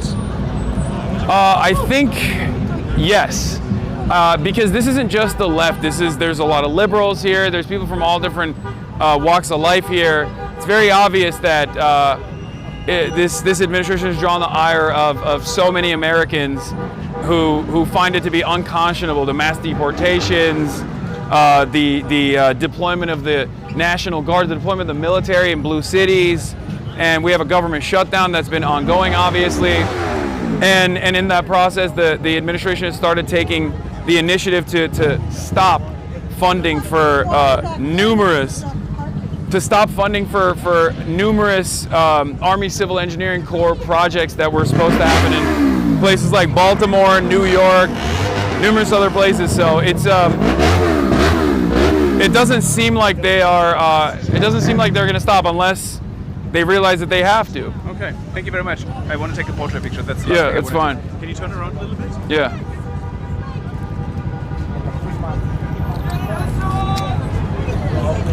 Thanks. Nice to meet you. Sure.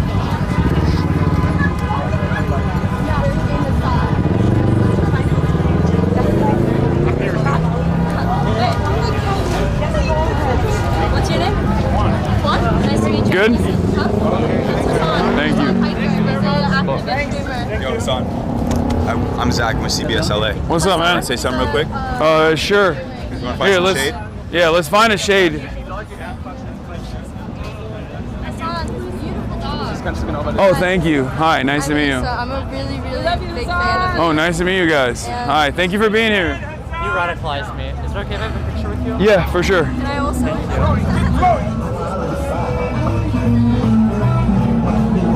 Thank you so much. Nice to meet you. I respect you so much. I got you right here. All right. And you and I just talk. Ignore the camera, okay? Okay. Got it. I can do that. Easy. All right. First name, last name, spell both, please. Hasan Piker, HasanPiker. And what's your title? I'm a political commentator. Okay. You don't have to lean into the mic. It'll get you. Okay. I'm Zach. This is Ben. We're with CBS LA. Thanks for taking the time. Of course. Why are you out here today? I'm out here to show support and to experience solidarity and feel a sense of hope that we are united as a people and that there are more of us than there are of those who wish to continue with the unjustifiable practices government is participating in. What do you want people to know about this march here today? What is your message? My message is, in short, my message is the people united will never be defeated, and that we will fight fascism every step of the way. A couple weeks ago, Charlie Kirk was assassinated. He's a political commentator. Yes. You're also a political commentator. I see you're in a. I was supposed to debate him. Vest. You were supposed to debate him. It's not a bulletproof vest. It's an airsoft vest. It's Airsoft more so vest. just so I have a press badge so I don't get shot at by the cops. Got it. Even though I feel like sometimes it feels like a target more than anything else, especially if you're not beyond the police line, but in front of the police line alongside a bunch of people. The idea is, I'm asking you, you decided to be here today despite that violence taking place. You know, why is it important for you to get out here and are you taking security steps for yourself? I mean, maybe not great security steps, but the reality of the matter is I go to these protests all the time, and the only time I actually ever feel insecure is when police are just like rushing through and tear gassing the protesters that are exercising their First Amendment rights. The times where I feel the most secure is actually when I'm in a big crowd like this one, where I'm surrounded by other tax-paying citizens who are exercising their First Amendment rights and telling the government that they have a lot of discontent. And how important is that, you think, the dialogue, the First Amendment, expressing the First Amendment? I think it's the most important. Once that falls, I think we are in a full-blown fascist dictatorship. Anything else you want to say? No, that's it. Thank you, sir. Appreciate it. You got tired, huh? You got tired from all the media attention. Yeah. Yeah, you can pay Kai. Go ahead. Sure, let's do it. Oh, thank you. Thank you so much. Who's taking it? This is No. my friend Bella. Have a dog in the picture too. Thank you. Thank you so much. Nice to meet you guys. You're one of my biggest inspirations. Thank you. Thank you for being here. Thank you so much. Sure. Thank you for being awesome. Oh, watch out. Thanks, man. Nice to meet you. So nice to meet you. Thanks for being here. Can I pet Kaya? Yeah, you can.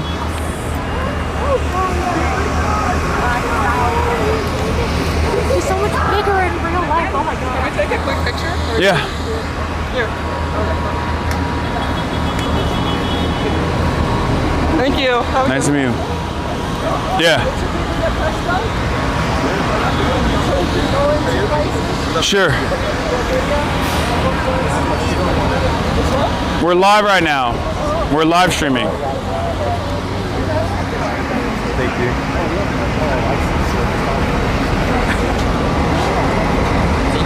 Nice to meet you guys. Thanks for being here. Okay.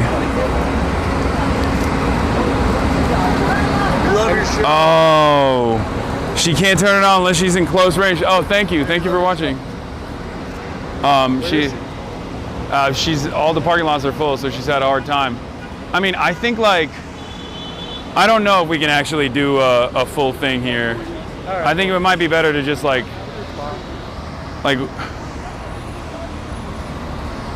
I don't know. You want me to tinker with it a little more? No, I don't think we can do it from here. Okay. Shit. Hold on. It's okay. It happens. It's not the end of the world.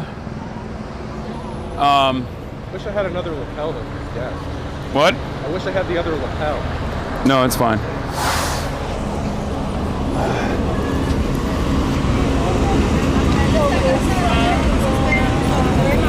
Oh, shooting complete.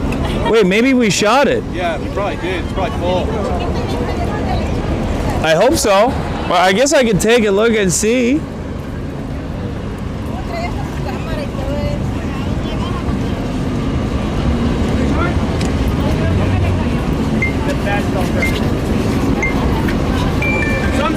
It says camera's powering off. Socialism. Thanks, man. It's just okay. Hi. Hey, what's up? Can I get a photo? Sure.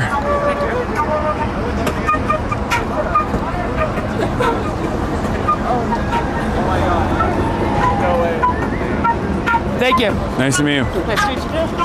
Yeah. Hi. I just wanted to meet you. Nice to meet you. My hero for sure. Nice to meet you.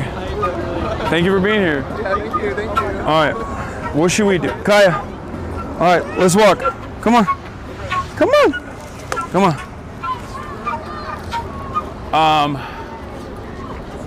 Hi. Nice to meet you. Can I get a photo with you? Sure.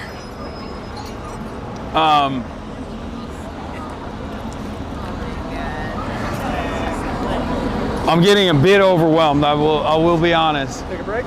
I'm getting a bit like, I'm getting a little bit of autism overload, I'll be honest with you. I'm with you. Hi. Yeah, no, let's do it. Thank you. Nice to meet you. Yeah. We can't take a break anywhere. People are going to show up regardless, I assume. Come on, Kaya. Come on, baby.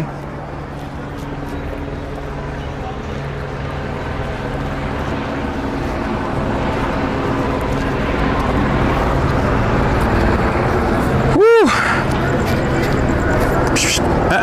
Come on.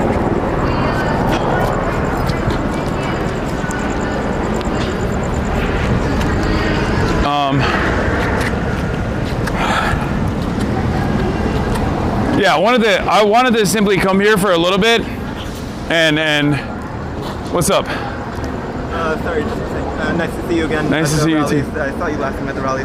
Big fan. Nice to meet you. Nice to see you again. Let's go to that side where there's a shade a little bit, but.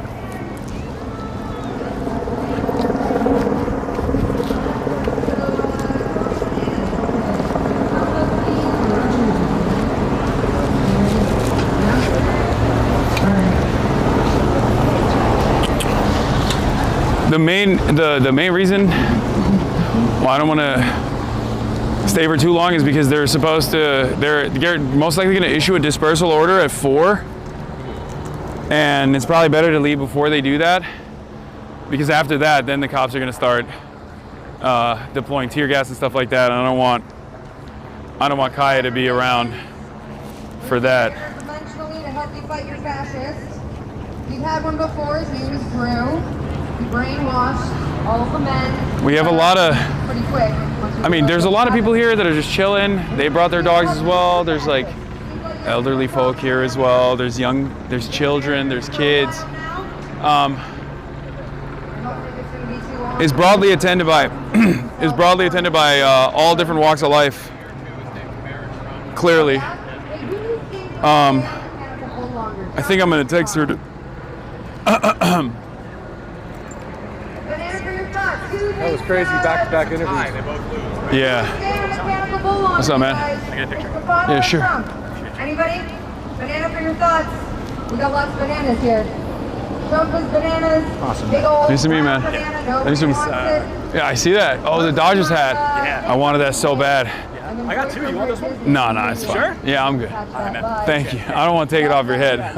Appreciate all you do. You got me to actually do the reading. You know, Hell yeah. So. Well, thank you for being here. Avoid joining another cult. That's just kind of how it goes. You Um, guys, I've heard things about Epstein Island.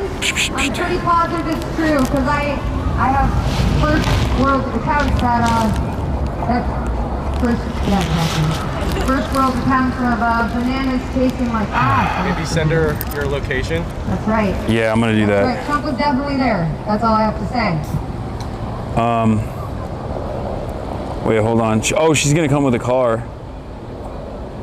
Hey, do you think later in American history books they're gonna call this A, oopsies, B, my bad, C, the end of it all, or D, got any queens? It's optimistic. You like D? There'll be books in the future. That's good. Yeah, that's a good one. Sir, can I ask you some questions and can you earn a banana? Yeah, sure. Get over here. Clearly? Hold on, let me turn on my little, Hold on. wait. Shit.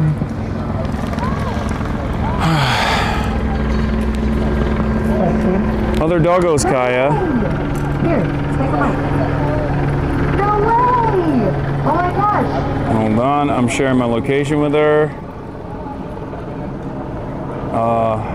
If you guys were minions, if you have any question on how to deal with the fascists, we've dealt with one before.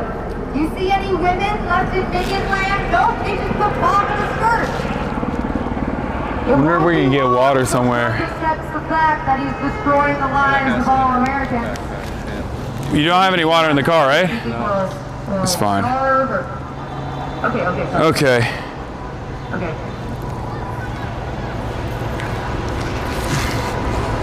Hold on, let's see. For a banana, would you keep the NRA or the W Sinna? Is that actually Sinna? NDA? National Banana. Why are people saying? Changing the game. Oh yeah, that's true. She does sound like Sinna. It is not Sinna. Sinna's at TwitchCon. Okay. And not here. Would you suggest Trump sticks it? It is. She does sound like her though. Come here. Let's go back to like an area of egress. My guy. You guys answer some questions for the banana? Where could Trump stick it? That's the question. Yeah, where could Trump put this brown banana? Nobody? Okay. We dealt with the fascists before. We had to come here. We love you, Hasan. Oh, nice to see you guys.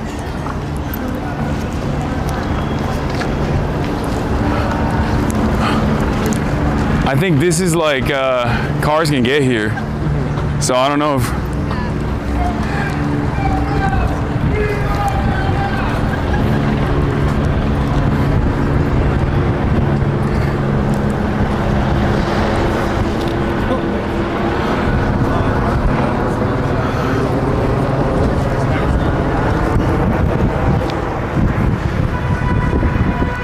Let's see.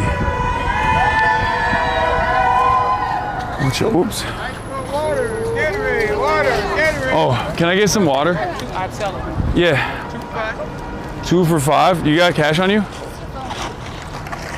Cash on you? No. Hi. Big, I watch you all the time. Can Nice I to get a meet you. picture? Yeah. Okay. You take Zello, take Did I get a card first? Okay, I got your text. Yeah. Wait. If you guys don't have cash, it's fine. We'll get it later. We'll get it somewhere else. Got it.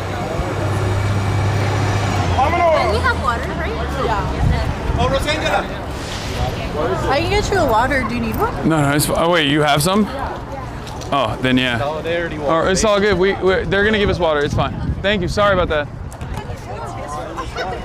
She's a press dog. Hey, Hasan. Nice to meet you, bro. Nice to meet you, man. She's a press dog. She's filming. She's filming the protests. She's also an anti-fascist. Yeah, you can pay Kaya. Oh, okay.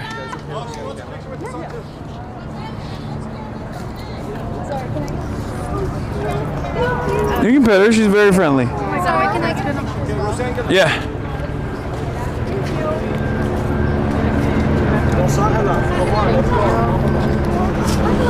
Kaya, let's see how I'm gonna do this. Wait, what's up? No, I got it. I can do it. I can open them. Kaya, sit. All right, lady. First.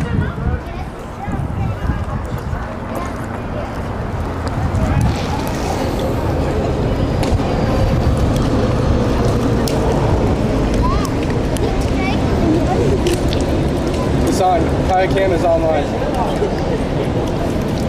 Can you check to see if it was filming before? It was not. Oh, damn it.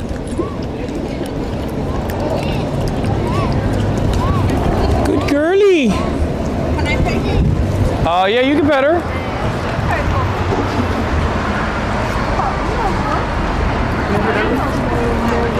You want a photo as well? Yeah. Oh, it's a police dog. Hold on. Let's pet this dog. She's not a police dog, no. Oh, it's ready to bite. No. She's very friendly. He's a boy? No, she's a girl. What's her name? Kaya. Kaya. Is that Kaya? Hi, Hasan. Oh Hi. my gosh. Hi. Can I take a picture with you? Yeah. Wait, you know? What? My favorite streamer. Oh shit. Wait, hold on. My bad. The movie actor? Thank you, Hasan. Hi, Kaya. Yeah. What's up? Thank you so much. Okay. That's crazy. Where'd Hannah go?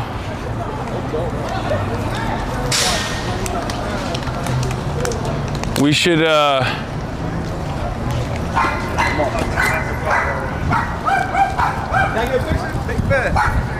sure.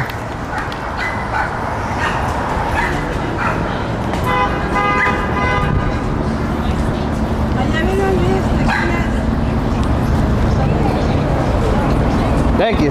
No problem. Have a good one. Bye. Picture. What? You want a picture too? Yeah. Hasan, Piker's here? What? What's up?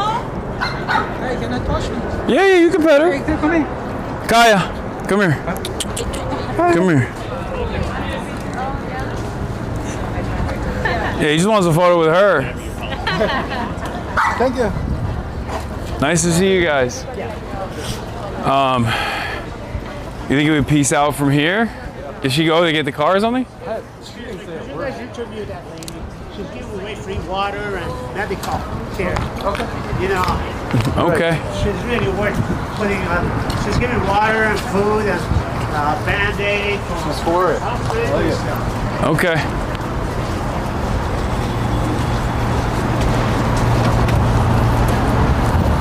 Right here. Right here. She might not want to be interviewed. I would love to be interviewed. Okay. What up? What's going on? Hi, do you need water? I was just giving her some, but. Oh, good. So what are you doing here today? My organization is called Activist Support LA. Mm-hmm. And today we are setting up a medic station and then also just providing like a little bit of water and snacks. But generally speaking, if anybody gets injured, pepper sprayed, they can come right here and we'll take care of them. And we also have street medics roaming through the streets. How do you feel about the Trump administration trying to make the active mutual aid at protests illegal? They can kiss my ass and they can talk to my lawyer. Hell yeah. I will keep doing this forever. Sorry. It's all good. No, thank you. Thank you so much. You're welcome. This is one of the It's one of the impromptu medic tables that we have here. You usually see this with people with carts at numerous protests, as you guys know from the previous ICE out of LA protest that we attended. There's sometimes people that set up tents like this, or in other instances there are people who just walk around with carts and hand off masks, hand off face shields. Goggles, that's about all we have Yeah, now. goggles. Oh, we're good. Thank you so much. She has goggles here as well, and also ear protection. Saline solution. What's the saline solution for? This is to help flush out your eyes if you get any sort of chemical agent in your eyes. Water is the first thing. If you've got water, you can do that. Just keep flushing. But otherwise, saline is the next step. Oh yeah. Thank you so much for your. Live, or are you giving out to people? Oh no, I'm live. Yeah. Can you tell people we just ran out of all of our water? Whoa. We ran out of all of our water. We just ran through about 150 waters. It was all that I could personally carry. If you are able to drop off water at First and Grand, that would be awesome. Thank you. Perfect. That's how it's done, folks. What up? And free Palestine. Look at your little kafia. Thank you. I'll draw them up for you. Thank you. Thank you, guys. Be safe out there. What's up, man? Hell yeah. Yeah. You probably just saved us with the water. Thank you. You're so cute. Oh, you have your own little There's a lot camera. going on. Thank you for coming out with. We appreciate it a lot. Of course, always. It's for myself as much as it is for everybody else to be out here. Thank you, sir. I really appreciate what you do. Nice to see you. Thank you for being here. All right.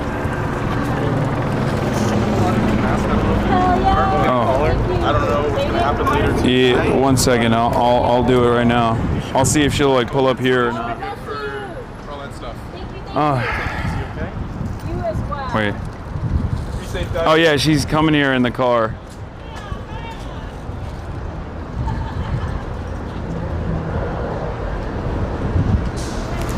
And now we have next. Kaya, come here, boo-boo. Come here, baby. Come here, baby. Sit. Kaya. Kaya, sit. There was one. I think that's totally. Kaya, sit. Good girl. Right. Oh, at my feet.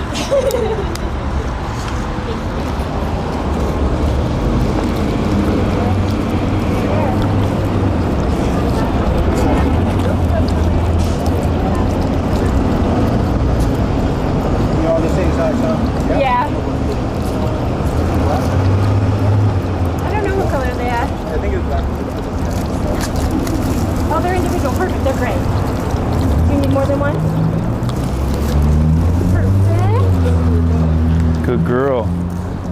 Good girl. Let me know.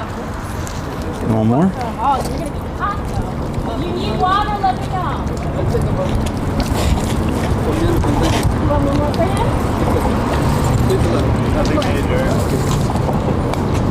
There it is. All right. That's not a man who loves his dogs. I don't know what it is. All right.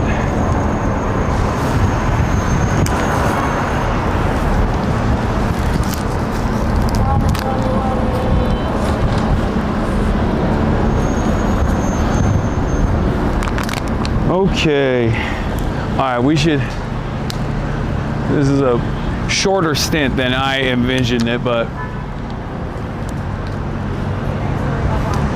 quick in and out, and we'll go back to our regular coverage from home base.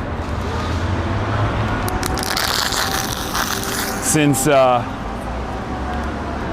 I said, I don't want to be here when I don't want to be here with Kaya when the protests turn, when the police start escalating and protests turn more chaotic. What's up, man? Good to meet you. Nice to meet you. Adam. What's up, guys? My name is not Adam. Yeah. I'm a student. You are amazing. My Nice to meet you university's guys. president is platforming a war profiteer named Palmer Luckey, CEO Oh, yeah, he of Anti-Rail sucks. Industries. He's making fucking AI helmets for the National Guard and CBP to deploy at the southern border. He's a fascist war profiteer. Nothing good should happen to that guy. Fuck Palmer Luckey. I agree. Nice to meet you Nice to guys. meet you, man. Thanks so much. Thanks for being here. Nice to meet you. Yeah. Can I get a photo? Oh, sorry. Let's get a group. Yeah. Thank you so much. Thank you. Yeah, get anything. This is my wonderful girlfriend, Eden. Hi. Bro, you have identified yourself, your girlfriend. Shit.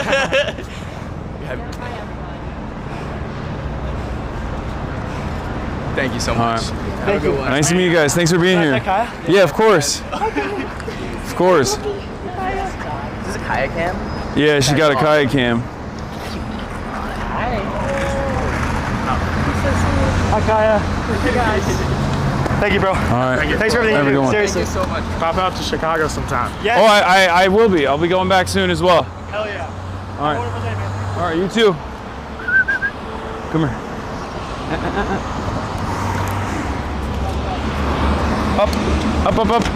There we go. Good lady.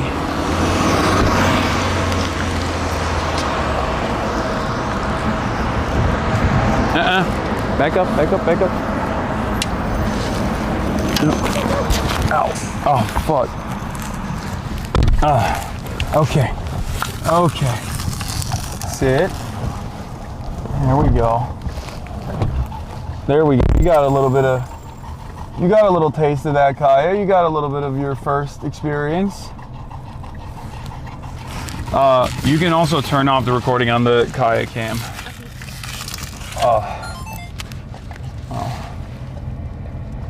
How was it? I've never had her pull this much before. That's why I was a little nervous, because I thought that she was I was worried that she was like excited, you know, like too it's like a too chaotic of an environment.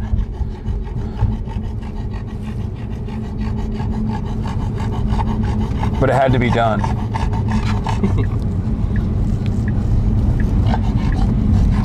I had to participate in our first demonstration.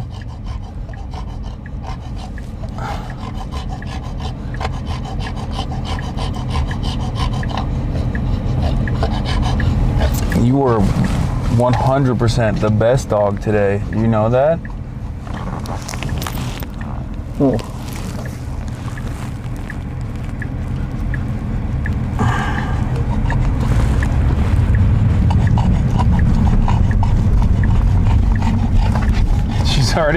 She's already tired. She walked a little bit. This is why it's so funny when people are like, oh, she sleeps in the same place for 8 hours. How dare you? And it's like, this dog literally walks for 20 minutes and is like, all right, I'm good. I can lay down now forever. The people's princess.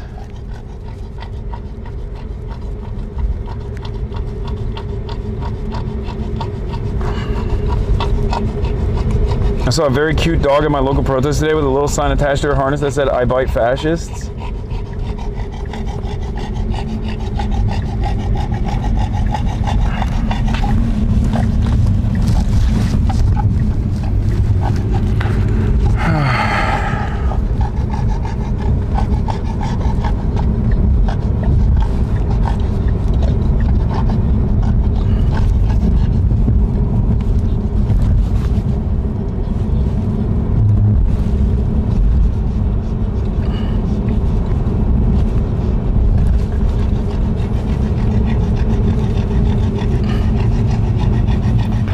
See yourself catching that Jon Stewart stealth stray? That was funny as shit. I did not. Damn, this thing is this got overheated.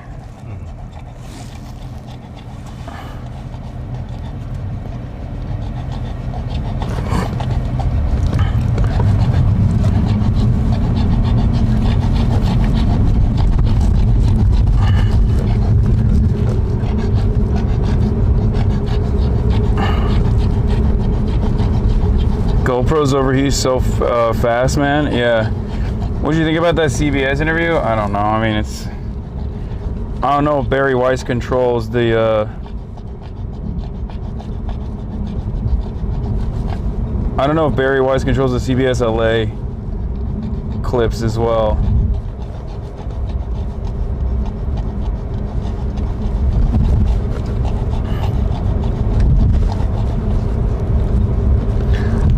Like, first and foremost, I wanted to go to that one, to to prove to myself that this is not all the things that have taken place with like Charlie Kirk and everything else, that like I'm not afraid of going outside. And more importantly, like, I mean it when I say it's impossible not to feel black-pilled when you're exclusively talking to other people online. So going to those sorts of things, going to protests and whatnot, they do unironically help. Like, it, even if you go for a little bit, even if you attend for a brief moment, like when you're surrounded by all these other people that they have the same opinions as you, they see the same issues that you see, and they want an outlet, they want to vent their frustrations in public against all odds. It's a remarkable feeling. That's always the reason why I tell people, like, I urge people to definitely participate in protests, go out and protest, go out and organize in your communities, go out and organize in your workplace. It's really good for your own mental health as well. It has the exact opposite impact that staying indoors has.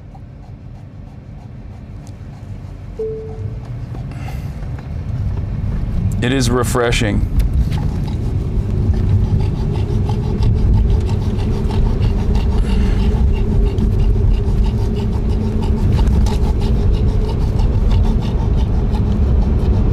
Nokings protest in Portland, Oregon went super well. Very uplifting. Yeah.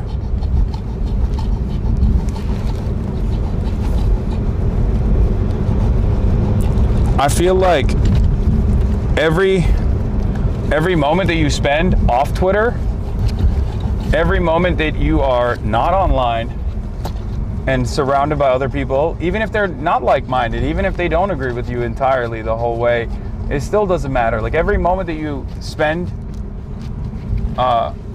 experiencing solidarity is good. It's good for your mental health. It will reinvigorate you. It will remind you of what really matters. Because maybe I'm speaking for myself when because I am, as is required of me because of my job, extremely online and constantly having to deal with like an endless torrent of nonsensical opinions. And I don't mean just like the drama and whatnot. I mean like literally discontent, disagreement amongst like different factions of the left, things of that nature. I think that's like way more bothersome for me than a million different drama moments. But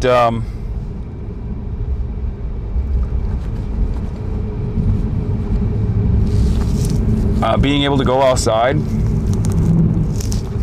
and be surrounded by people who are protesting is one of the best ways to really recenter yourself. Human connection turns out man is a social animal and human connection is a necessity. I made friends today while at the protest. It's hard when you work from home in a red county. In Austin, the police chief was marching with the protesters, and I don't know how to feel about all that.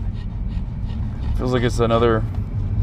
Nokings in Chicago was huge, and the big boy Pritzker and Mayor Brandon ended up being there. Yeah, where's our governor?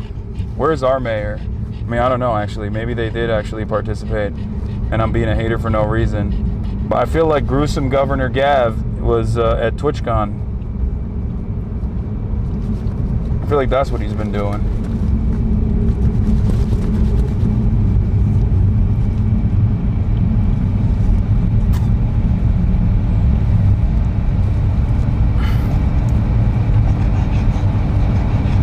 Raising sort of community organizing and doing mutual aid and going outside and talking to real people makes you realize a lot of insane opinions only exist online. Or the thing is, like, those online people that are expressing their insane opinions, like, they have those insane opinions in the real world as well. It's just that when they're in the real world, when you're surrounded by human beings, when you are, when you have all of these other markers, like the human touch, olfactory cues, things like that, your body language, like that level of communication is just so different than how you receive insane opinions online. A person that has that kind of opinion online in the real world is probably going to shy away from giving you the full scope of their perspective, or is going to be much more agreeable. You know? Because that's just in our nature. We want to be liked. We don't want to come across like we're insane. Unless we are literally insane, and some people are, but you know.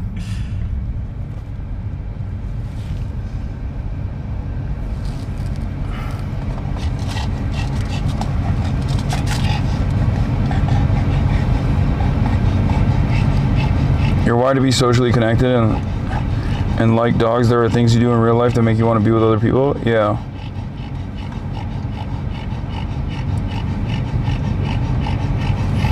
My mother's friend was wonderful to me growing up, but finding out he was KKK when I became an adult and my mom defending him was wild. That's crazy.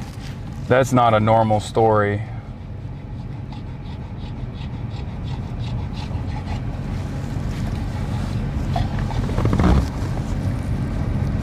Oh, little belly.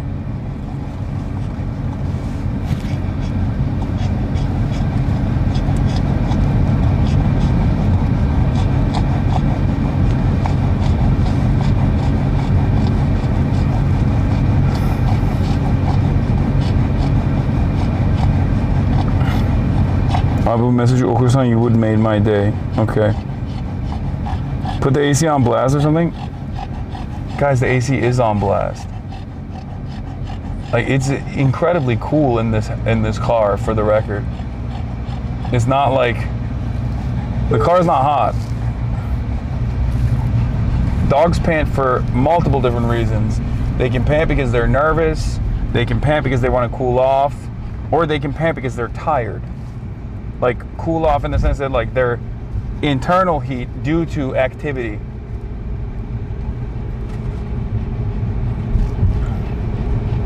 They also pant when they're excited. Also, they just pant all the time, especially Kaya.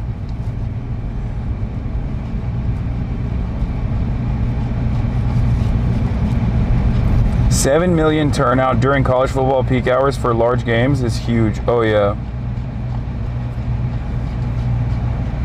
Also,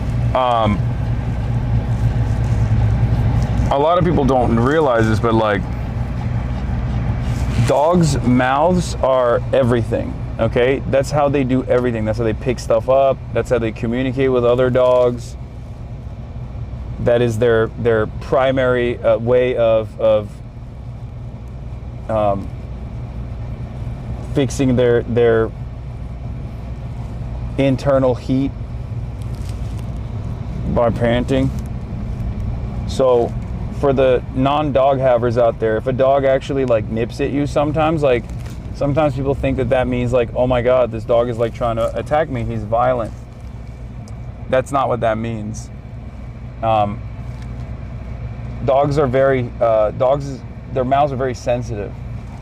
As in, even if it, like, if they nip at you like lightly, gently, because they want to play or something, even though it's like probably not a very well-trained dog, that doesn't mean that they want to actually hurt you. Because if they wanted to hurt you, they would have bit you, rather than just like do a little nip. For those of you at home who are watching, their mouths are basically their hands. It's everything.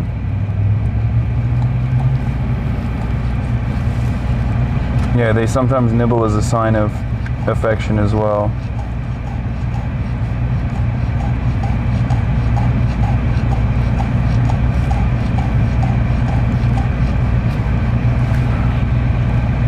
He has indeed watered the dog. Yeah, I watered her.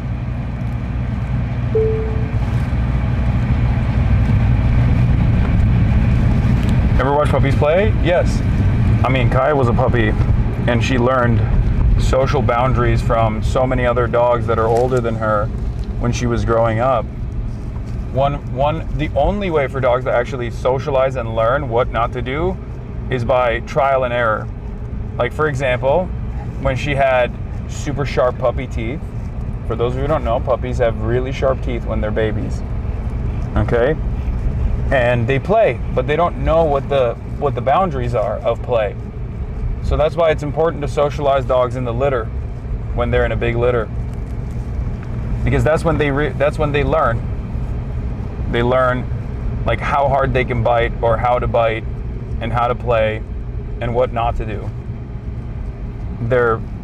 The mother will also check the dogs as well to ensure that there's like control over that socialization. But like puppies need to be socialized early and often so that they learn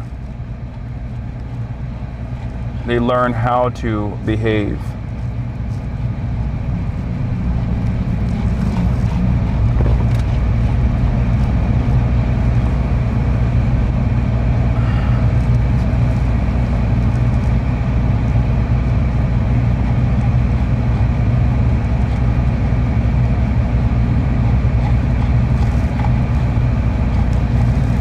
I guess in a way it's not that different from humans. Humans also need the supervision of adults to figure out what to do and what not to do. Unfortunately, a lot of my haters online, they did not get that adult supervision when they needed it the most. And here we are.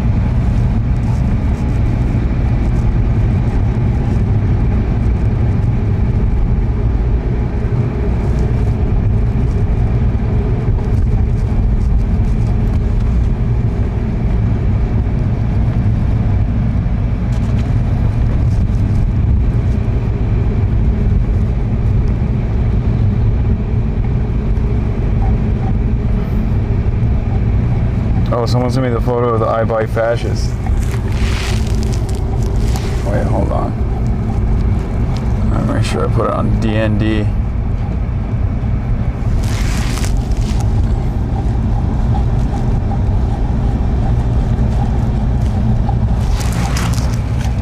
That's cute.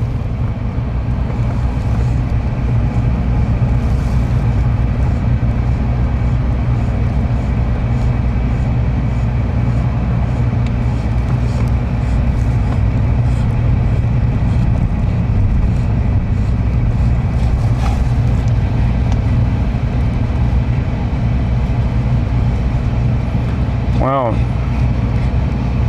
Doug Emhoff was at the Nokings protest in Santa Monica.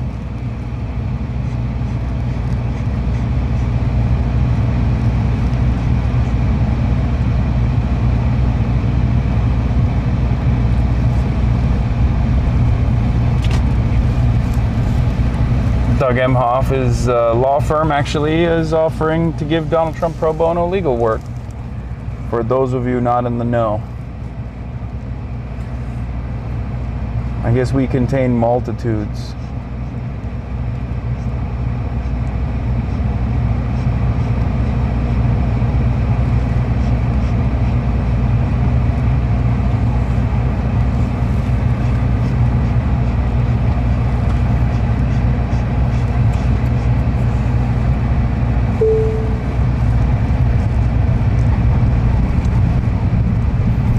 I also realized I haven't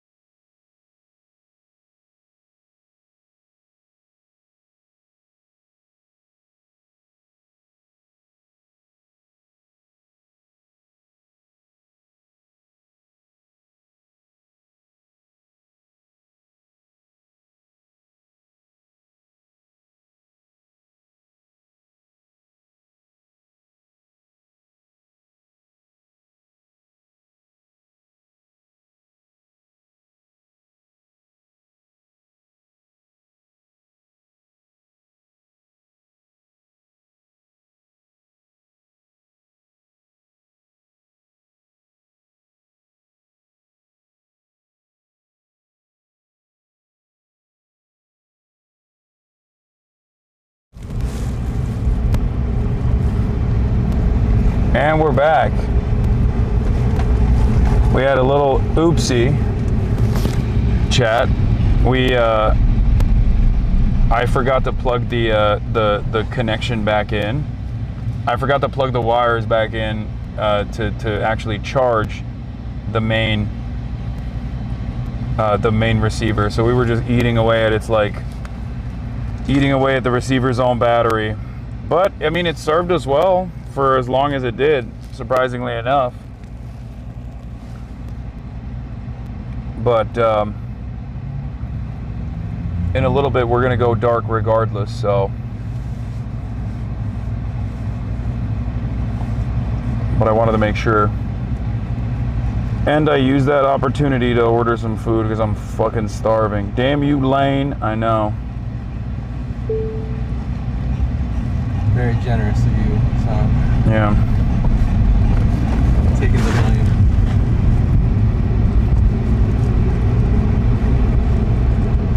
It was Lane. Lane did this. Deborah, my bitch ass ex-wife.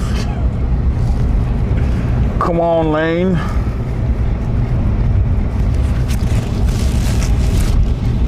Lane, they're gonna take my daughter away from me, Lane. I'm law enforcement, Lane. God, what a...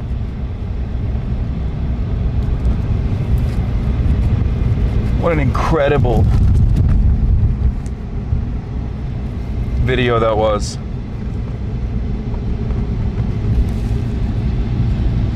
Are you Haitian?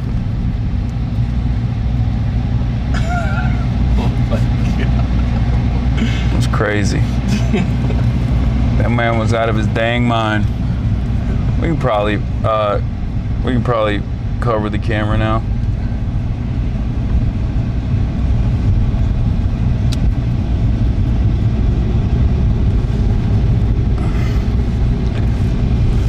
Oh. But yeah.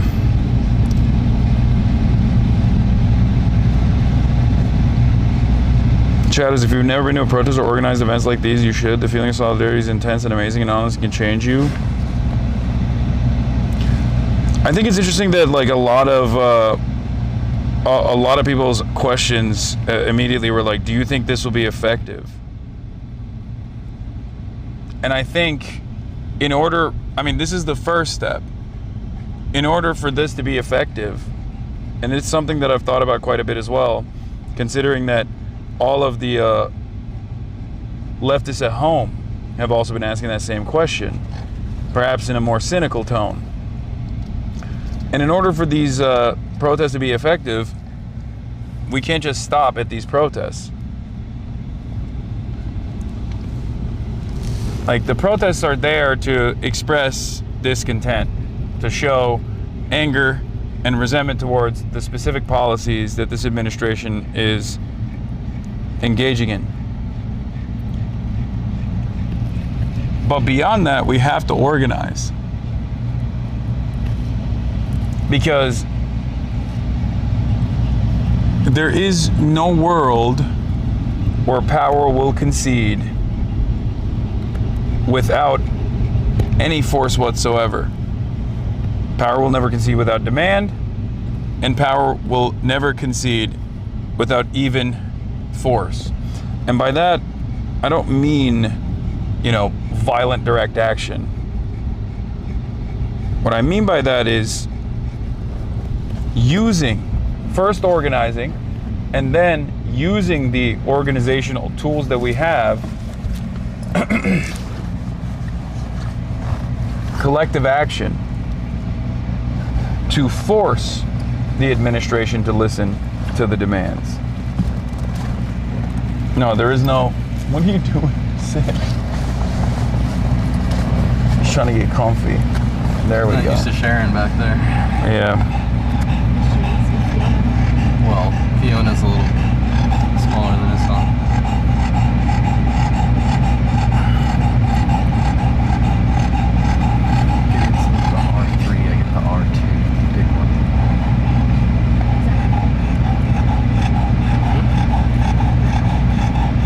So I think what's important here is to not just go out and protest, but what's important here is to also, if you're a rank and file member in a union,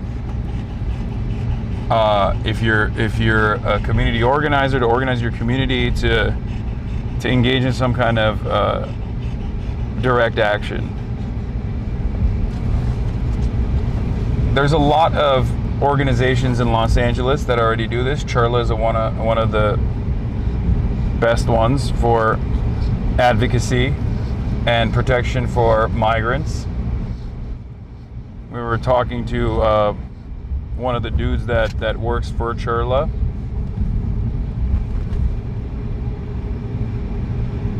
Sounds like a tree getting sawed.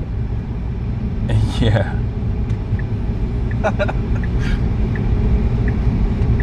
Yeah. All right, I'm gonna swap it to the. I'm actually gonna swap it to the main camera right now. Like to the main desktop. Yeah. Why does this keep fucking? So take it back. Don't ask, take it. You have been to how many Bernie rallies now? 3. And over what period of time did that take place? 2 days. The first night was just like real eye-opening for me. It was like a whole mind shift of my whole belief system of like how we could come together as a people. Yeah. We all want our kids to have a safe place to live. We all want our kids to have food. We all want our kids to have health care. Yeah. Like there's no difference. We all need to fight together. Yeah. Because if we're fighting each other, we're not going to ever get anywhere. Yeah. So. Did you expect to walk out of here with a shirt? I did not expect to walk out of here with a shirt.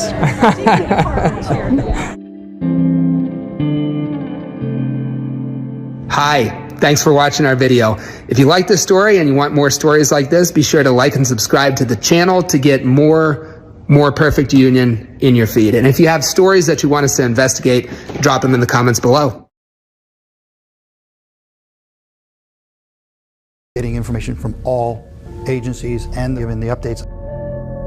I was 100% confident we'd find her. I thought she was somewhere, he must have just dropped her off in the woods somewhere, or, you know, she's wandering on the side of a road and they would find her. Okay, get them back up. Start looking for hot spots around that area where the subject went 1015. 10-4. Meanwhile, we're learning more about the man in custody in connection with Lee's kidnapping. With the search going on, questions are swirling around Michael King. To his parents, the accusations are unbelievable. We've never had a problem with Michael. And he, it just don't seem like he would do something like that. It's not in Michael. This is the first time King's posed for a mugshot in Florida. The unemployed plumber doesn't have a criminal record here. Police visit King's ex-girlfriend, who tells them she's equally stunned. Do you, in your opinion, think that when Michael would ever do something? We're back, and the gray is back, I know. I'm fixing it. I'm fixing everything.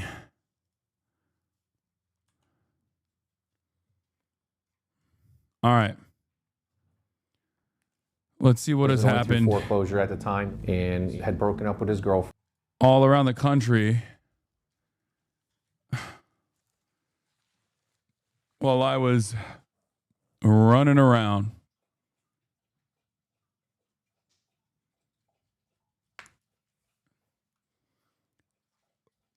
What did I miss? Did you hear Emma was never going to TwitchCon again? Smart move not going there. Seems like everyone who didn't go was smart about it.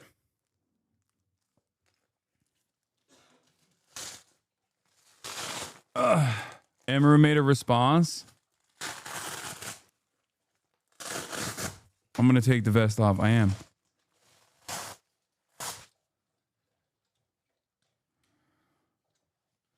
Emaru gave a... She also briefly mentioned you at the end. Wait, why? Because it's not just about me. Like, this could have happened to anyone. Honestly, for all we know, this could have already happened to someone, a small streamer, and someone just wasn't filming it. Which, okay, I'll just start this by saying shout out to the guy who filmed it and put it on Twitter, because last night after this happened, I was thinking like, fuck, like, I have to talk about this. Like, people need to know that this happened. Like, how am I gonna do that? And then someone happened to post it on Twitter. So thank fucking God I didn't have to figure that out myself. Which, okay, like I said, this is gonna be a mess because I'm not meant to be doing these kinds of streams. Hey, Kyle's vest off too. Yeah, they're gonna take it off. I don't think that Twitch would have put out an official statement if that clip wasn't posted and going viral. And even after the fact that that clip was posted and going viral, as far as I know, the other people who had meet and greets today were not reached out to ask if they wanted extra security or if they even wanted to cancel their meet. For those of you who don't know, this is Amaru, and what's going on here is that this is her first statement after she was assaulted at her meet and greet that she did at TwitchCon. Okay? Yesterday, Amaru was doing a meet and greet. She's one of the top content creators on this platform. She's the largest female content creator on the platform. And a stalker of hers approached her while she was doing a meet and greet, cut the line, and forcibly grabbed her and tried to kiss her. And then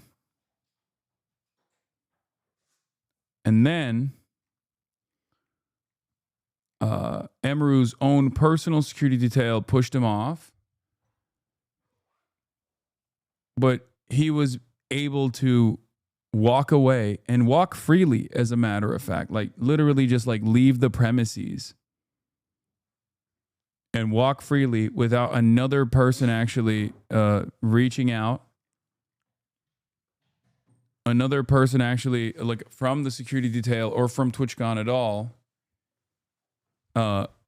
stopping him at all. He just walked away casually out of the doors. Now, it's already like what he did was heinous. What he did was violent. What he did was illegal.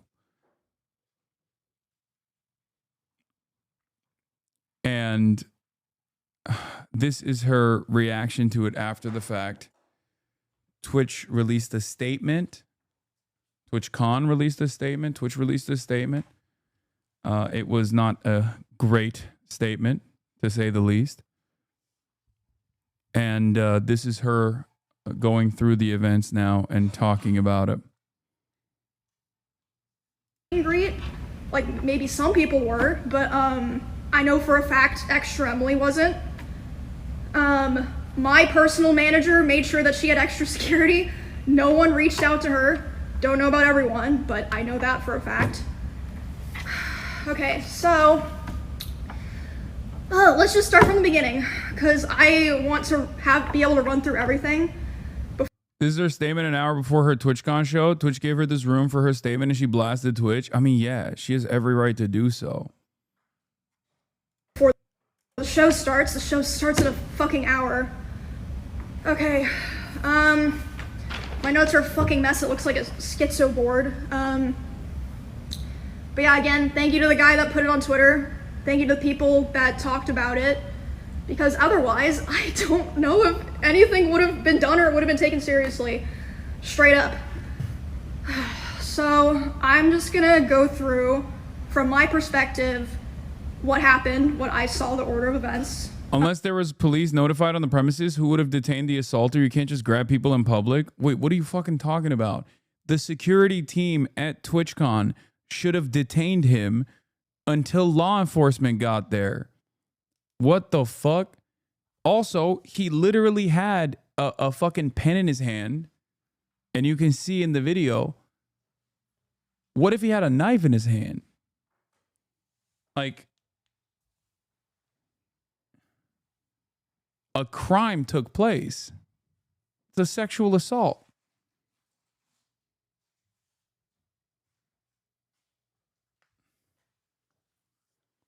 You absolutely, and there are cops supposedly at TwitchCon as well. But even outside of that, you absolutely, if you're a member of like a security team, can hold someone and detain someone for, you know, a little bit until the cops get there. Exactly. But was it qualified security? They hire people? What do you mean? Yes. I've been at TwitchCon. Yes. Of course they have. Of course they have security everywhere. It's supposed to be that way.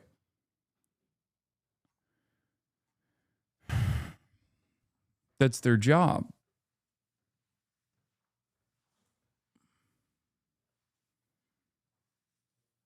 Like, they're certified. There are certified security people there.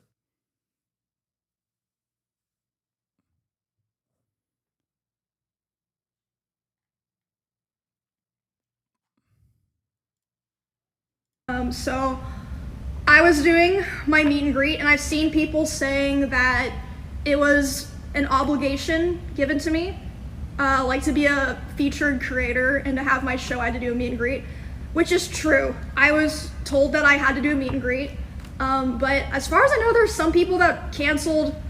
Regardless, I didn't cancel. I thought it was going to be fine. So I show up at 4. I'm doing my meet and greet.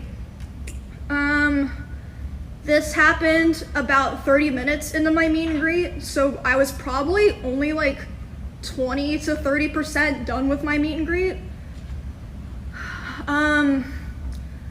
I was just taking a picture with someone else, like completely normal, nice guy. And then I see out of the corner of my eye, there's a guy walking around the side of the meet and greet. And he crosses in front of the meet and greet of the person to the left of me, which is a VTuber. So he's able to walk up and in front of another streamer's meet and greet. And then he walks up to me and he's like walking with a purpose, you know what I mean? And he grabs me, but I'm like, wait, what the fuck? Like, but in my head, I'm like, it seems like he's supposed to be here, and then he leans in like he's gonna tell me something. So in my head, I'm like, maybe it's like TwitchCon staff like coming to let me know something, because like sometimes it'll happen where you're at an event and someone will like come up to like let you know something, you know what I mean? But I'm still like freaked out because he grabbed me. That's not normal. And then he grabs my face and he leans in. Former convention director here at Twitch and the venue dropped the ball. Conventions generally have in-house security, venue security, cops present. The fact that such a large streamer wasn't being cared for is a huge lapse in con security and should be heavily scrutinized. It's real bad. Something always happens at this con. Yes. Something always happens at conventions in general. But like TwitchCon has every single fucking year gotten increasingly crazier and crazier. I feel like there's just like, this is not even like at an after party where streamers are getting rowdy or something like horrible happens. Like, this is the official event of the event. And also as someone who has done many of these meet and greets at all of these TwitchCons that I've headlined, literally, I can assure you that this is the most like locked in security is supposed to be, because the meet and greets can sometimes go south, you know? You are seeing thousands and thousands of fans, and in that interaction, like all it takes is like one fucking weirdo to ruin the entire thing. Yes, Cine got your Twitch hired security guards from TwitchCon France. Nice, they were great. I've had great security at all of these events, for the record, and I'm not saying that to like defend Twitch or anything. I'm just saying I got lucky, it seems. But even in spite of that, something can still happen. But this is a failure on basically every aspect of security. It's a failure across the board, right? Because it's impossible for there to be due diligence for every single nut job, right? You don't know what someone is going to do, but she should have a multiple person security team, especially when she's doing the meet and greet. And then she should have been taken care of. Like, the person should have been apprehended on the spot, and detained until the cops arrived. And she should have been taken care of from that point on. You are a man. Yes, you are aware. Wait, what? What is that? Yeah, I know.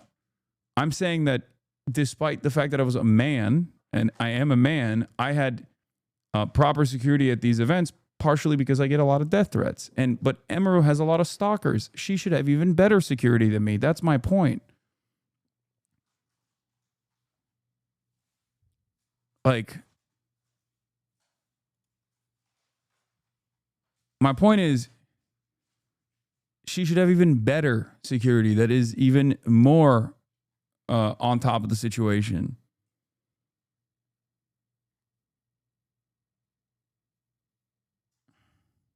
And lips puckered, tries to kiss me. And I start screaming. You can't hear it in the clip, but I'm fucking screaming my head off. And then my security, Twitch's security, is like nowhere near me, nowhere to be found. I can see them, but they don't do anything. My security jumps up and shoves the guy away from me and is like, get the fuck out of here. And he's allowed to walk away and leave. Also, yeah, a man could be assaulted too, but that's so not then the point. after this point, I did not see a lot of what happened here. This is just based off what people in the line told me. My friend Bonnie, who was there, told me, and Melissa, When you my say manager, she should have, you mean Twitch should have given her? Wait, did I say she should have? No, there's nothing she could have done differently. Okay, yeah, I mean Twitch. Like, Twitch should have given her. Did I even say she should have? I said Twitch. I don't think I said she should have. Anyway, it doesn't matter. Yes, I obviously mean Twitch.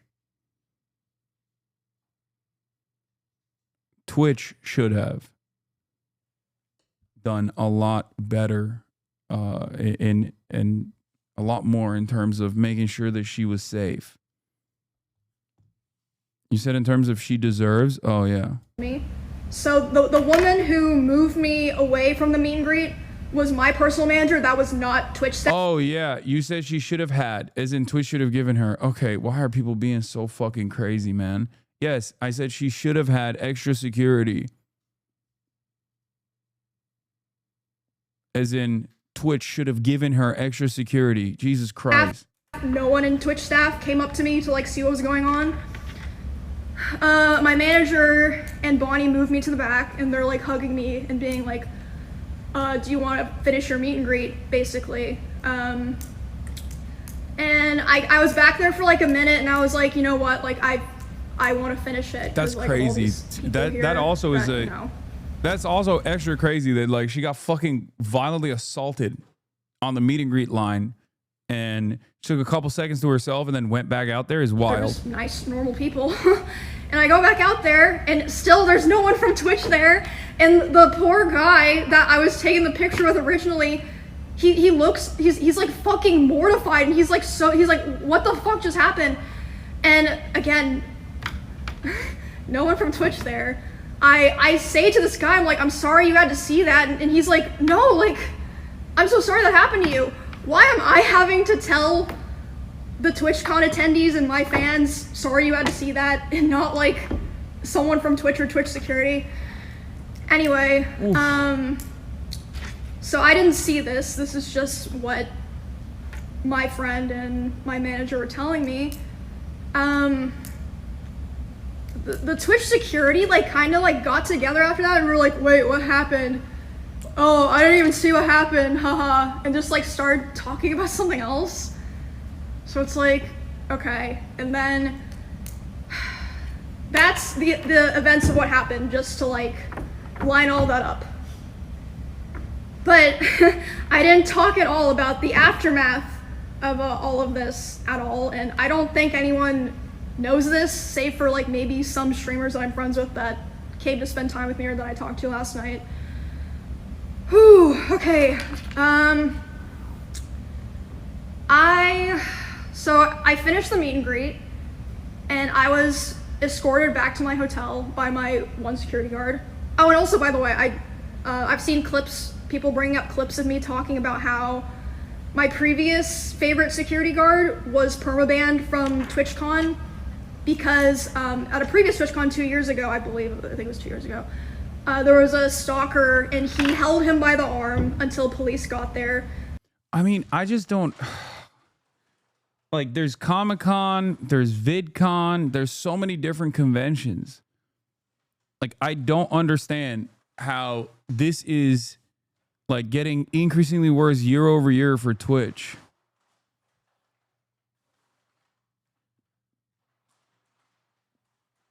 Like, I don't get it. I don't understand.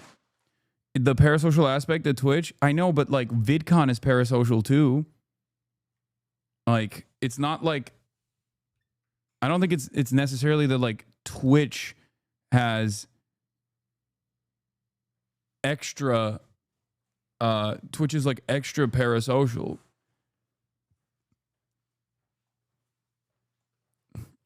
Maybe it happens at other conventions as well, and I'm just like oblivious to it, but it's crazy that like I've been going to Twitch cons both in Europe and in the United States of America for years. This is the first TwitchCon that I did not attend. Okay?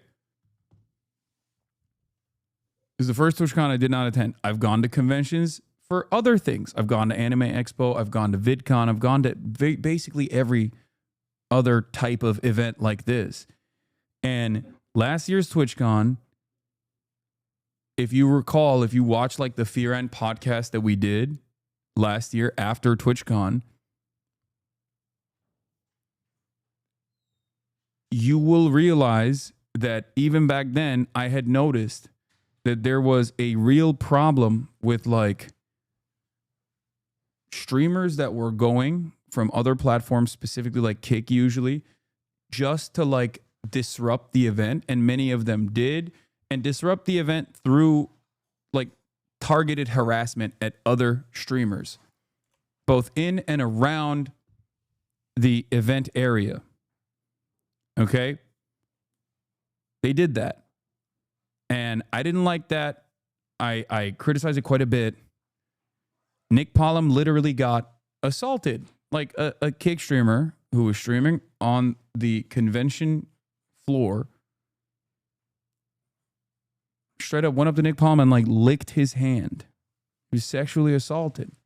That person got kicked, but still, like the fact that this was happening, the fact that that was already happening, it was already an issue.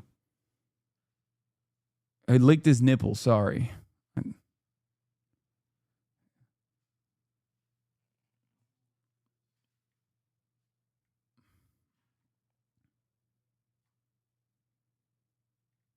Wasn't it? Didn't he get his nipple licked or something? Like Wake got groped. Anyway, my point is like that was one of the many different incidents. Like Frogan outside of TwitchCon was being directly stalked by some fuck ass, stupid ass streamer that's like friends with Destiny. Straight up. This dude was just like stalking her. And then that dude ended up assaulting another person.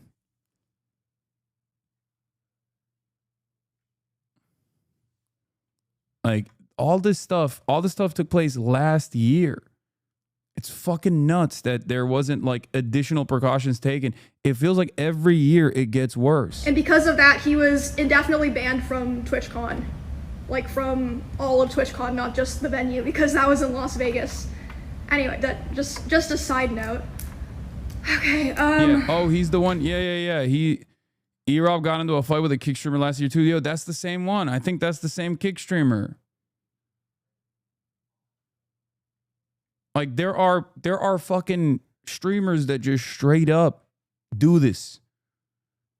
Like this is their whole quote unquote content. You know what I mean? Like this is a fucking parasocial stalker, not a streamer as far as I know.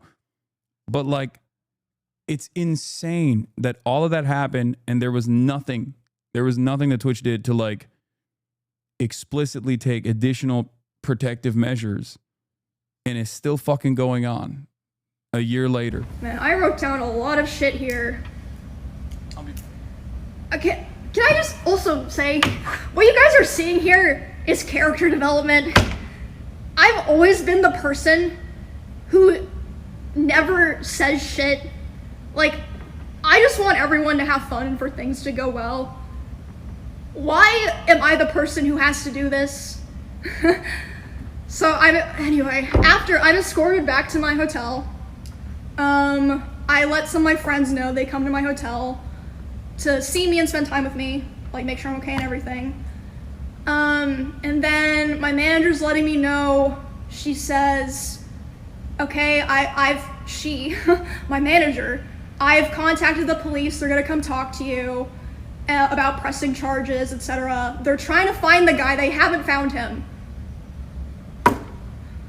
I'm like, what?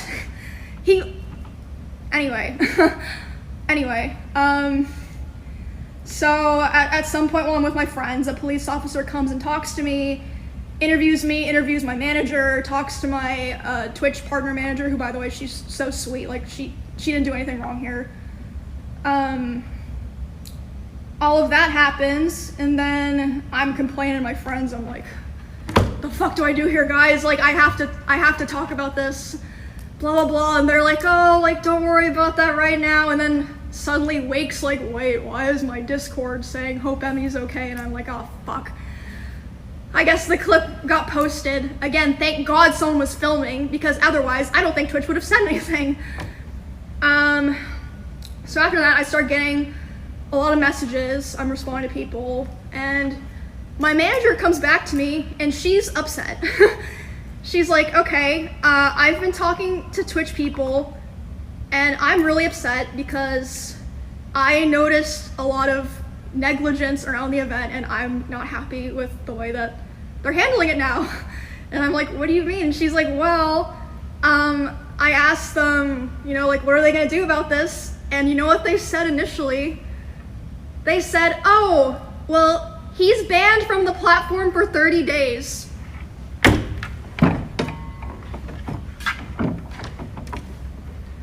What? And then she's obviously like, hello? Like, that needs to be indefinite. What the fuck are you talking about? Also, that's like nothing to do with anything. No one gives a fuck if he's banned on Twitch or not. Like, we're talking about the convention here. So they change it to indefinite. Takes an hour for that to happen, by the way. These two people are the head of security for Amazon and the head of risk for Twitch.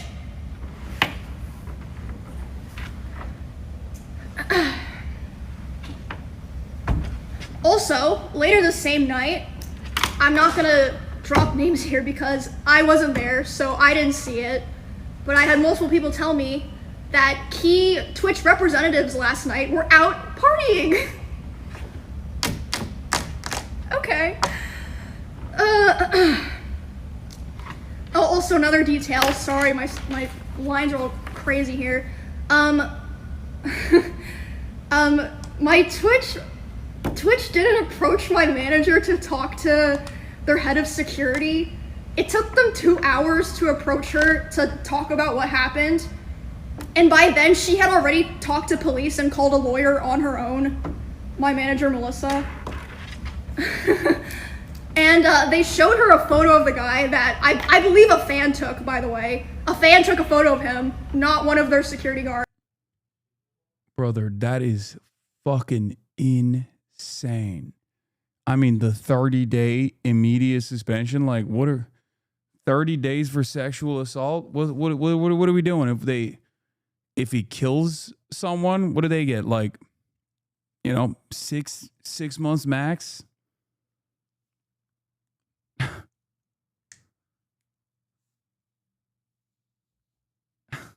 Jesus Christ, dude. Yeah, Chatter's got 30 days in this community on a platform-wide ban for typing out the word cracker.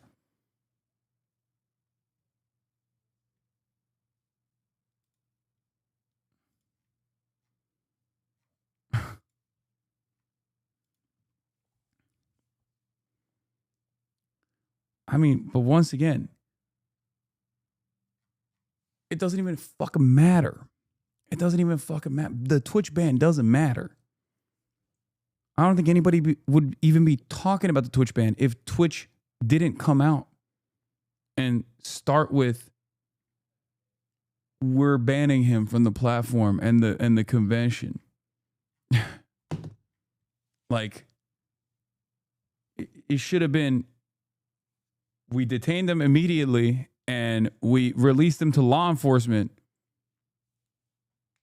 So he goes to prison. And you know, I am not like Mr. Crime and Punishment, okay? But that's crazy. Like that's just a straightforward crime. What needs to happen for Twitch to be like, all right, well, I guess we gotta hold on to this one, you know? They're like, oh yeah, here's his photo. We're like gonna find him. He still had his badge and his wristband and everything. The guy. So, yeah, I really feel like a lot of this process wouldn't have happened if it weren't for my manager advocating for me so hard. Which again, here, I'll get to that later. I'll keep going here. So they also showed my manager some security footage of the area, and the guy was he was waiting for there to be a gap in security, and there was. He was able to walk through the side, not through like the 2 lanes of meet and greet people who had signed up and been like background checked for my meet and greet. So he was able to just walk through because there just wasn't like consistent security there. Oh my gosh. And then, so yeah, that's basically my day yesterday. And then today, this morning, I was told that Amazon flew in their global head of something to redesign the whole process and security of the con for the rest of the convention. Why wasn't there someone like that here already? Or like they didn't do that beforehand? Like, hello? I'm sorry. So yeah, I guess they know that they fucked up really bad if they're flying in their Amazon's global head. And also, I want to make it clear so that people understand this. I am so lucky and privileged, okay? Do you know how much I spent on security to be able to come to this event in the first place? Like, but I'm not just talking about yesterday, I'm talking about my security for like my RV trip that I did with my friends and stuff. I spent over $10,000. Some people who stream on Twitch don't even make $10,000 in a year. What the fuck are they supposed to do? Like, if you watch the clip, the security guard who pushes the guy away is my security. The woman who pulls me to the back, my manager.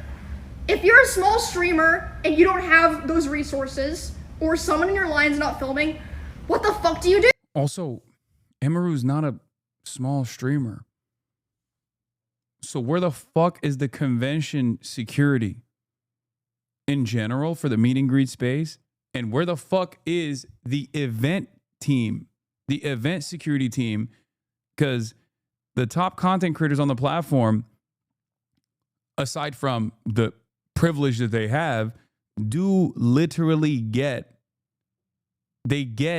actual, like, you've seen it with me. I have 3 dudes on me at all times when I go to these things.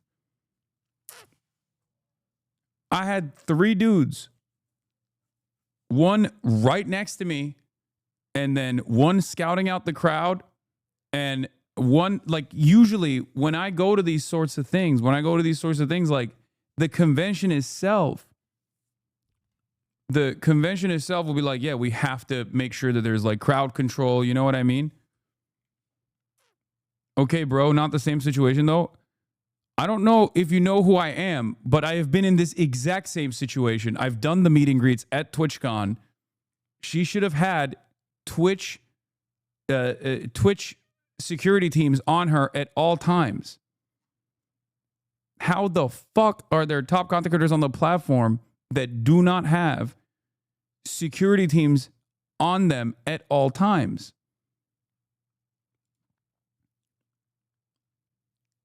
I've done DreamCon, and at DreamCon I had an event security team on me at all times. That makes no sense. I cannot believe it, dude. Especially after a bunch of top female content creators literally said, we are concerned about going to Twitch this year, like going to TwitchCon this year, like, and then they said that they were going to take extra precautionary measures. I don't understand how this happened. I mean, I'm not there this year. I didn't go. Ironically enough, for different security concerns. But like, I cannot believe it, dude. I cannot fucking believe it. Ew! No one would have known. Like, it's actually fucking insane. I'm genuinely angry. Like, I am not an angry person. Like, it's just ridiculous. And like, honestly, I genuinely think there have been other people who have been sexually assaulted, groped, like, who fucking knows, worse, at these conventions, and just nobody knows. Because like I said, they didn't post any kind of announcement, weren't letting other streamers with similar events as me, similar meet and greets know. Yeah, until that's insane too. There was like a viral clip. Like that also is ridiculous. Like as soon as that shit happens, you're supposed to lock it down.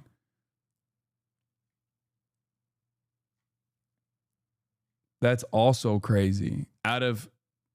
You have to have an abundance of caution. Once that happens, you have to have an abundance of caution. It should never happen, but especially after it happens once, like what are you trying to do? Like you want to do a fucking three-peat? Like what are we doing? Where they're just like, hey, I mean, you know, lightning never strikes twice, boys. It's fine. We'll be good.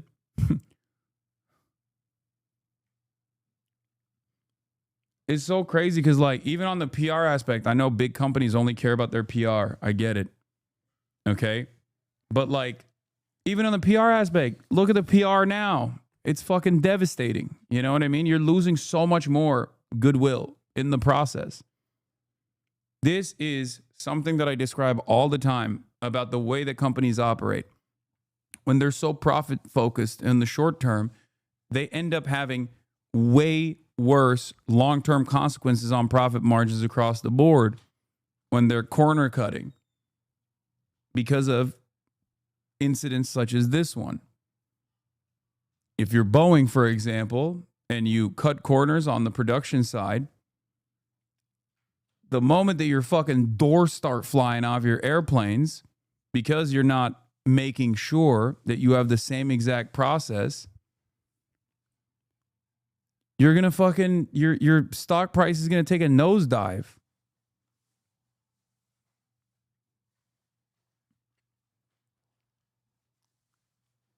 So it doesn't even make sense from a profitability aspect. It's just so frustrating. And by the way, they can't even mention my name in it. Thank you, guys. Thank you. And okay, hold on. Let me pull up what they wrote because that was another thing that was crazy to wake up to.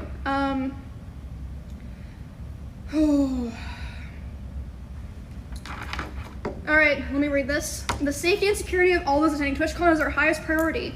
The behavior displayed by the individual involved in the incident yesterday involving a high-profile streamer was completely unacceptable and deeply unsettling. In line with existing TwitchCon security protocols, law enforcement event security were on site. That's a lie. That's literally a lie. And responded to the incident. We immediately blocked this individual from returning to the TwitchCon premises, and they're banned indefinitely from Twitch, both online and in-person events. Okay, like, no one cares about online.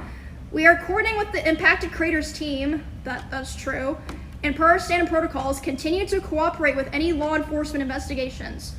We've increased security at the meet and greet attendee check-in point, and we'll have additional security personnel surrounding participating streamers. If you've RSVP'd for a meet and greet, please note that we're unable to accommodate +1s for the remainder of the event. You know why they said that?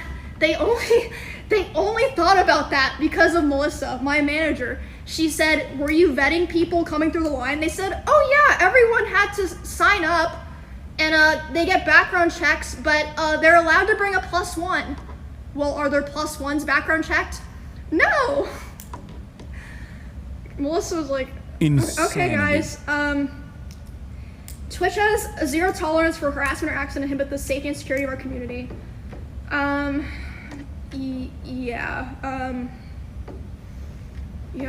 don't even know, like, I'm just tired, guys, like, I'm just so tired of, I've just had so many things happen, and, like, you know, stuff just happens, like, especially when you're, like, a creator, or, like, a girl creator in particular, but I just feel like I've been failed so many times, or lied to so many times, and I'm always like, you know, it's okay, we'll figure it out. You should have figured it out already. You should have fucking figured it out already. Oh my god. So yeah, that's basically, unless I'm forgetting something, a rundown of everything. But yeah, it's fucking insane. And I mean, I'm not usually the type of person to talk about this stuff, but it's like, well, did I lie about anything? No. Like, what are you gonna be mad at me for telling, like, the things that y'all did wrong? And, like, okay, so another thought that I had was, like, maybe, like, the reason Twitch said in their thing, like, oh, security immediately got the guy. Maybe, like, you know, they hired, like, shitty security and they, like, lied to them so they wouldn't, like, you know, lose their job or not get paid. Maybe if you guys had, like, you know, actual cameras and, like, good comms, no one would be able to lie or have to lie. Like, why? Right. Why is it better to, or, like, easier to find out something happened in fucking Among Us than at TwitchCon? Hello? It's fucking insane. But yeah, I just want to tell you guys all that. This is character development. I'm fucking sick of it. I'm so sick of it. Like, this was just the final straw for me. Oh my goodness. Oh. Emeru is not the type of person that would make a statement like this, by the way. Like, this is not like her at all, I feel like. But yeah, I have been, okay, something else. Sorry, I just keep remembering shit. It's gonna be like this for the rest of the stream. I saw a thing that said I was in their, like, top 5 or top 10 most followed streamers attending this event. Again, if that happened to me, what the fuck is happening to small creators that we don't even hear about because no one's filming them? Like, they tweet it and, like, Twitch doesn't feel the need to follow up with them or publicly. It's just, I don't know.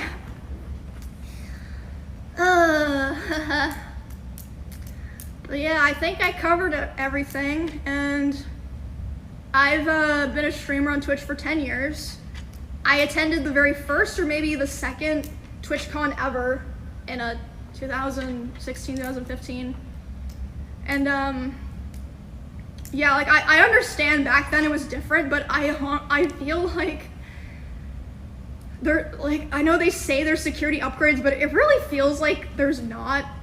Like, another thing that happened, I forgot to mention. So the way that the meet and greet worked is, like, people line up, they come through, they take a picture, then they're supposed to walk through the back and leave. There were people walking through the back trying to come up to my booth. Or, like, I mean, not all of them were, like, malicious intent, obviously. Like, some people would leave and be like, oh shit, my picture is bad, I'm gonna go back and ask for another one. And my manager had to be the one to tell them, like, oh no, you can't, like, keep moving. And there was even, like, I think it was fucking Neon. was able to walk through the back of my meet and greet and was like, oh, hey, like, can I come say hi? And it's like, what the fuck? Like, oh my God, it was just horrible. Like, there was no thought put into it at all. And yeah, I was like, man, it's just fucking naked and afraid out here. Like, thank God I have my manager and my security and my friends. But, like, I just feel so bad for, you know, Twitch creators who wouldn't be able to be in that position. Are you okay, though? This is gonna sound fucked up, honestly. I'm so desensitized to stuff like that when it happens, Yeah. This is what I was talking about. I'm telling you right now, from my own personal experience and what I know from all of my friends, what you are hearing and what you are seeing is the fucking tip of the iceberg.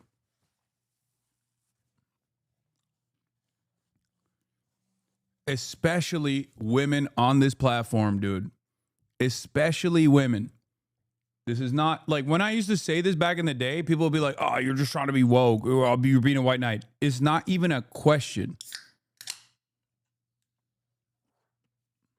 Like, and it's not even like the top female content creators. I'm talking like you can have every female content creator on this platform at a certain point was just starting off. And from the moment that they had 10 plus viewers, they have had to fucking deal with stalkers. Nonstop. And it's not even just like the stalking that they have to endure. There are literally entire online communities that are designed around this kind of behavior. A lot of women quit for this reason.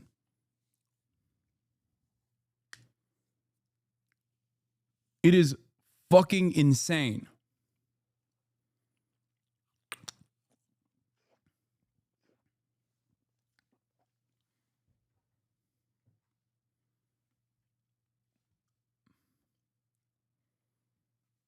Do you think it's just utter incompetence or just misogyny and security and not taking stalkers as serious threats?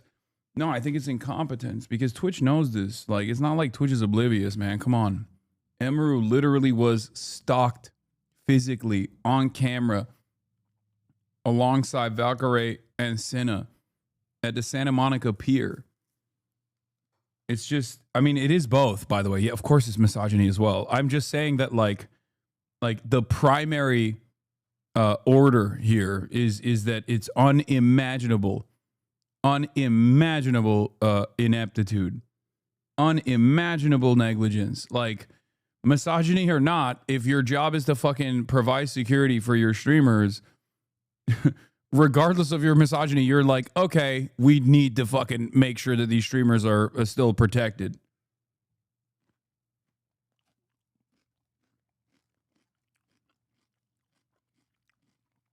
Drama alert followers were saying they were staged. Yes, because they're some of the dumbest fucking assholes on the planet.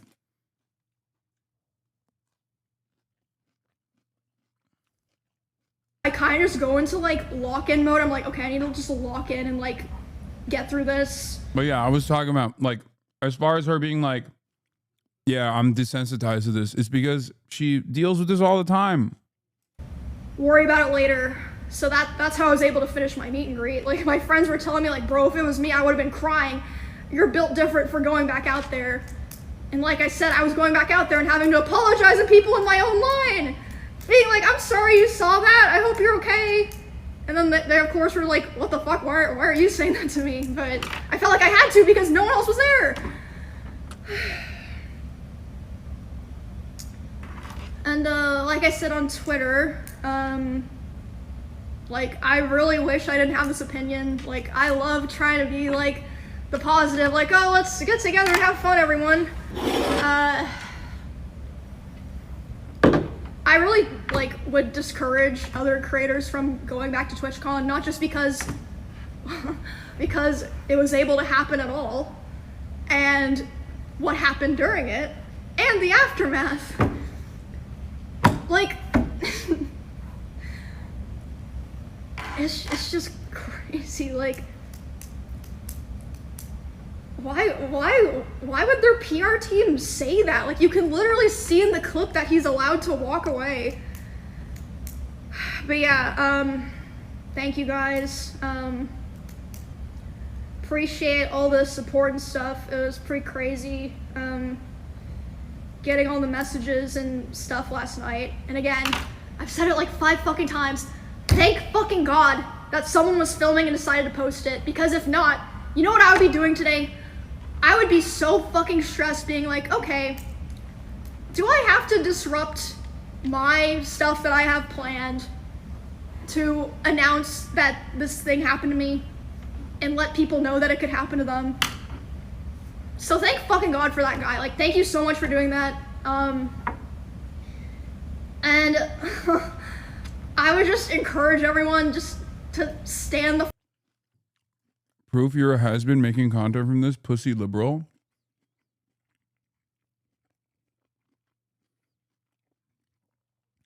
You mean addressing a fucking issue that took place?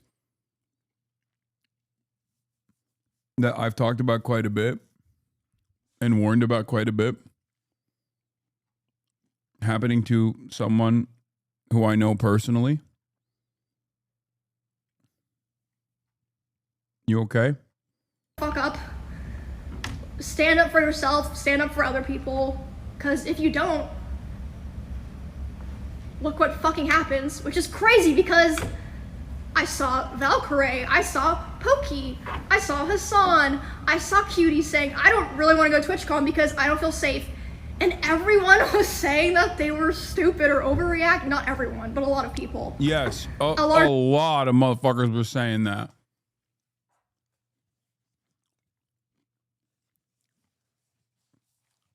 It was other content creators that were saying that. It was other content creators that were fucking talking shit too. Yeah. Content creators and drama farmers, places like LSF, places like fucking that stalker account that has now become like the LSF of Twitter, Yeet. So many of these motherfuckers blasted me. Blasted Cutie. Yeah, Dick Tone. That's another one. Blasted Cutie, blasted Pokey, blasted Ray.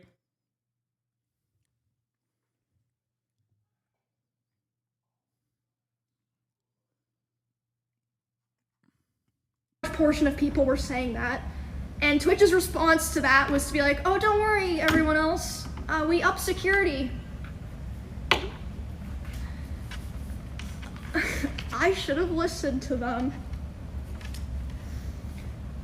Especially because, I mean, a lot of people know stuff like this has happened to me in the past, and I just keep going. Like, I'm the kind of person that's like, you know what, I'm not gonna let a shitty person or a shitty thing ruin my life or like what's going on for me, you know what I mean? Fuck it, we ball. So I was like, I'm gonna go anyway. I'm just gonna be smart. I'm gonna pay for security. I'm only gonna do my show. How is someone gonna attack me at my show? I'm only gonna do my meet and greet. How the fuck would they get into a meet and greet? It's roped off with security. Nope. Nope. Lesson learned. And also after it happened, Twitch did offer if I wanted some of their Twitch security. I was like, I'm good, bro. But I was lucky enough that Clemens, who's one of my usual security guards, flew out from Austin, Texas this morning to be there with me today. Have to go to lengths like that. And I have 2 other security guards. One of them's Amazon's, but I have my personal security guard I feel comfortable with is like my main guy. And they said that they like changed security for the show and stuff, but yeah, I'm just done. Like, this is the kind of thing that it's like, once you break the trust or something like this, you're never getting it back. I'm sorry, you're just not. Like, it's not like this is the first time that something like this has happened. So like the trust was already kind of broken, and that caused a lot of people not want to come. Like, for example, people were talking about how last year, Nick, NMPLOL, and Wake Wilder got assaulted a guy literally walked up to Nick on stream and licked his nipple, which again, if that wasn't filmed on stream, would anything have been done? I don't fucking know. And they didn't even make like an official announcement about it. They didn't reach out to Nick, as far as I know. He was saying that last year. So if they did reach out to him, it was way after the con. Bro, in and around the convention, that was in the convention, which is extra fucked up. I'm telling you, man. Yeah, Frogan and Raph were attacked last year, stalked by another content creator.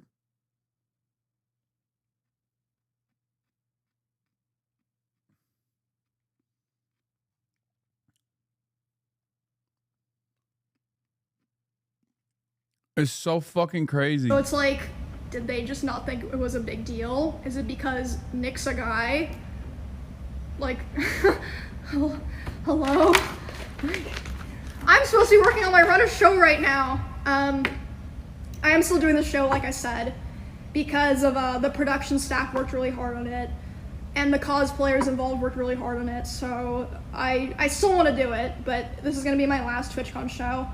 I'm doing it with Baby No Money and Will Neff, so even though we haven't really had time to go over this in practice, it'll be fine. It'll be a shit show, but it'll be fine. I'm sure it'll be fun. Lots of talented people working in Twitch production and all that. It's, yeah. Whew. Anyway, how we feeling, you guys? Yeah, I'm flying home tomorrow, and my security guard's gonna be accompanying me to fly home, but it's just sad, the world that we live in now. Like, to me, I don't even think of myself as, like, someone that needs to be protected or, like, someone important, but it's like, you know, I was talking about how, like, I wanted to buy a new hamster recently. I was thinking about how if I want to do that on stream, I'd have to hire security to go buy a fucking hamster. And like I said, I spent over $10,000 alone just to come to TwitchCon for security. I've probably spent close to 6 figures total going to cons and stuff on security. And again, it's not like this only happens to people of my size. This happens to girls or guys with 50 viewers. What the fuck are they supposed to do? Yeah. They can't afford that. It's like, you gotta just deal with it, not there, or you're... that's another thing. I could have fucking died yesterday.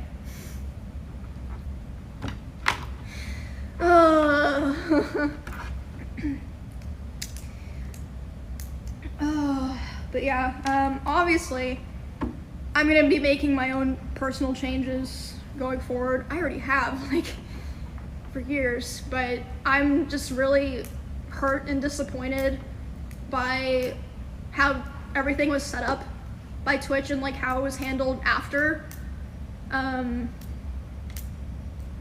Like, honestly, that was upsetting me more and making me more angry last night than everything else.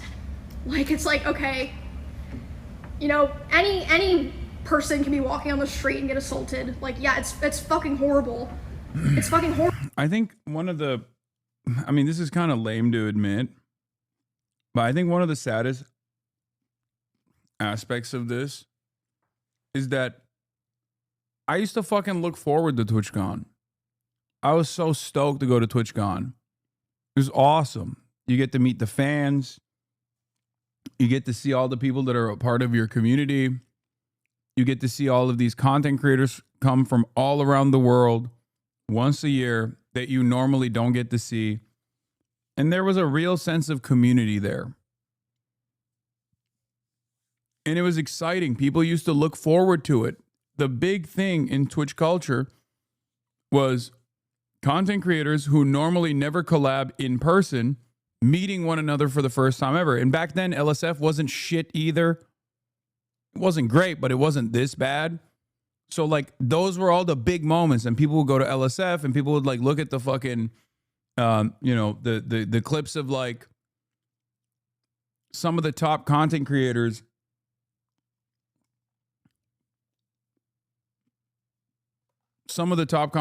meeting each other for the first time ever. It was like a massive deal. Collaborations used to happen all the time too.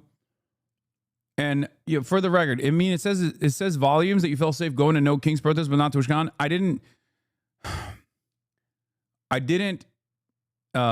refuse to go to TwitchCon publicly just for my own safety. Let's be real. I don't give a shit about that. I did not go to TwitchCon because I cared about other people's safety. That's why I made a public statement.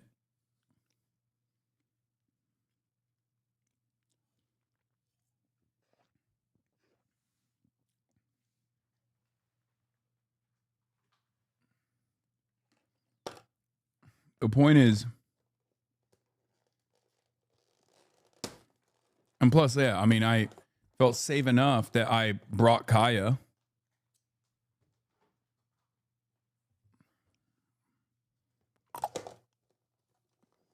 But it just fucking sucks because, like,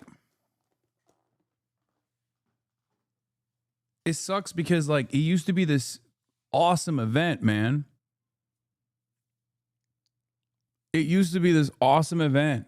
And there was, like, this shared purpose, a sense of community. And I feel like year after year, it's lost its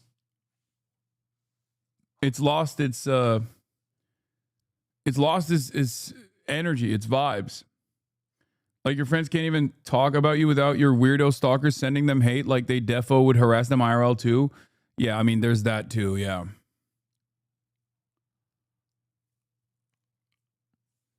For sure.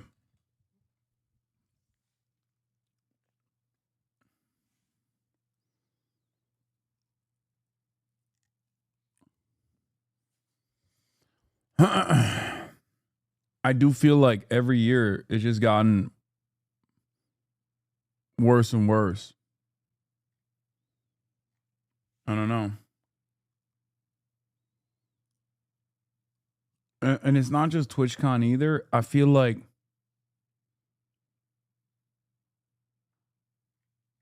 it's just the environment on Twitch is worse too. There are some who keep that energy of collaboration alive, but even then it's like somewhat cliquey. I mean, you got FaZe, you got AMP, but they just kind of keep things within their own groups. I mean, I guess like with FaZe, they like have actually expanded a little bit. They've expanded their reach a little bit, so that's cool.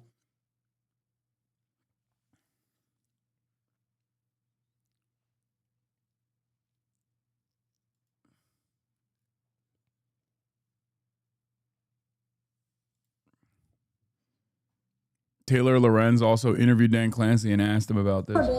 But why do I have to worry about that happening at the convention for the place that I work?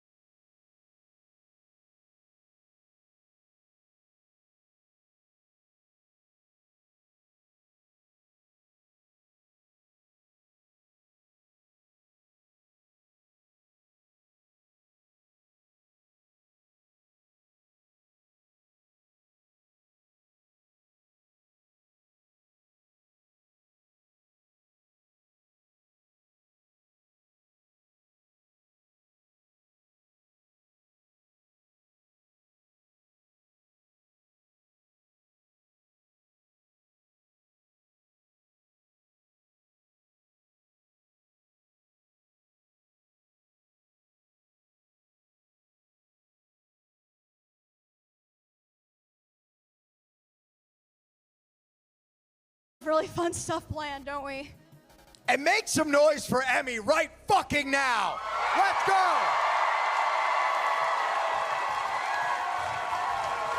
Louder! Standing ovation. Get up. Everybody up. Stand the fuck up right now. What are they wearing? Stop, I'm gonna cry. I'm gonna cry.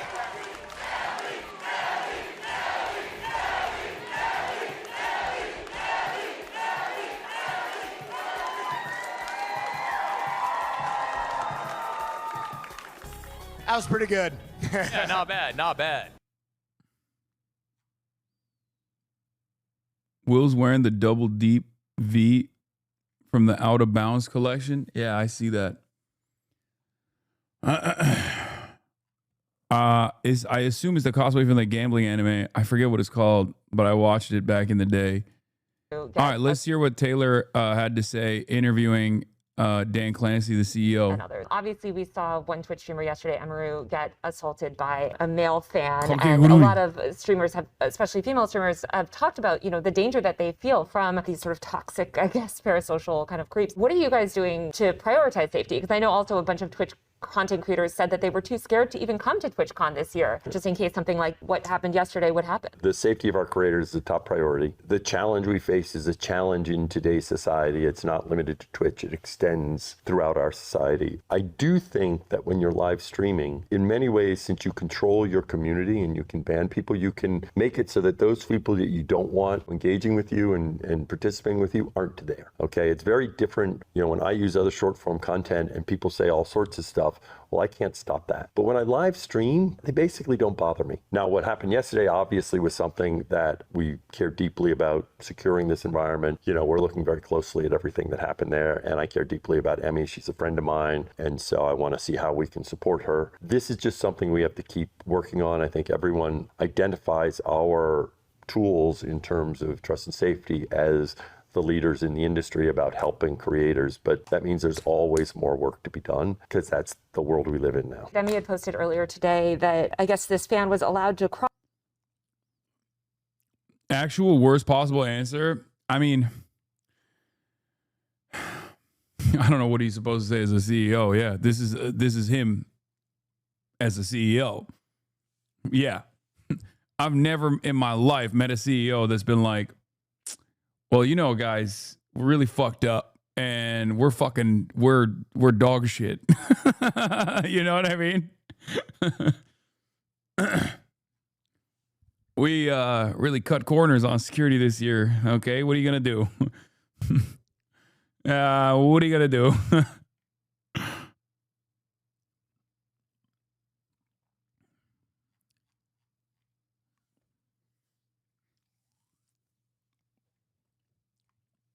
Multiple barriers at TwitchCon. Why should streamers trust Twitch to keep them safe at TwitchCon? Because I feel like simultaneously this has That's what he should have said, honestly. He should have been like, guys, I don't know what happened. Okay? I don't know what happened. That was crazy. I saw it. I thought that shit was wild.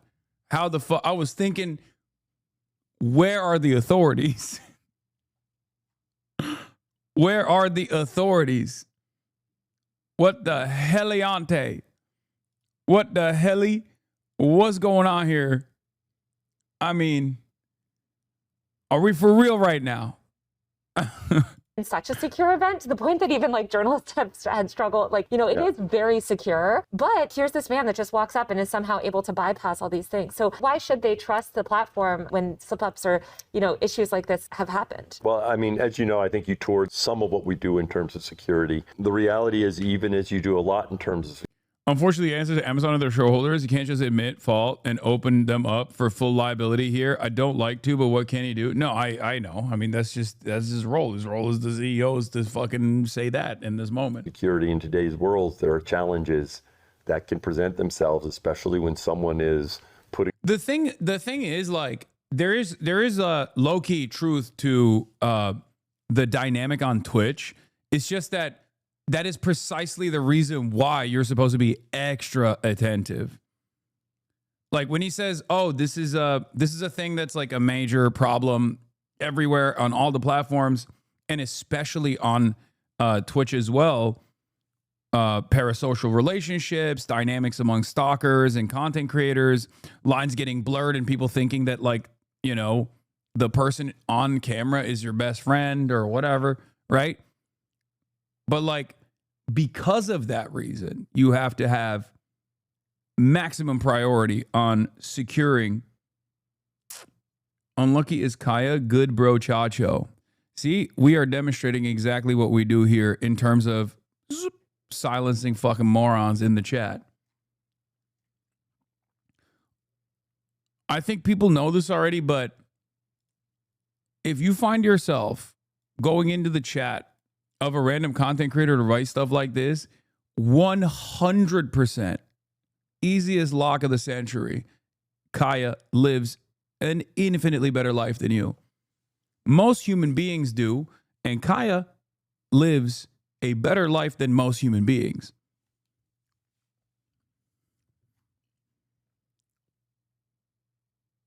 Anyway. Themselves out there, right? And so, you know, we try to work very closely with each creator about what they want to do and what works for them, right? So I don't want to get into any, you know, specifics. It's good now that band chatter can't ever interact with you in any situation, ... according to Dan Clancy. Yeah, the problem is, like, I banned him here. But I go to TwitchCon. I mean, that person is most likely a giant pussy. He's not going to do shit. But but the reality is that that person could get excited and want to do something in a situation like at TwitchCon, you know? I think it's more so the opposite. Celebrities are so out of reach that people are willing to go through insane lengths just to have an interaction they feel they'd never get in their life. The bigger the celebrity, the more the radical fan. No. I mean, yes and no. Yes, you're right that there are fucking massively consequential fandoms, like massive fandoms, people who go to crazy lengths to be around celebrities. Having said that, the reason why I say the yes and no is because Twitch streamers are very accessible. We're very accessible online. We're very accessible at TwitchCon. We're fucking walking the, you know, we're walking the halls. We're doing meet and greets. So with that accessibility comes this level of cyber relationship that most people have, where it can go south. It can become an obsession.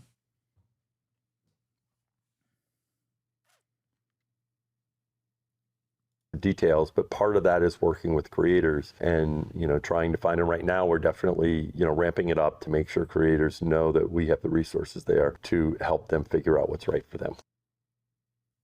But I think the reality is that there are fucking K-pop idols, man.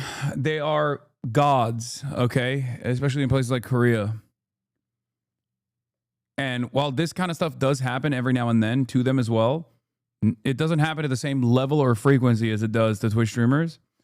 And obviously, I suspect a part of that is because of the security measures that they have.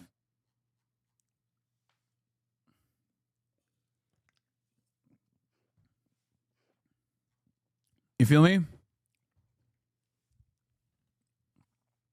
But yes, accessibility creates a level of entitlement, and that entitlement sometimes breeds resentment as well. Like, oh, you owe me something. I made you. You know what I mean? People find themselves like in the throes of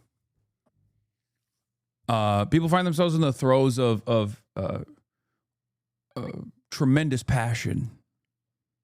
They find themselves feeling very invested in the streamer in his day-to-day.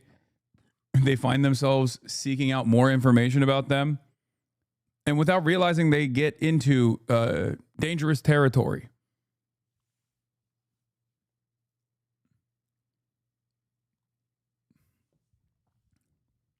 The line between HasanAbi Piker, the human being, and HasanAbi Piker, the Twitch streamer commodity, is blurred. I obviously set hard boundaries on purpose, even though it's virtually impossible for me to present a false face given that I'm live 8 hours a day.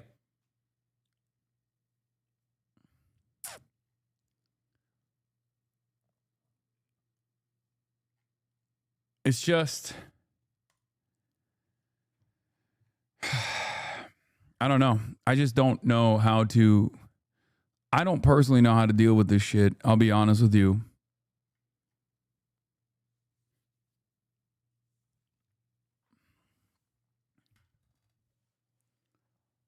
But it definitely is it's definitely heightened when you think about the isolation that like the average person experiences. And then on top of that, when you factor in the male viewer, female content creator dynamic, it gets much, much worse.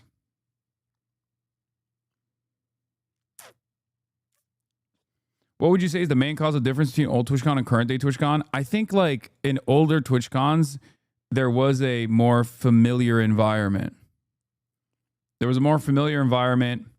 People weren't so knives out at one another. Like everyone got along and you were excited to see these other content creators. I'm saying from my own personal experience. And there wasn't as much like spoilers, right? Like there weren't that many people that were just like trying to make a name for themselves by like being fucking weirdos at TwitchCon. Whereas and there were still stalkers back then, make no mistake. But as far as the overall vibes goes, like people didn't just like attack one another and like farm drama off of one another, because like collaborations can go in either direction. You can either have a positive association with content creators and collaborate with them, or you can have a negative collaboration that you enforce upon someone else, and that is drama. That's farming drama, and that's like constantly talking shit about other content creators. And I would say that the overwhelming majority of collaborations were positive back in the day, and now the overwhelming majority of collaborations are forced upon people with drama and with like sometimes severe allegations being used as simple drama. And while people were clout chasing back then too, because that's just like a normal aspect of how these things work, the clout chasing was still controlled through this social mechanism, this social enforcement. Like, I do not think that there would be a rape tone style content creator back then. Or if there was, I don't think that they would have had any, like everyone would just be like, no, that's fucking bullshit. Like every content creator would in unison come out and be like, dude, you are fucking gross. Get the fuck out of here. Nowadays, there is like an environment for that. Nowadays, there's an audience for that. I think COVID played a role in this. It made it also, it made it so that, I mean, people make a lot more money now too.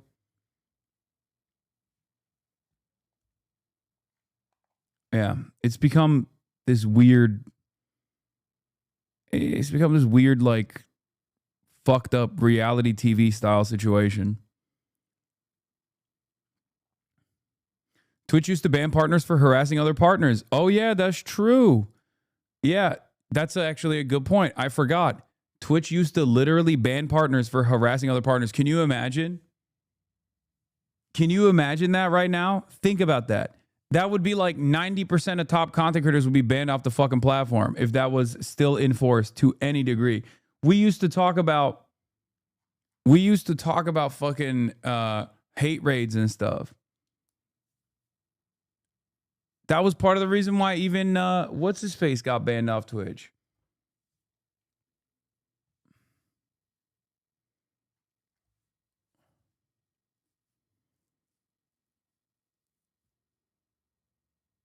Gideon. Yeah. Now it's become a career path where it's like Olympic level harassment. Who can harass other content creators better? Who is going to be the best at harassing content creators? The bigger the content creator, the bigger the level of harassment you can get off, the better it is. It's awesome.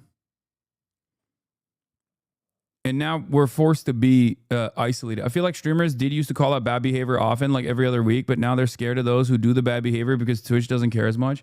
Yeah, Twitch doesn't care as much, and I don't even think Twitch can even control it if they wanted to. And also, yes, the loudest voices that are keeping people accountable through campaigns are oftentimes those who are worthy of scrutiny the most. But none of the other fucking content creators who see what's going on and feel like it's a completely unacceptable want to say anything.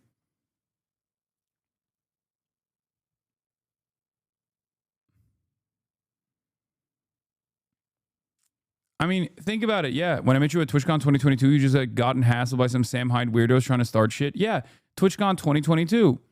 When I went to TwitchCon 2022, that was the peak of like Sam Hyde, neo-Nazi pedophile Sam Hyde, and his fans constantly saying that they were going to come to my house and kill me and dox me and stuff like that.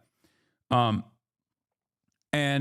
if you recall, LSF at the time was not exactly sympathetic to me getting approached like that. As a matter of fact, they made a whole ordeal about the way I carried myself when random fucking assholes came up to me to be like, why won't you fight Sam Hyde? You remember? I remember. I was there. I experienced it.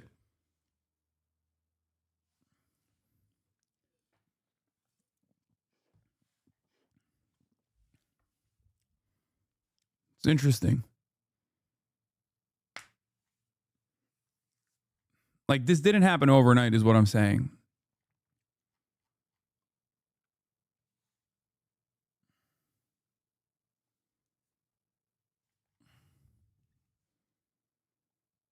What is this? IRL ban? Thank you. Are you ever gonna accept Sam Hyde's fight offer? What? I don't, dude, no. Why are you fucking talking to me about some dumbass fucking weirdo Nazi? What's wrong with you? What's wrong? Explain yourself. What do you mean? You think it's fucking funny, dude? Someone you got some challenged you to a fight, fucking I was weird you got some weird fucking deadbeat loser comedian.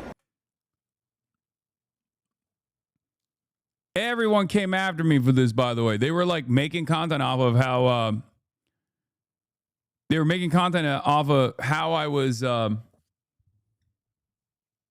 scared.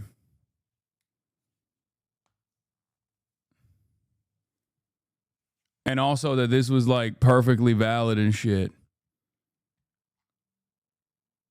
They said I was mean to him.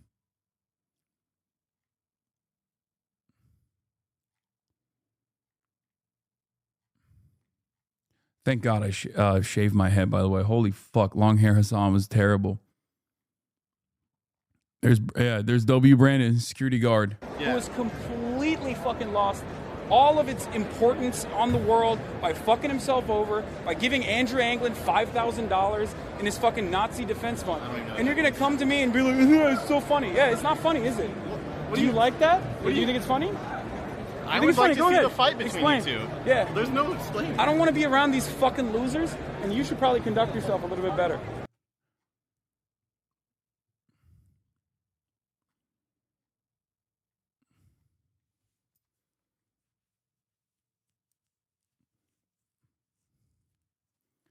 Everybody ripped into me.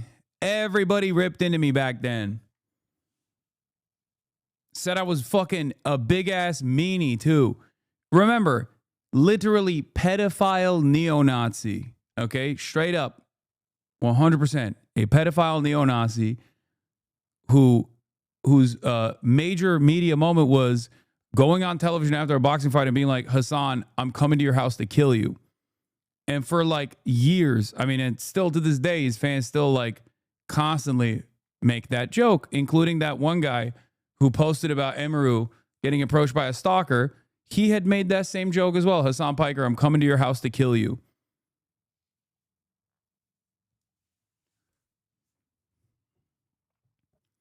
This is what I had to deal with for the past fucking 6 years, dude. So many fucking top content creators who are right now talking about, oh, I can't believe how this happened. I can't believe how this happened. Oh my God. So many fucking douchebags on the YouTube slop-tuber side. So many of these fucking cocksucker motherfuckers running around making death threats. Only to fucking turn around and now be like, oh, I can't believe how this happened. I can't believe people get approached in public. I can't fucking believe it. Can't you? I mean, you play a role every fucking day.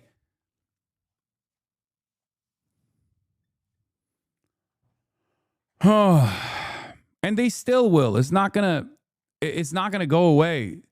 There is a major harassment culture around this sort of shit, okay? This entire content sphere is so busted. Yes, there's nothing wrong with sucking penis, as you guys know. Unless it's Sean Hannity sucking Trump's penis.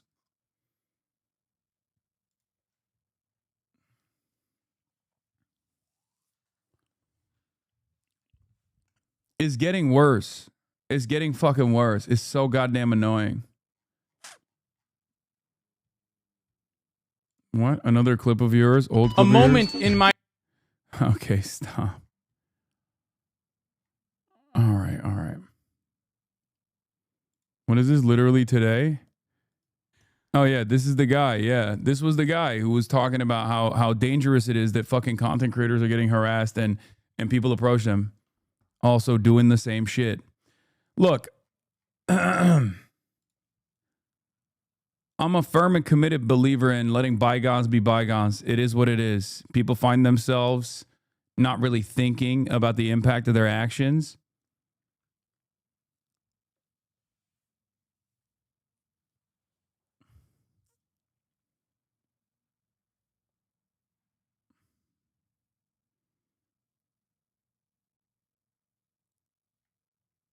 But, you know, oh, he deleted the tweet? Oh, that's nice.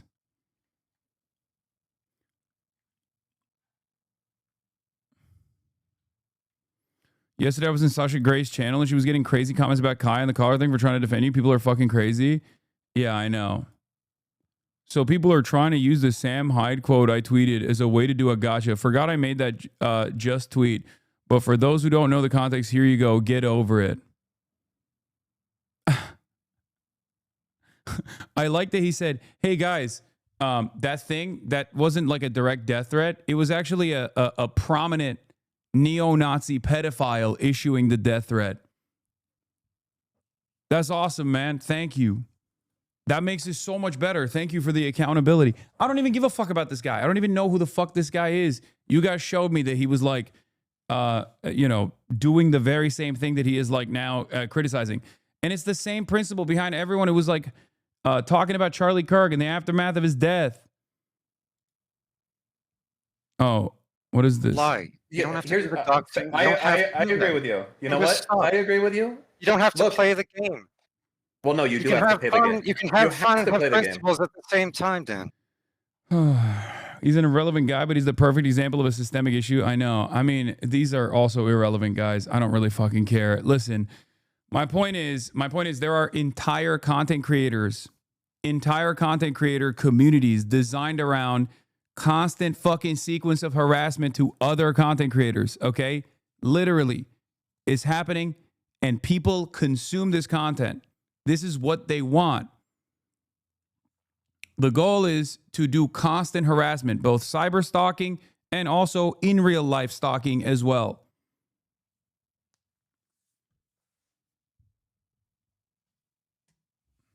This is how it goes. This is how it works. This didn't happen overnight, and it's not going to fucking go away unless everybody knows who plays a major role in this, unless they stop doing it.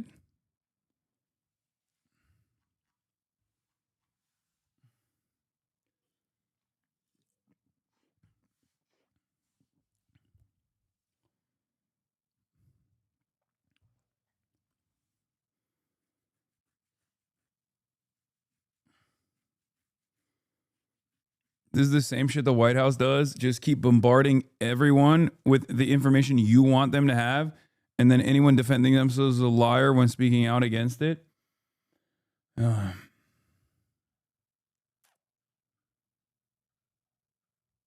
the weirdo showed up in the Steelers game chat. What are you talking about? Deport Hasan.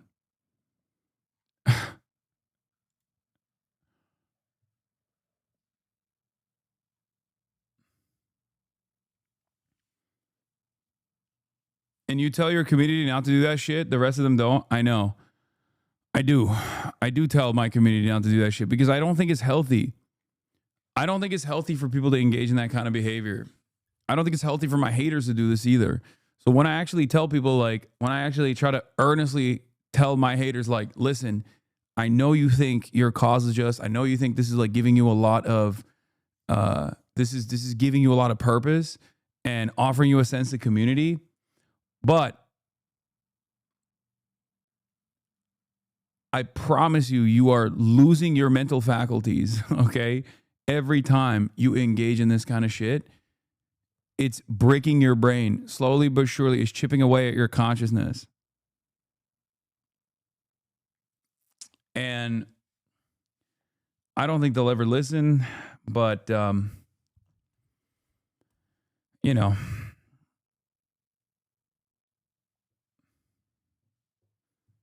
But this level of obsession is not good. It's not healthy for you. Anyway, speaking of real world news, Hamas. The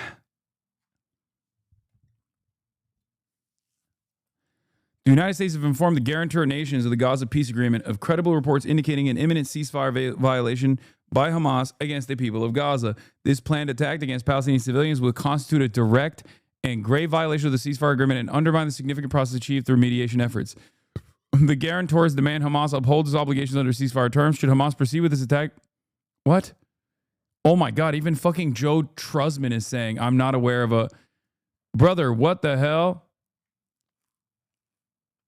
Even the FDD, Foundation for Defending Democracy, this is like Benjamin Netanyahu's very own personal think tank, okay?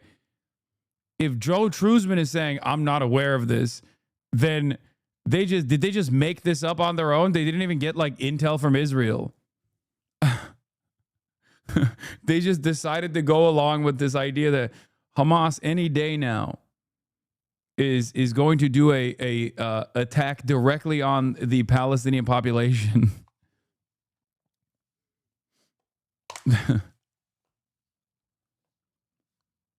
They're just freestyling. Also, that doesn't make any sense, but whatever. This planned attack against Palestinian civilians would constitute a direct and grave violation of the ceasefire.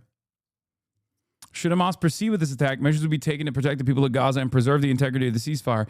The United States and other guarantors remain resolute in our commitment to ensure the safety of civilians. Dog, Israel has violated the ceasefire, I think, like 37 times since the ceasefire, the fake so-called ceasefire, was put in order. Like, what do you mean? Israel just this morning blew up a family.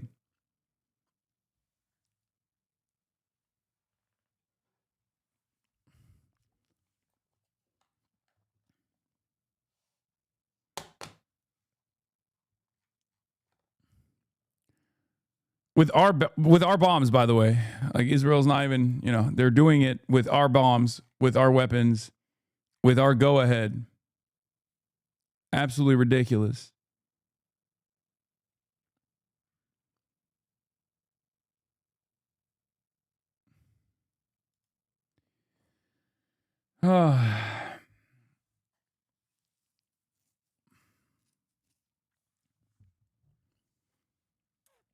Yeah, they're like, They're not even opening the Rafah border. They've limited aid. It's completely ridiculous, completely absurd. Anyway, but I guess that's the new meta. They're going to just like claim that Hamas is going to kill civilians. So I guess we have to go back in and continue the genocide. I don't know. Seamus, as a response to this, says, bewildering statement here. Either Hamas is planning on attacking IDF organized militias whose executions were the source of accusations of killing civilians on the right-wing press, or Israel is planning on breaking the ceasefire in a major way and the U.S. is getting out ahead. Also, the gall to say that Hamas will be committing a ceasefire violation against the people of Gaza when nearly 40 civilians have been killed by Israel already during this ceasefire.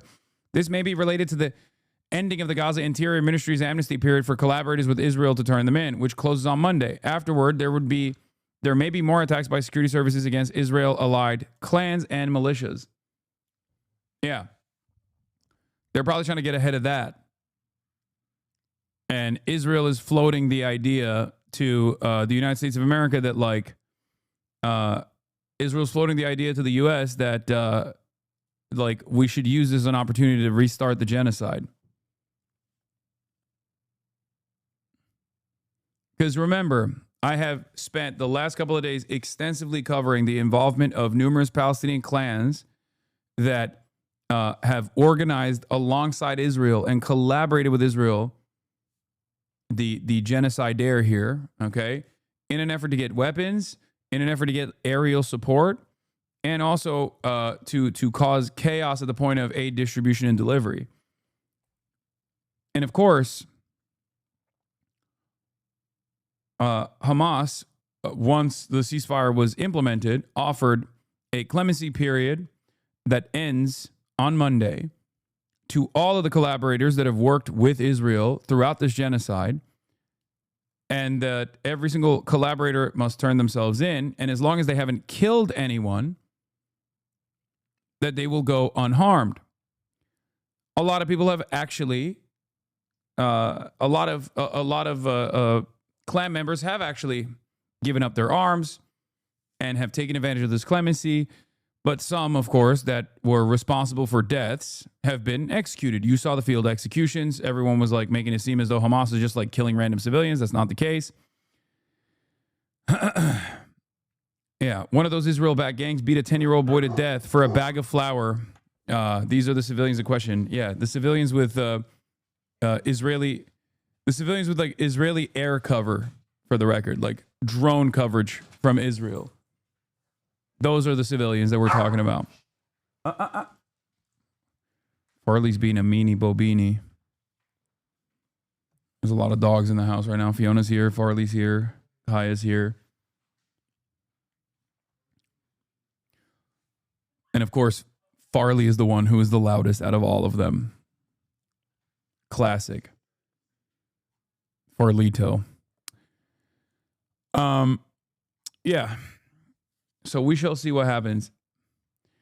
Also, this is another thing I wanted to cover. The Department of Homeland Security took this TikTok of a bunch of black teenagers and changed the caption to read this.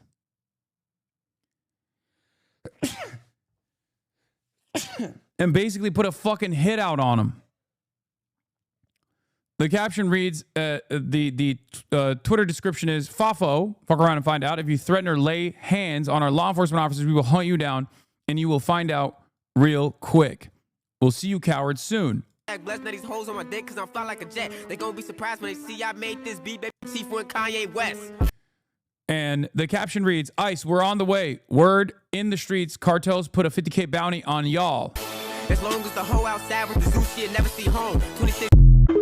So even if that was like a real TikTok with a real caption, okay, that still would be fucking ridiculous. Except it's not even a real TikTok with the real caption. The real caption on that TikTok, the original one, is this. You seen what we can do. Don't say something that you can't finish, Iran. We already united. We all stand. We want all the smoke. So this was actually little kids that were making like a fucking fake TikTok about Iran. Okay?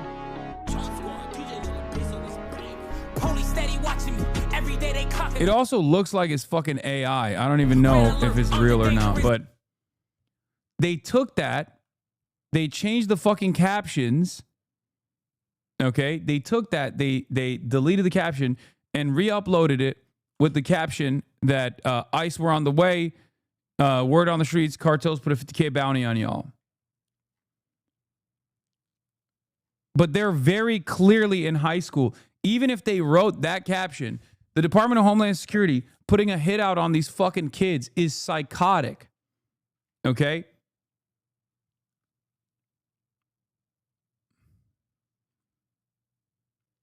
Thank God your dog is no longer a stream prop.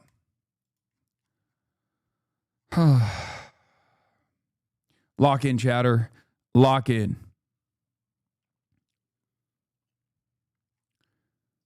These are just kids, okay? They're just kids. The fact that the Homeland Security is doing this is crazy. And if you look at the replies of the Homeland Security, Department of Homeland Security Twitter, there are mad people that are like trying to identify their tattoos and stuff like that. Saying now that the replies have changed now, that more people know that it's fake, but like it's crazy that initially the immediate replies were like, let's find them, let's fucking show them what's what. Like you're endangering the lives of a bunch of fucking high school kids, man. You are endangering the lives of a bunch of kids. Specifically to foment race war. Here, you want to come in? Here, I got a different prop for that one chatter.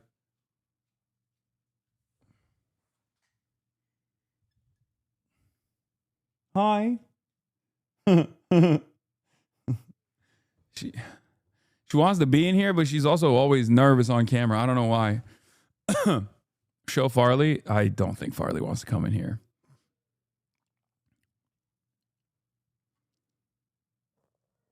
Anyway, did the DHS for sure alter the caption? I wouldn't be surprised if some fucking boomer at DHS saw this meme TikTok and took it seriously. I don't know exactly how this happened, but the point is, this should have never been published by the Department of Homeland Security. That's my point. For the exact reasons that I just mentioned. One, they're kids. Two, they're fucking memeing. Even if this is like this should not be taken sincerely. Anyway, he released a fucking video about it, one of the kids. So I'm getting these mad messages from my DMs and social media and on my comments. And I randomly get a text message talking about a recent... Like, he still has his fucking braces in, bro. ...video that was posted in my account. I was like, what are y'all talking about? By the way, I'm sick, so if I sound weird, yeah. I get threats daily on IG and everywhere all over my social media all of a sudden due to an old video I posted months ago about Iran. Iran, that was not to be a threat. It was literally a joke, bro. Like, seriously, it's just content. Anyways, once I seen that video that was posted in my account, then I was like, what the fuck? Well, didn't I post this like months ago? Then I seen the caption, and then I was like, wait, I didn't do that. I still got the video saved on my draft from months ago on TikTok, bro. I'm gonna pull it. I understand this is the DHS, but we just watched a streamer say, find this person's face and I will kill him with silence from you and bass from chat. What?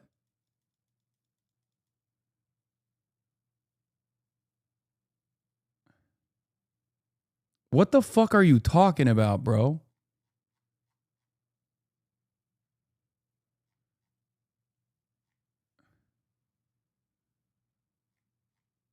Stable wrong. Hey, dumbass.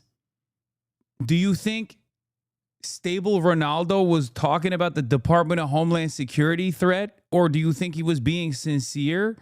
He was talking about a person that fucking sexually assaulted Emaru at TwitchCon, and he wasn't being serious anyway. Are you fucking stupid, bro? What is wrong with some of you motherfuckers? I swear to God.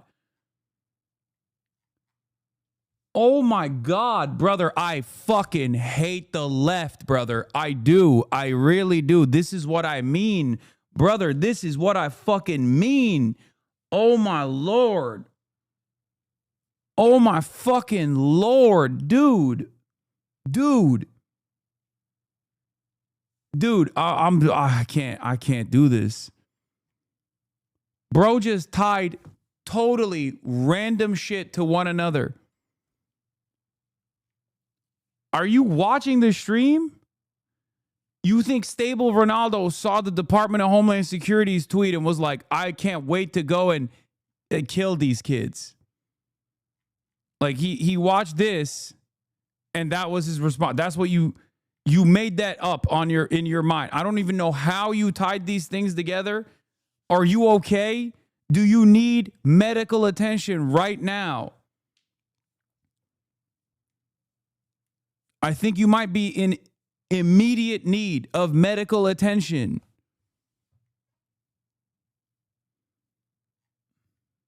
What the fuck? Are we just gonna, bro, are we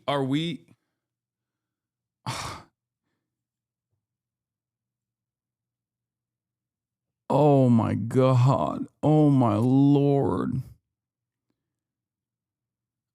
Is it a rewind feature thing? I don't think so, man. I think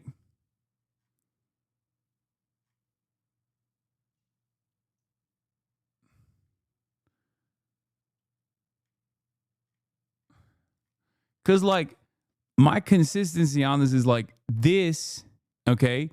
Even if these kids actually fucking posted this, is still not worthy of the Department of Homeland Security, a whole ass federal government agency with guns, okay?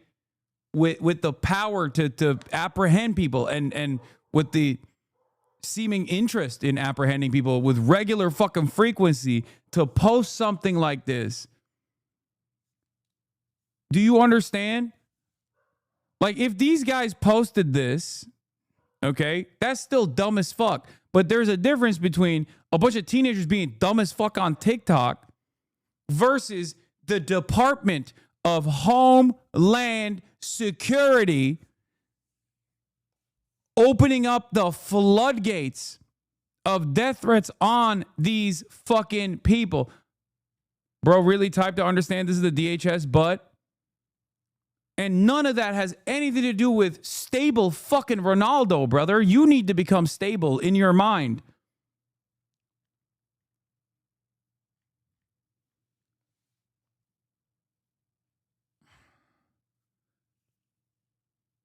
Like, I didn't even say nothing about fucking stable Ronaldo. What the fuck does stable Ronaldo have to do with this? Oh my God, I can't believe it.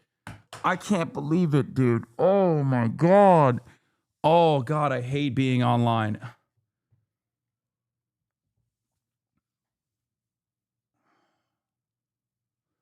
Wow. Hasan, you're criticizing the Department of Homeland Security for trying to foment race war by putting a fake caption on a fucking TikTok that a bunch of black teenagers made. But you also didn't say anything about a stable Ronaldo clip. That is an unironic argument that you are presenting right now. Or is this on the same planet? Are we living and existing in the same fucking reality? What the fuck kind of brain dead shit is this?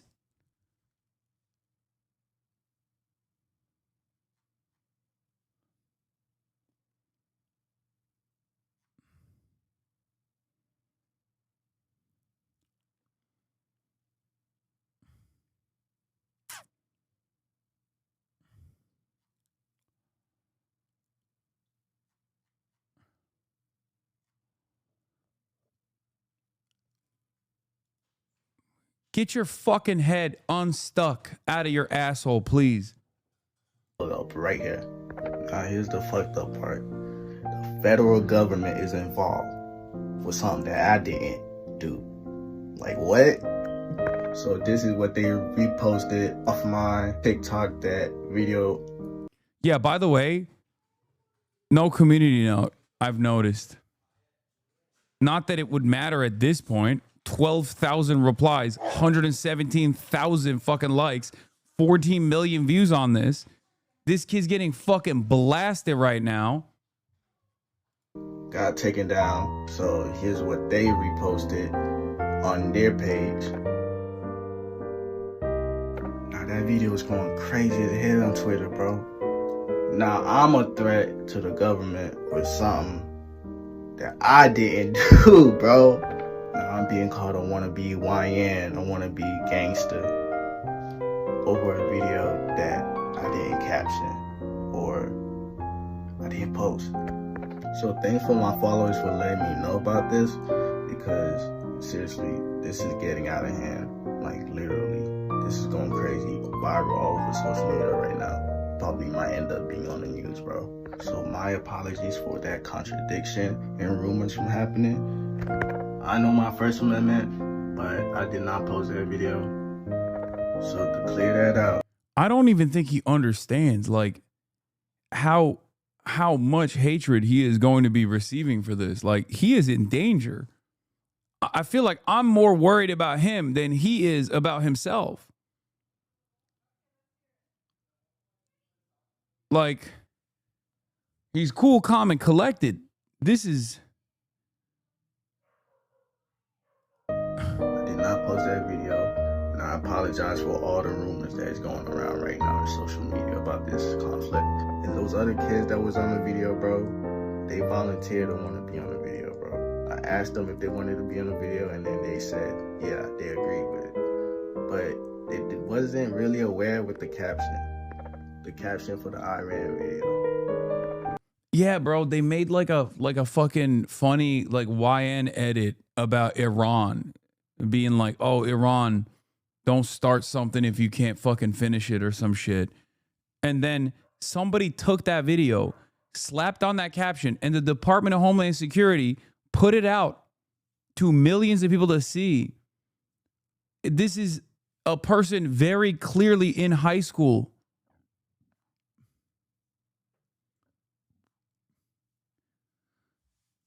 I am old enough to remember when a bunch of white kids, also from some like private school, went to Washington, D.C., okay?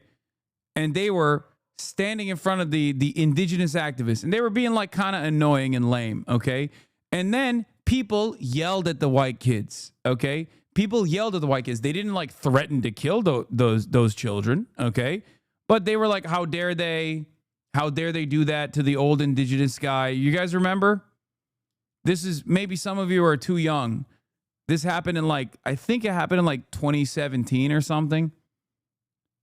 Okay, it was like if I recall correctly, it was an old indigenous activist at Washington, D.C. Covington, yes, the Covington kids. Okay?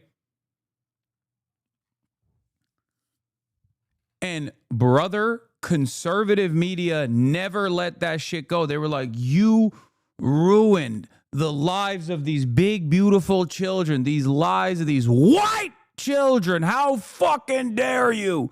They lost their fucking minds. Okay? They defended them till the end of time. They still talk about it every now and then. They went nutty mo with it. Meanwhile, you got the DHS posting this shit. What the fuck? So what's up? You can't, like, what do you do in this situation? Like, if you're like a black teenager and you post a TikTok where you're memeing about, I don't know, fucking shooting your ops in Iran, at any moment, that TikTok could be used to foment race war. At any moment, you could now be the face of race war in this country. There has to be a punishment for this, man. They still have this fucking tweet up.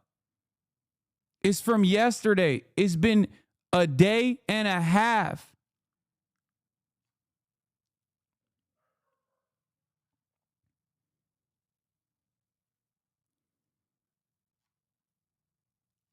What the fuck? Yes, the caption is doctored.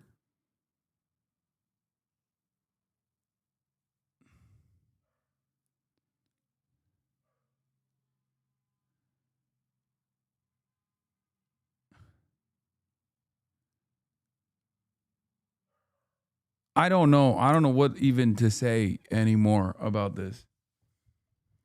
This is a government. This is a government office. Like, we haven't even gotten to the AI stage of things yet. Okay? We haven't even gotten there yet, because we're going to get there too. We're going to get to the fucking AI stage as well eventually. What happens then? I hope he lawyers up. I hope there's some lawyers that would take on this case pro bono, because they will make a fat bag out of this. But that Iran video trend that was going on a few months ago, I wanted to hop on that trend, and I peeped a lot of people was doing the same thing too. So I wanted to be creative and change my perspective. So then I seen comments saying, oh, what if somebody made a YN type of video? So then I ended up making that video. And then I started getting threats. Like, what? How is it my fault that's what y'all wanted? That's crazy.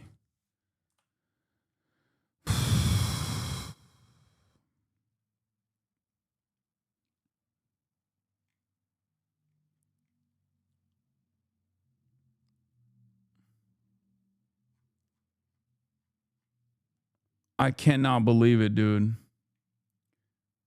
MAGA boomers on my timeline already promoting Trump being a king and telling people it's a waste of time to protest.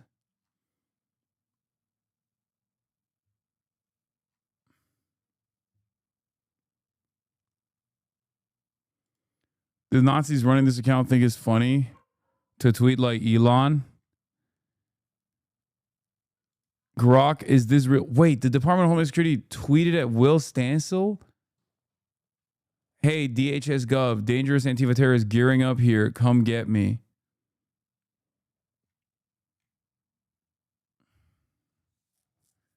Bro, Will Stancil the other day on Blue Sky literally fucking said the Nokings rally is a more consequential act of protest than the Million Man March.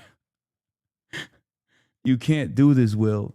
You can't be saying stuff like that on the one side and then immediately place yourself in the fucking crosshairs of the federal government. So then I have to come to your defense. You can't be doing both of those things at the same time, okay? Give me a fucking refractory period. Give me like 72 fucking hours so I can dunk on you first and then defend you. Okay? That's crazy. He just does this shit all the time where he'll just like come out, say something so insane where it's like it's worthy of like dunking on him, and then instantly it's like, now we got to defend the guy. I haven't even made fun of him yet for the tweet. I was going to do it yesterday.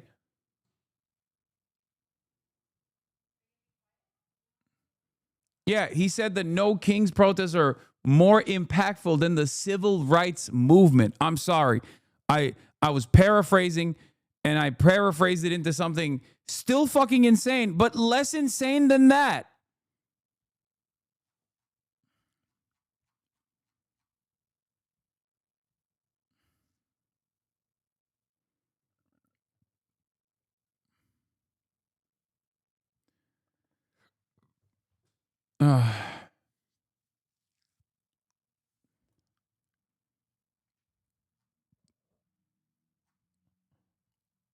Fuck. Here. What the hell? US DOT Rapid Response Team?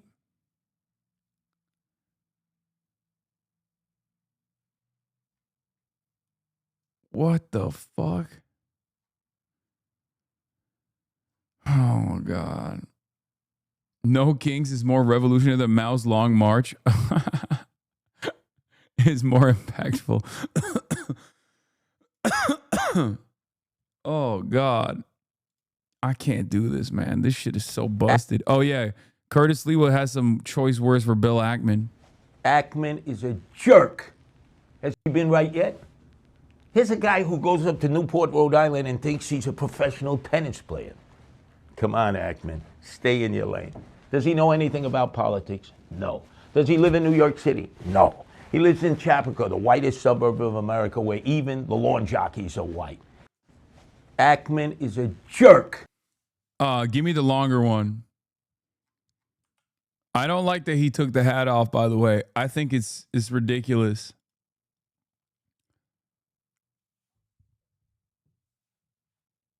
Okay.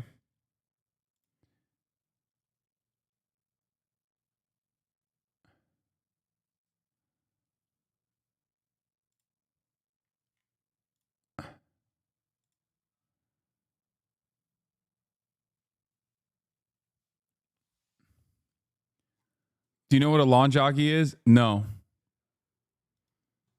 I do not know what that is. I assume it's some like old racial thing. Donnie. Is it? I don't know.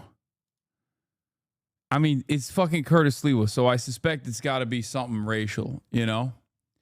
Because like, all jokes aside, you know, aside from the jokes about Curtis Lewa being like the only appropriate Republican and whatnot, like, I think a lot of people don't realize, and I don't even know about the lawn jockey thing. Maybe it's racist, maybe it's not. I don't fucking know. But like Curtis Lewa his claim to fame is having a paramilitary group that enacts vigilante justice on black and brown people in the subways and stuff.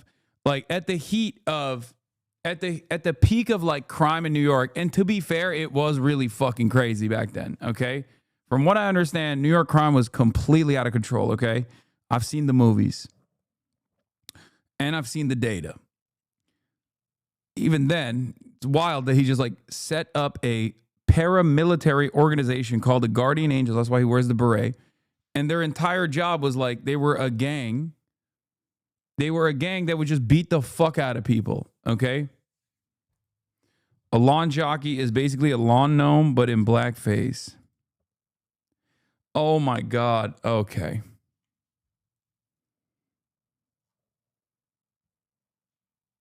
That's a culturally appropriate. I mean, I get what he's saying though. It's not like he's just saying that like even the lawn jockeys are white. That's how white the fucking neighborhood is. However, I think it is clear to New Yorkers who are against Mamdani that you and Cuomo are splitting the anti-Mamdani vote. So my question is simple. Are you okay if Mamdani wins that you, so to speak, contributed to that? Well, number one, Ackman is a jerk. Has he been right yet? Here's a guy who goes up to Newport, Rhode Island and thinks he's a professional tennis player. Come on, Ackman, stay in your lane. Does he know anything about politics? No. Does he live in New York City? No. He lives in Chapaka, the whitest suburb of America, where even the lawn jockeys are white. He may know Wall Street. He may know hedge funds. He has been wrong every step of the way with the billionaires. So let's say people come to the conclusion, if somehow I lose, and we know Andrew Cuomo's lost, he's already tossed in the town. Oh, it's because of you, Curtis. Really? It's because of the Democrats. Wait a second. Who created Zohan Mamdani? Who embraced him? Who nourished him? Who supported him? And how dare you, people who know nothing about politics, suggest that everybody who's going to vote for me is suddenly going to be reborn? We love Andrew Cuomo.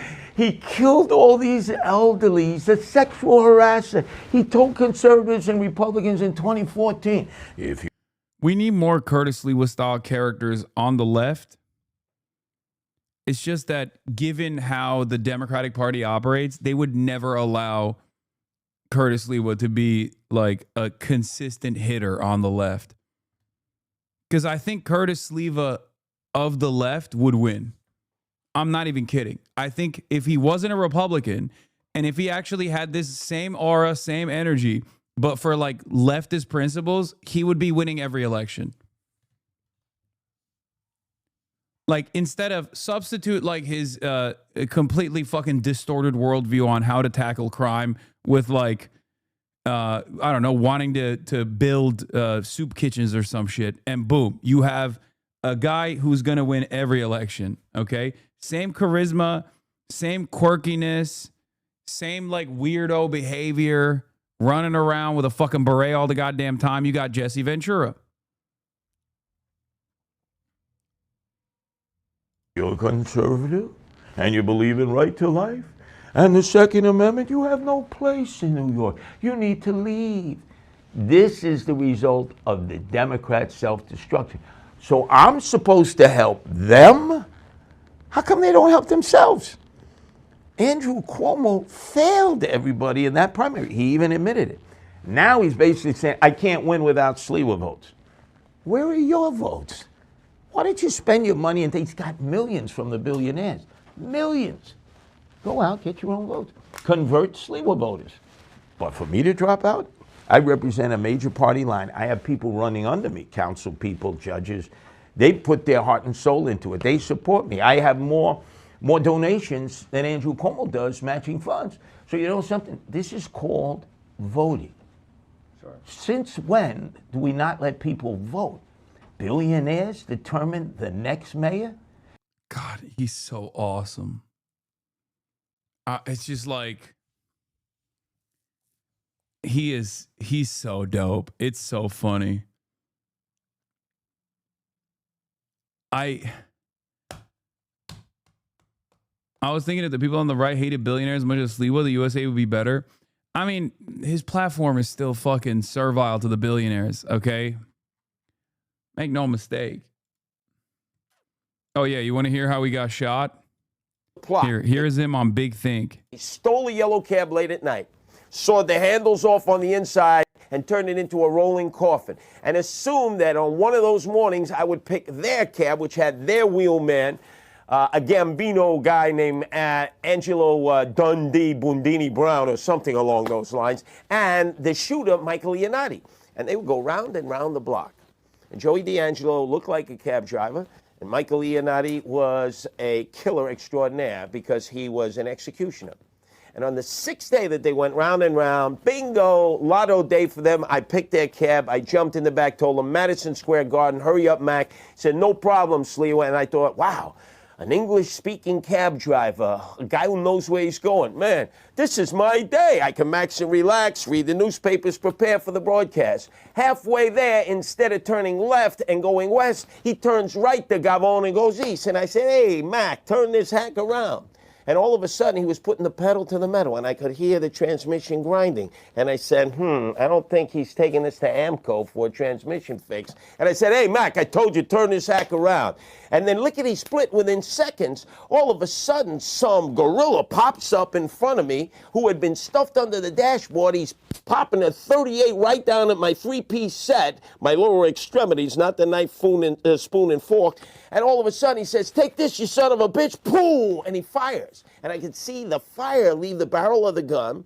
Didn't feel anything and never been shot before, so assumed, wow, this is just a bad dream or a misfire. And by the time I could come to my senses, as my heart was beeping and I felt like Robbie Robot and Lost in Space, you know, danger, Mr. Robinson, danger, he raises the gun, fires a second time, and now I feel it, the cramping, the blood is spewing. All of a sudden, I'm in a panic, and I immediately dive for the door, figure I'll dive into oncoming traffic, risk becoming a speed bump, and they knew I would do that, and as I reached for the handle, and pulled to yank it open. It came off from my hand and pow, a third shot right through my legs like a hot knife through butter. I've now been shot 3 times. I'm bleeding like a sieve. I'm stuffed beneath the driver trying to avoid the headshots. I'm fighting the gun off so he can't pop 2. This off so he can't pop 2 in the back of my head. And then all of a sudden I pick up my Guardian Angel walkie-talkie. I say, Angel 1, code red, Angel 1. And they start blabbering away. And it distracts the driver, Joey D'Angelo, who thinks maybe it's NYPD 5-0. So he drives on the sidewalk. He drives back onto the street. He makes a radical turn going south towards the Williamsburg Bridge. And I feel a gust of wind. And I said, Feet don't fail me now. I got precious little energy, so I used the cushion in the back to see, as if it were a trampoline, dived in the direction of what I felt was an open window because I felt the gust of wind. Luckily, they had opened the window just moments before they had picked me up because the air conditioner wasn't working. Lucky that the AC wasn't working. I made it halfway out the window.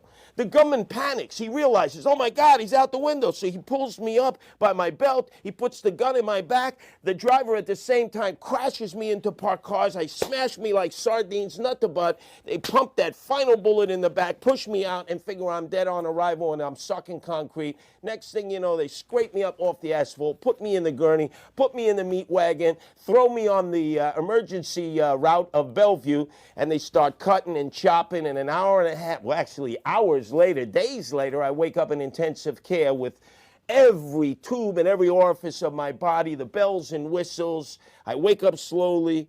I see that first face that indicates to me that I'm alive, I'm not dead, and it's Ed Koch, my former nemesis, the former mayor of the city. Ed Koch, my former nemesis. Bro.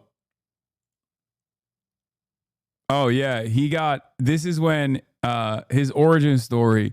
He got invited to the White House after he saved people from a burning building while on a route as a paper boy. And this is where he met Richard Nixon. Of New York, who thought I was a hemorrhoid in a red beret, and I thought I had died and gone straight to hell without an asbestos suit. When I came to my senses, I realized I was alive. I took a licking and came back ticking, and let's face it, wasn't my martial arts skill that saved the day or my street smarts. It was the man upstairs who decided I wasn't ready to be punching on the time clock yet and going out feet first. It's fucking amazing. That is a real story, by the way. I mean, I'm sure he's like embellishing a little bit, but he did get shot in the back of a cab 4 times, which he brought up in the debate, if you recall. He's like, well, you know, I don't get in the yellow cabs no more because in 1989, I got shot 4 times in the back of the cab car, bada bing.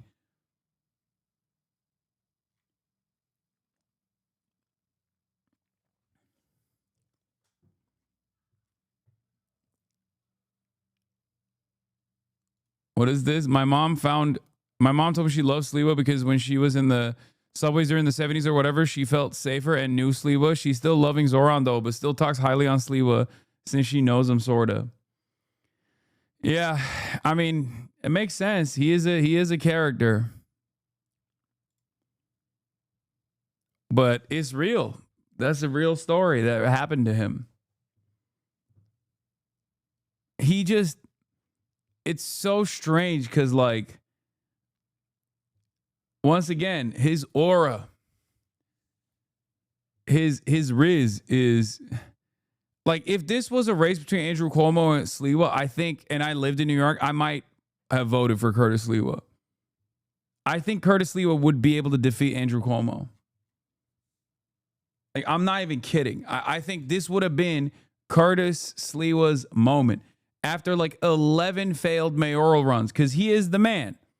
He is consistently the guy who is on the Republican ticket in the New York mayoral race. Moderator, what's your bagel order? Curtis Lee, well, as you know, I was poisoned in Zabaz in 1984. I found an antidote in a tunnel under the subway, which I still use every day.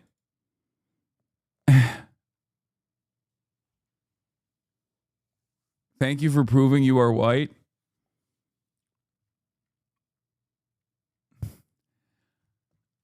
I mean, when you listen to what he was talking about, there were moments where he was coming across more left wing than fucking Andrew Cuomo was.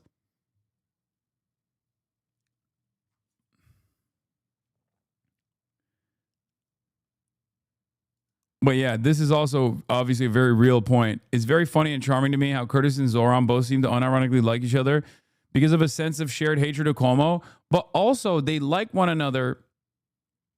They also like one another because they both have like respect for one another as New Yorkers. Okay? Like Curtis Sliwa is a New York icon. I have covered him many times on this broadcast. famously when he did a hate crime on Sean Hannity, if you remember. Curtis Lewa and his goons did a hate crime on the Sean Hannity broadcast. It sounds insane, but when you get to know Curtis Lewa a little bit more, you start to realize perhaps that did really happen. And it did, live on Fox News on the Sean Hannity broadcast. Sean Hannity was interviewing Curtis Lewa about the dangers of migrants in New York City streets.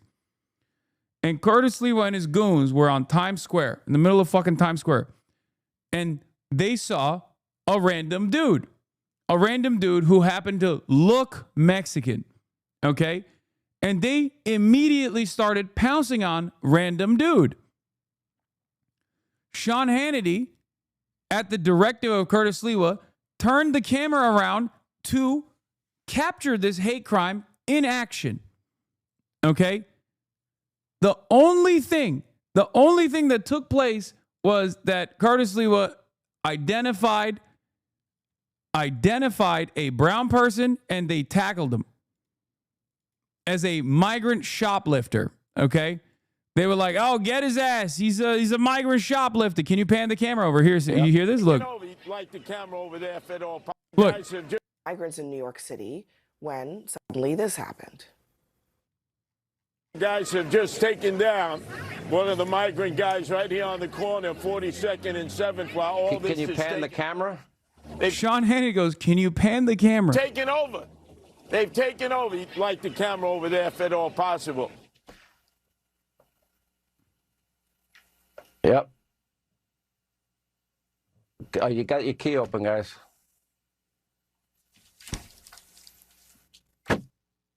It's out of control. Out of control. So, yeah, one problem.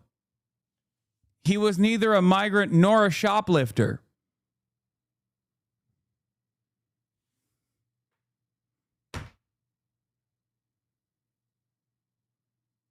Just a random guy. You see the problem with vigilante justice?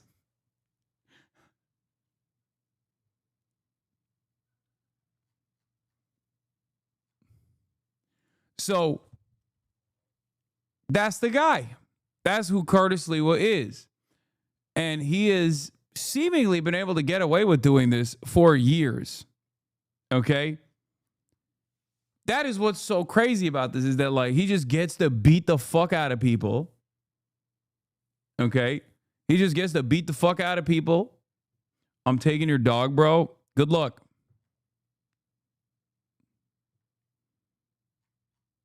Good luck, bitch.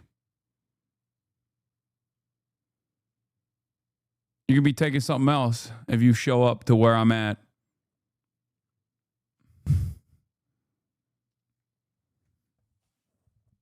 Dumbass. Anyway. Curtis Lee was also a very interesting guy because he has, I believe, 7 cats.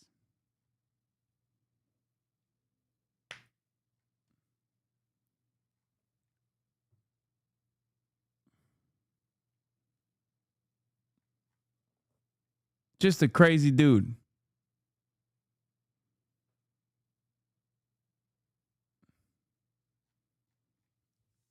People say 17. No, I think Chi was making that up. I don't think Chi is right about that. In 2021, news outlets reported the GOP candidate for mayor in New York City, Curtis Lewa, also this year's nominee, lives with 60. Oh my God, it is 16 cats in a studio apartment. He's on the record that he would turn Gracie Mansion into a cat sanctuary, saying it could easily house over 60 cats. It turns out that's the reason why he wants to be mayor.